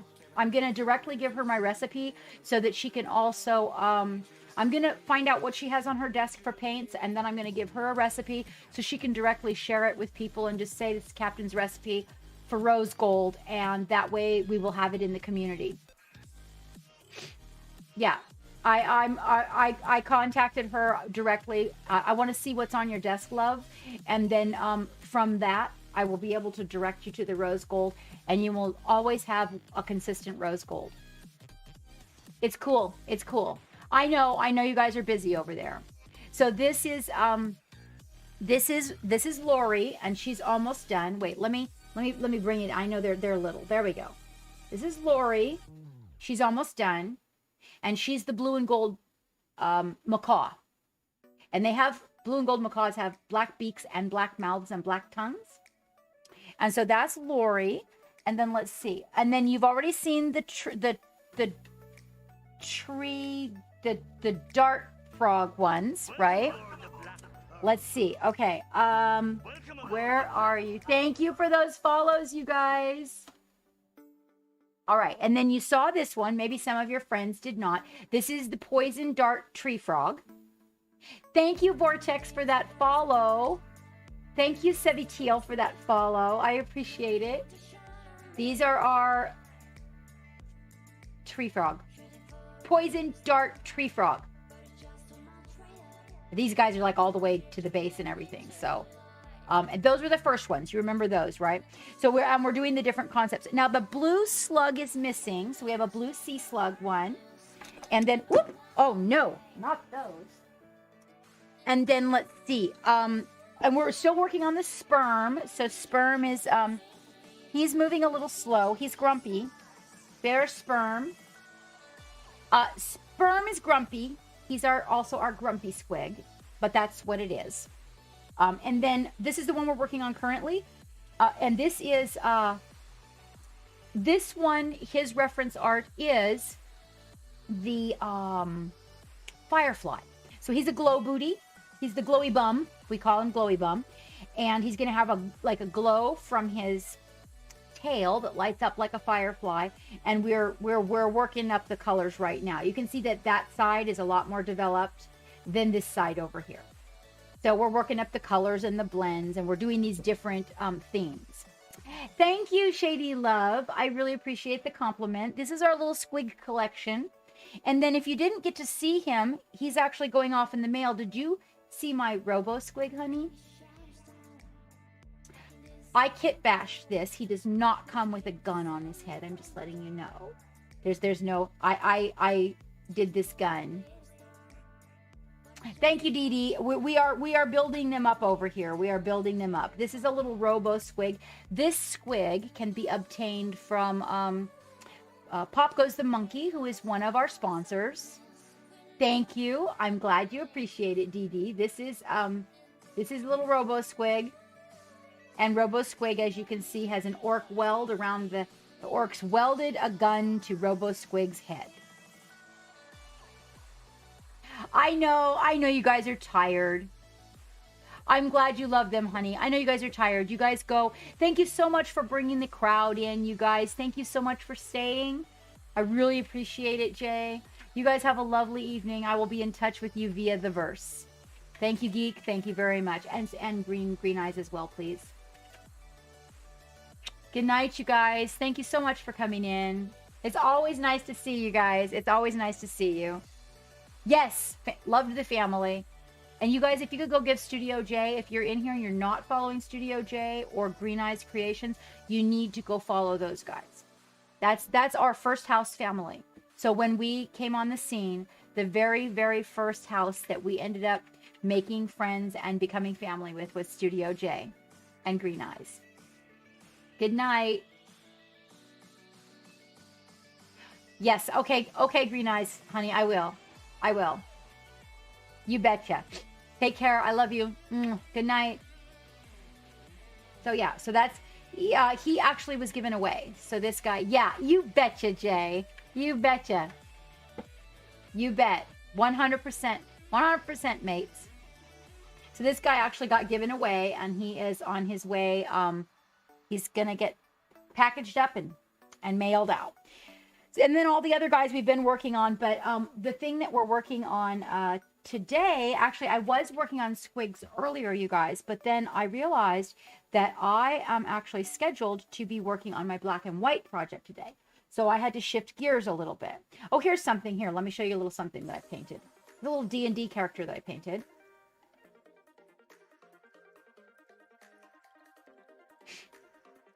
And I just kind of keep him hanging out on my desk. It's actually one of the first few miniatures that I painted was this guy. This one's and then I shut the studio down because my spine gave out and I was not able to paint for a couple years.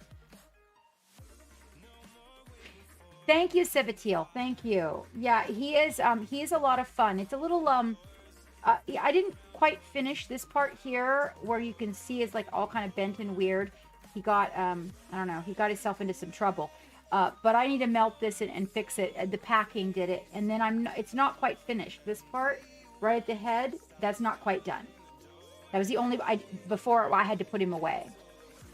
But yeah, he was one of the first miniatures that I completed, and so he has a special place where he just kind of hangs out. And then here's one you guys want to see. If you haven't seen this, you really want to see this guy. This is a tutorial that I did for one of the students that is studying whimsical painting right now. And they painted a Rocky and I painted a Rocky. We painted them together. And this little Rocky baby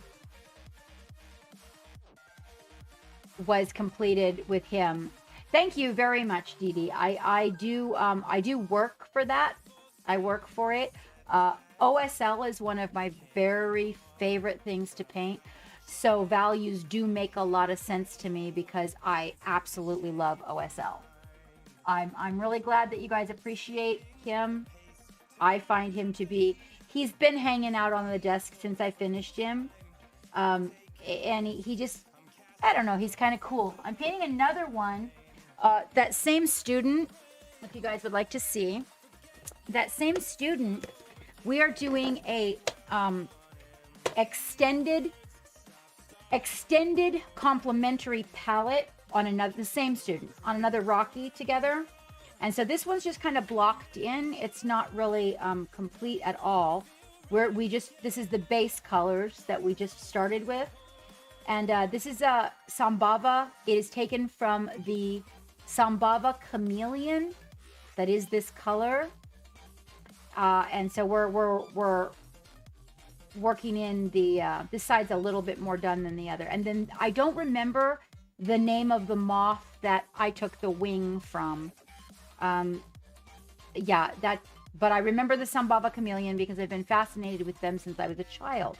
And the object of this is using many complementary colors all on one subject and ultimately getting away with it. Rocky was your first, Baby D? So yeah, so we'll see where that goes. I'm enjoying it. There's my missing Payne's Gray. In case I wanted to know where it was. Did I double up on that? No, that's pale green. I thought maybe I doubled up on that paint that I already have. But what we are working on today, the Mage, really? Oh my gosh. Fantastic. That was something about side question. Oh, I did for the virtual ReaperCon. I actually, that's a very good question. That's a very good question. We are going, Dee Dee. I guess I should probably talk to Geek about that and then find out. I have not at all contacted Reaper about it. I did teach them at ReaperCon. Did you get to participate with that?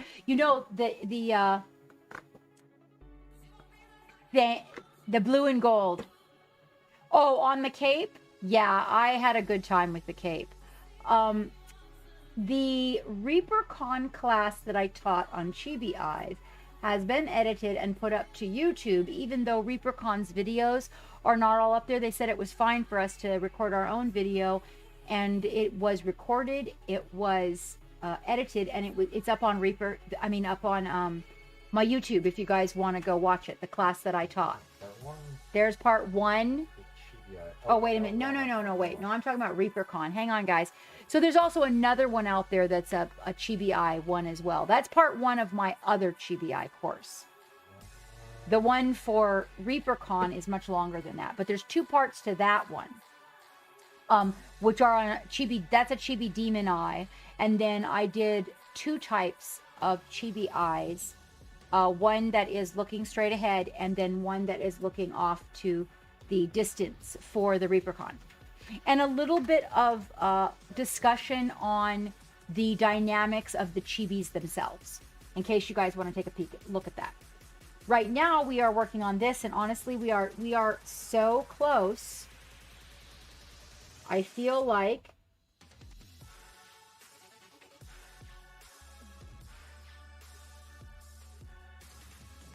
wonderful, Dee Dee. Yes. So the Chibis, actually the Chibis got put away. They did. I don't think I have any of them on the desk anymore. I really. Oh, the wizard is the human style eye. Well, they're in little boxes, but these are actually Reaper. So here is the wizard. He was painted a couple years ago when I first started painting minis. The thing I learned in painting this guy, it should be labeled. Yep. The thing I learned in painting this guy is I do not like everything on my miniature to be one varnish. So I learned that, and but you know, there was a lot of other things I learned that I really enjoyed. This is my Chibi with the human style eyes. So they are Chibi on a Chibi.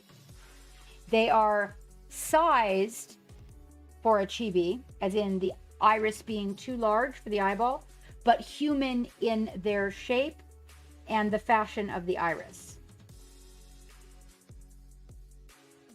And that's also a more animated style of painting that I was doing there. And then, so here actually is the sea slug guy. This is the sea slug squig.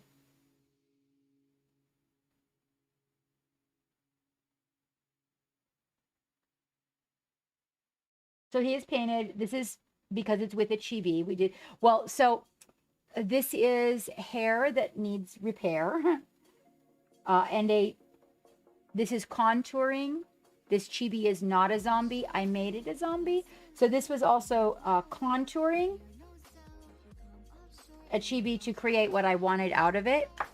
And that's one of the things that I kind of have fun doing is changing the dynamics of a given Chibi. Here is the one that I did for the Reaper Virtual Con, where we did a little study on skin. Very brief, but mostly it was all about developing her eyes. And then the Sunday that followed that, I actually picked up where I left off and did the hair blending on a VOD. And her face, so her face is not shaped like that across the brow and the eyes. I actually sculpted it with paint. So I contoured like you would with makeup. And then the other one that I did with the eye was this one here. And I also kit bashed her a little, and we're not done with the development of the wings, but we put some wings, it was a little kit bash, and we changed her demon wings out for fairy wings. In that class, I do talk a little bit about Chibi dynamics because they are a bit different. Painting a Chibi is not the same as painting anything else because of the way that they are proportioned. So you kind of have to switch up what you're thinking. And then here's one that I was showing everybody, basically doing under highlighting, how to do zenithal highlighting with a brush and ink.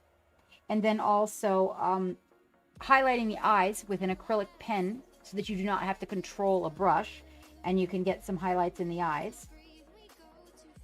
And also animated, let's get a closer look at the sword here.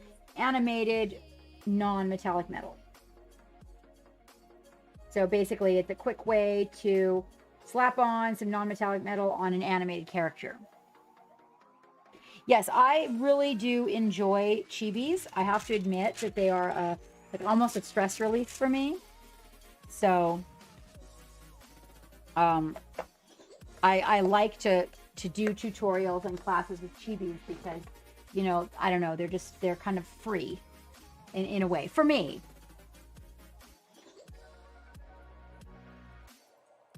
All right, we are going to thin our ink. At this point, we have maybe not going up onto the pack, but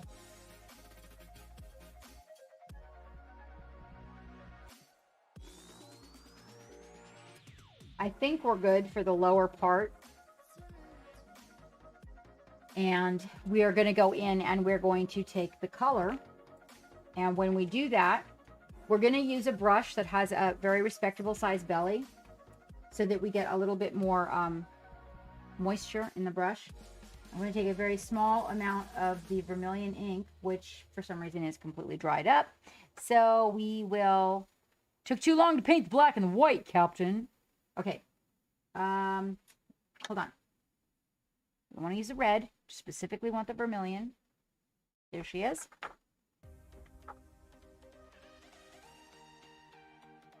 This one is not Dollar Rowney, which is unusual for me, but I do like, if you have the opportunity to grab yourself some, you know, when you are out and about in an art store or online or whatever, and you can get a reasonable price on it, really good product. I've liked it.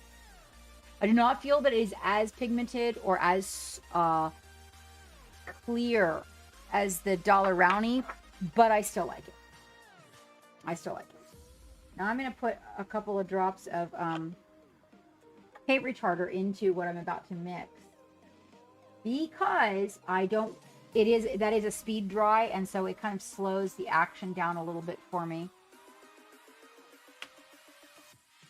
You know, Love and Music, the other brush I kind of like from Blick is the now that I think about it, the Master Stroke Red Sables are pretty decent. I wouldn't, you know, I wouldn't say they're fabulous, but I think they have their place. They seem to require a little more care, though, than some of the others. But I do have a few, and I kind of like them. Yeah, it's the Blick Master Stroke Fine Red Sable. A little more expensive, but I do kind of like them. It's just that I feel like when you're done painting with them, to make them last longer, you might need to shape them, like clean them and shape them. Because if you just wash them and put them away dry, they tend to fluff. That's the word I would use. All right, we're going to thin. We are over here on the palette now. There we go. We are going to thin the ink. And mind you, vermilion is one of the most deadly colors ever. I am going to make practically dirty water out of it. Okay? Mind you, I do have a little bit also of retarder in my water that I use.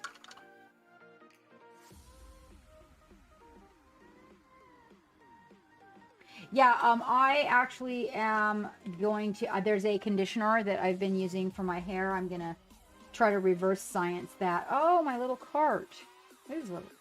I love this piece of terrain. Love it. It's like just one of my favorite little things that we have that I painted. I had so much fun, and I love pumpkins, so it was really fun for me. All right. So very thin, we want to start the glow. We don't want to put too much when we first start it. We want to kind of see how that's going to work. Get a feel for it. Now the vermilion's a little bit red. You can always mix a little bit of yellow in it.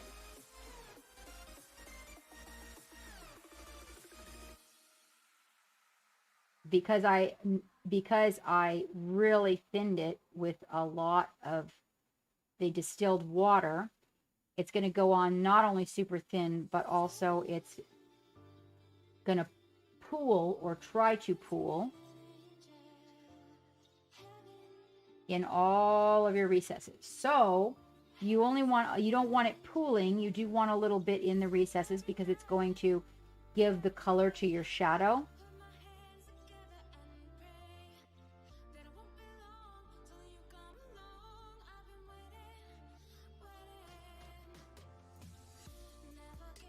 But I want to be able to move it around.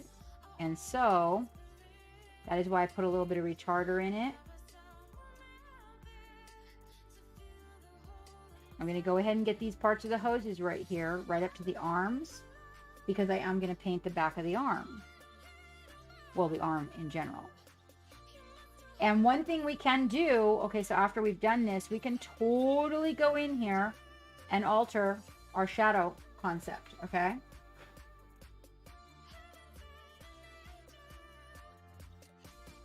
Okay. Yes. I have stuff for you. Ooh. All right. Yeah. Thank you. You know what? Let me just get a couple of coats of this on, and we will do that. It is dinner time over here, ladies and gentlemen. Apparently, I ran a little bit over.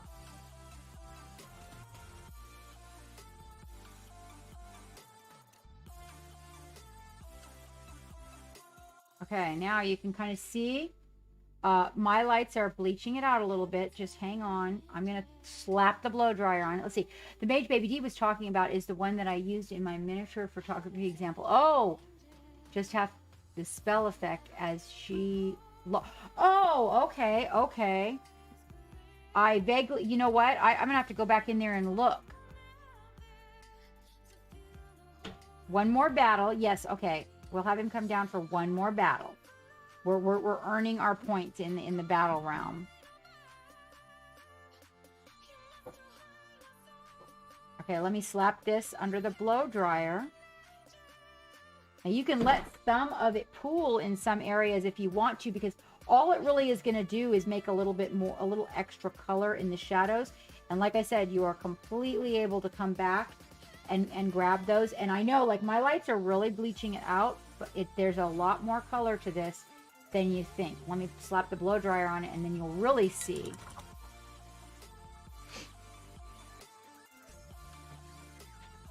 Well, or not. No, because I had to plug the paint mixer in, and it required 3 prongs. Wait a minute.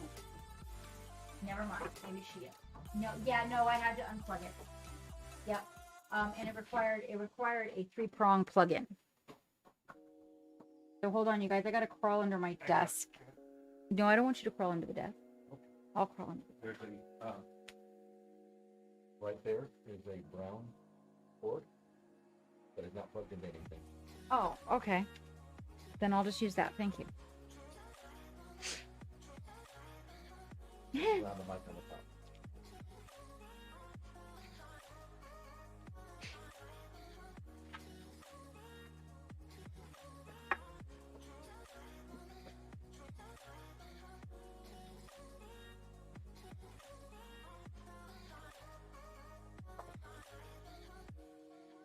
When I'm glazing, one of the things I do a lot of is blow drying, you guys.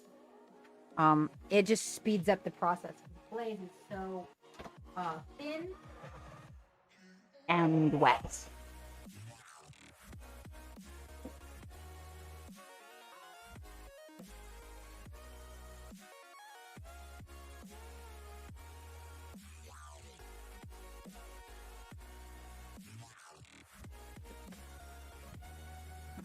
Oh.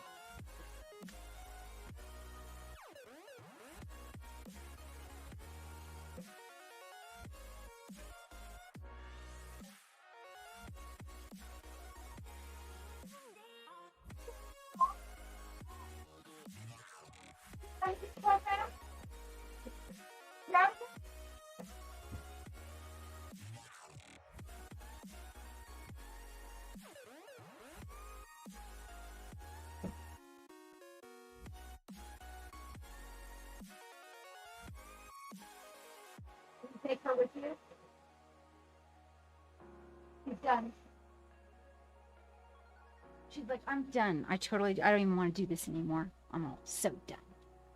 Sorry. They would like to do the last battle. Okay, let's 4 minutes to the last. Okay. All right. So you can kind of see it, right? Little bit of pink kind of gives you an idea of what's going on. It's moving up the body, right? So the other thing it shows you is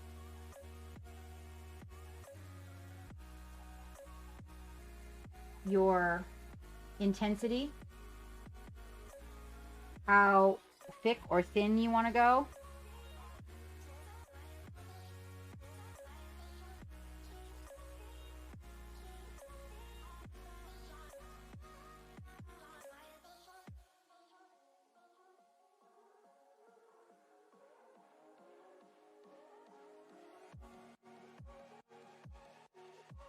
Now, mind you, I probably will come in here and do a wee bit of wet blending. I'm just not finishing that today. This flag is also going to have the glow. Just what I'm doing today is I'm doing this portion so that everybody can see the glow start to develop, because it's the fun part. This way everybody gets to see the glow as it starts to happen. The flag will have the same glow.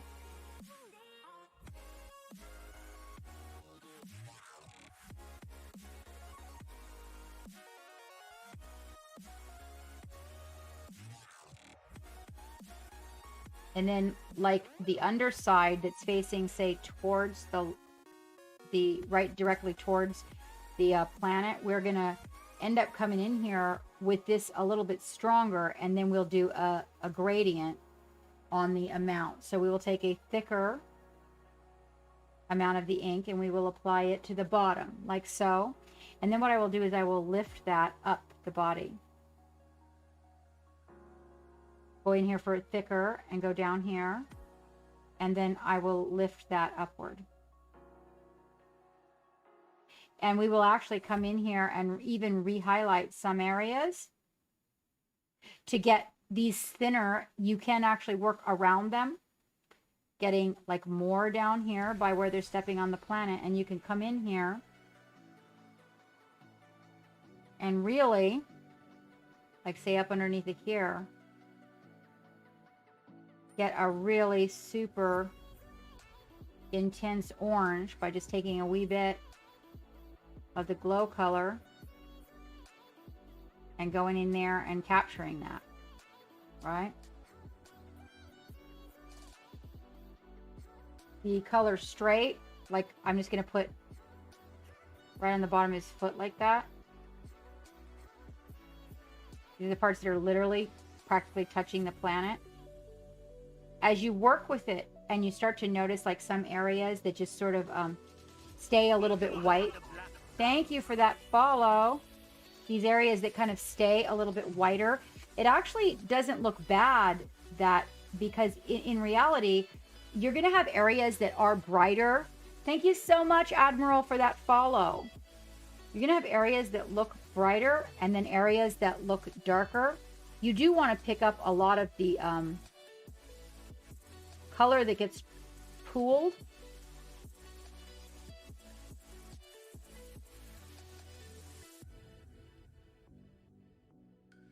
That's the side of the brush, using the side of the brush like that.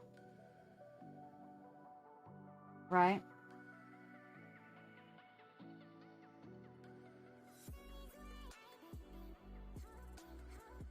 If you get in a place and you think, oh, that's too much, before it dries, back your ink down.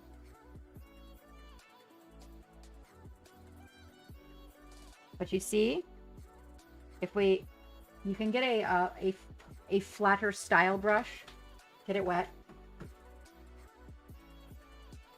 Did you notice that? Okay, did you just see me like come back with a wet brush and literally pick it up off the mini? That's how you can keep some of your highlight points really high and a little whiter, is by picking the ink up with a flat brush. And we'll come back in.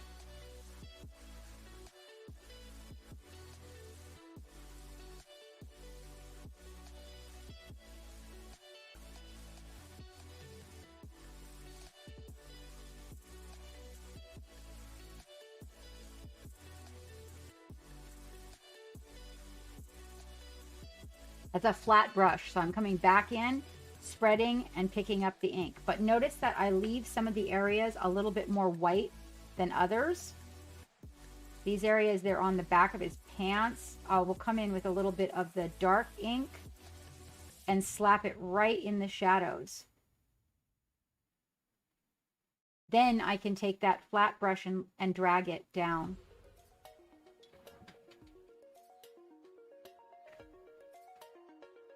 The back being, yes, darker. We can get some Agrax shade. Now wait, I'm going to take and I'm going to mix a wee bit of lemon yellow.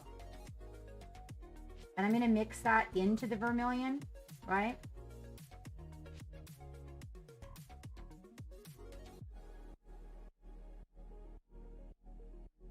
And what the yellow does is the yellow actually gives a vibrance to it that the ink all by itself does not have. Now I'm going to take that flat brush, I'm going to spread that a little, kind of remove it off of a little bit of the highlight points.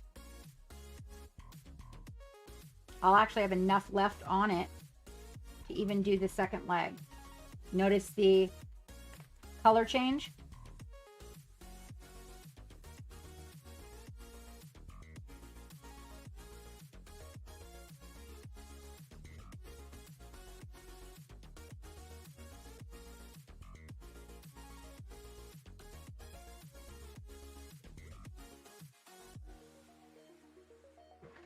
Battle done. Doggone, I'm going to make dinner. Okay. Do you can you raid from up there? Yep. Okay.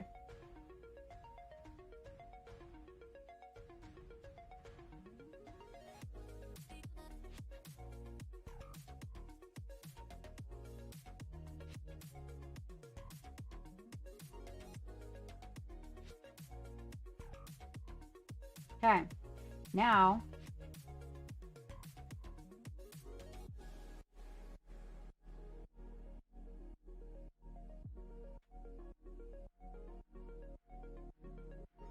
this is where we start building intensity, definitely in the flatter areas, and depth,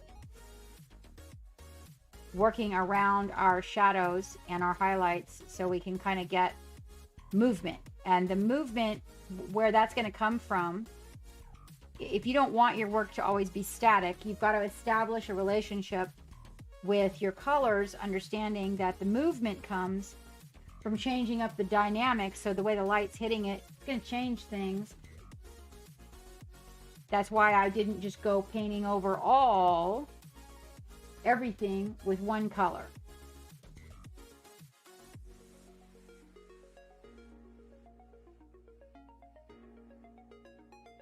We might even come in here and hit this with a yellow glaze.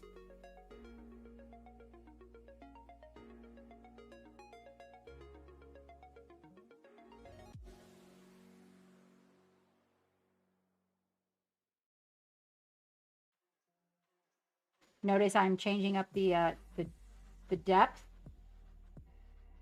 Some areas will have a couple of layers. Some areas will not. And what that does is that creates that movement that you want. Right there, I'm taking a wee bit of the color that is yellow white, and I'm going to put it. It's a very, very pale yellow, and I'm going to put it on some very sparkly points that I want to get some really good highlights on. You can always come back in there and change it. Not to panic, okay? It's paint, it's changeable. I did not rinse my brush. I just wiped it off on a paper towel, and I came back in here to get these highlight points. A little bit, it's a little bit. And then I come back in and I pick up areas that I feel like we could create some movement by lightening it up a little bit.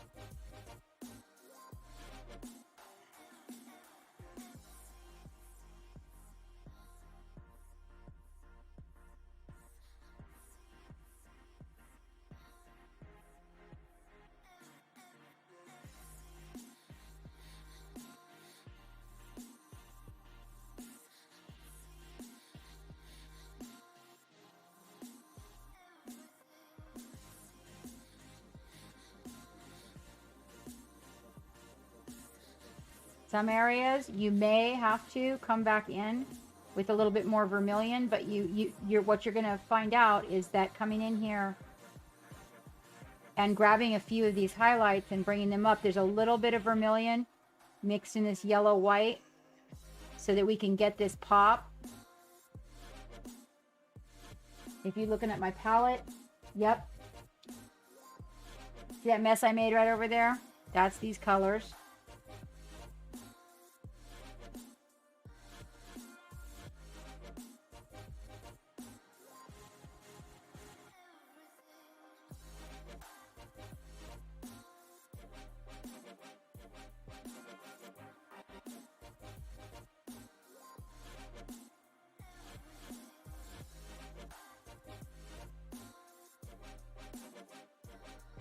Well, hello, Feathered Phoenix.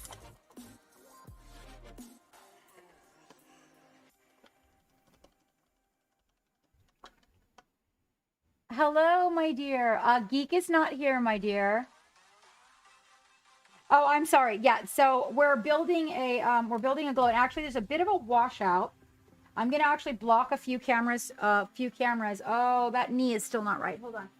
I'm gonna block some light. And hopefully, yep. There we go. So you can kind of see.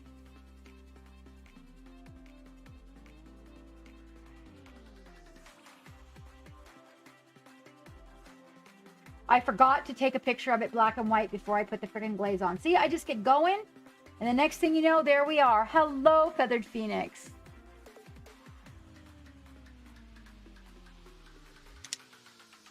And so we can pick up where we left off from. I did not picture it while it was black and white. I'm very disappointed in myself.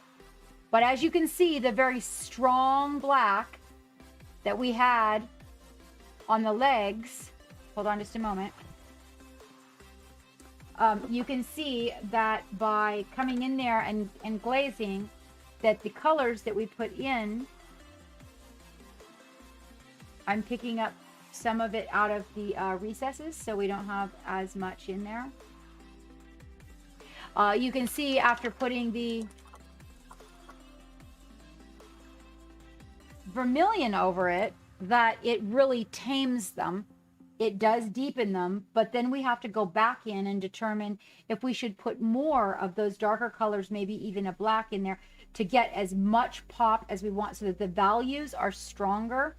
What this does, though, is gives us a roadmap. Also, the whole top of the miniature will pretty much be painted when we are done. Like I said, blocking that light so it's not bleached out really does help. Let me see. Good evening, Draco. Welcome back aboard. 40. Wait, okay, hold on. Your message. Good morning, Captain. Happy Monday. It's 1 a.m. and oh my God. And you're caffeinated.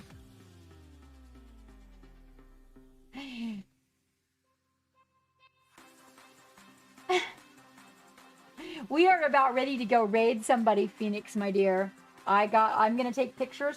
When I post the pictures on Instagram, you guys go take a look at them because you will see that, let me put that board up again.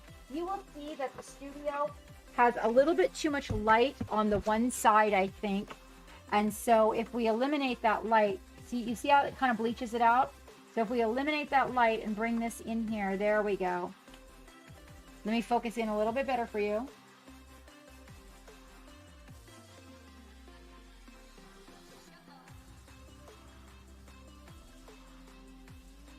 There you go.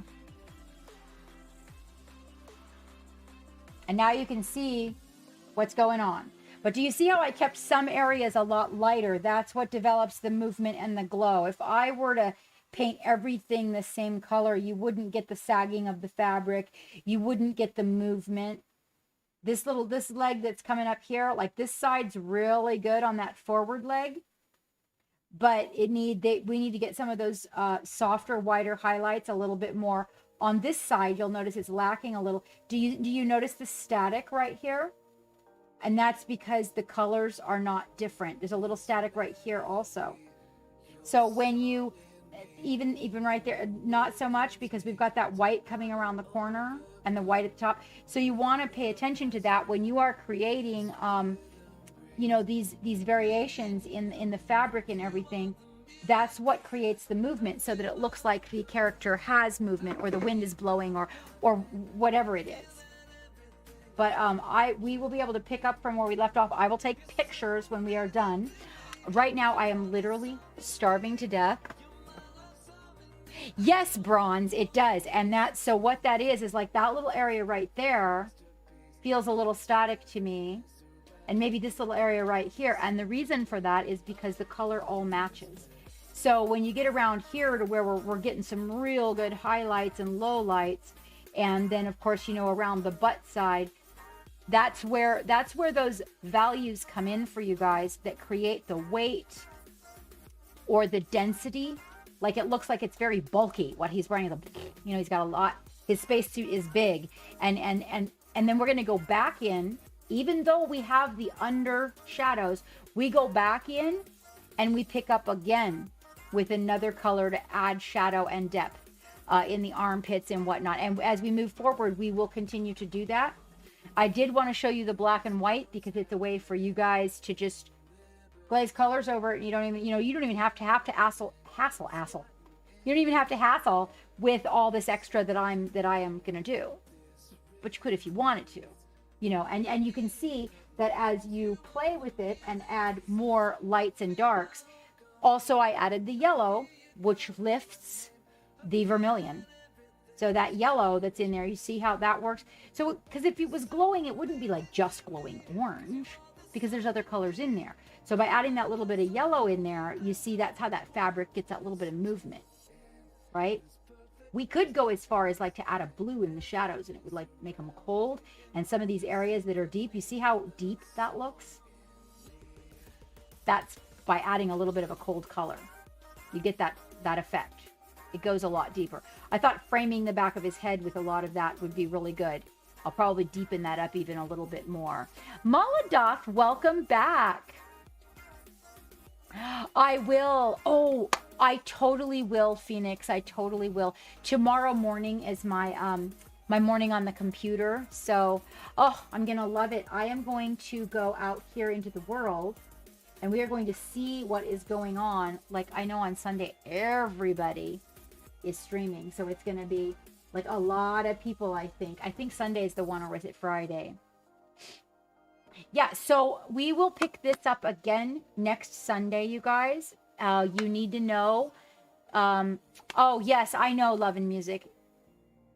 All of it. Thank you so much, by the way, Love and Music, for your help in the channel tonight. I greatly appreciate it. And for all the other mods that were here, I really greatly appreciate your help this evening. We have some things coming up in the works. You guys keep your eyes open. May the 4th be with you is coming up, and your captain is doing a co-stream with none other than Sir Jacob, and we are going to be painting some Star Wars models. Soon in the future, Green Eyes Creations and I will be squigging it up together, and Love and Music is on the agenda as well. And we are trying to figure out how to plan our quarterly PG-13 stream as well. So we do have a lot going on. Also, keep an eye on the Patreon. Oh, thank you so much for subscribing. We are working on that goal for our subscribers out there on YouTube. 500 is going to be our first marking point, which is halfway to 1,000. So thank you very much. We are getting there. Things are coming together. Things are coming together. Let's see. We are on Sunday, which means Technical Tuesday is next. I do not know what I have planned for Technical Tuesday this week, but I could be prepping some Star Wars. We shall see. And I want you guys to know that I really do appreciate your company. Thank you guys all for coming in here. For all of you who are my patrons, thank you for supporting the channel. It means... You know what, Spaz? I don't have time. We have a PG-13 quarterly. We do a PG-13 collaborative stream with a couple of young ladies. And they have hand cams. The young ladies have hand cams. And let's see, last time we did the stream, we had 3 young ladies. I want to say 13... 9 and 6 were the ages. Could have been 5, but usually we have about 3 of them, and they are various stages and ages, and they paint along with me while I give a kid's tutorial. So there's that. It's a lot of fun. It's a lot of fun. So we definitely have some things in the works, and tonight we post the blog for the Patreon. So you guys keep your eyes open for that, because there's some exciting news in our blog as well. So between now and Tuesday, you know the self-care routine. If you do not care for yourself, you cannot care for anything else. Thank you for that, love and music. I really appreciate your help this evening. That's right. Tag your work. Hashtag get your fucking paint on out there in Instagram so we can keep up with your projects. Dragonheart, thank you so much for coming in. And Baby D, thank you guys for being here. I'm so glad you have a little time for the channel now. Geeky Tadiki. I'm actually going to get some dinner too. I am. Let's see. Before we do the raid and I give you the last 3 things, we're going to make a decision. Oh, I miss you guys. I do. I miss you guys. Geeky Taniki, hello. Hello. We are just getting ready to raid, and I'm going to check out. Let's see. You know, I've been thinking a lot about her lately. I am thinking hobbies for happiness.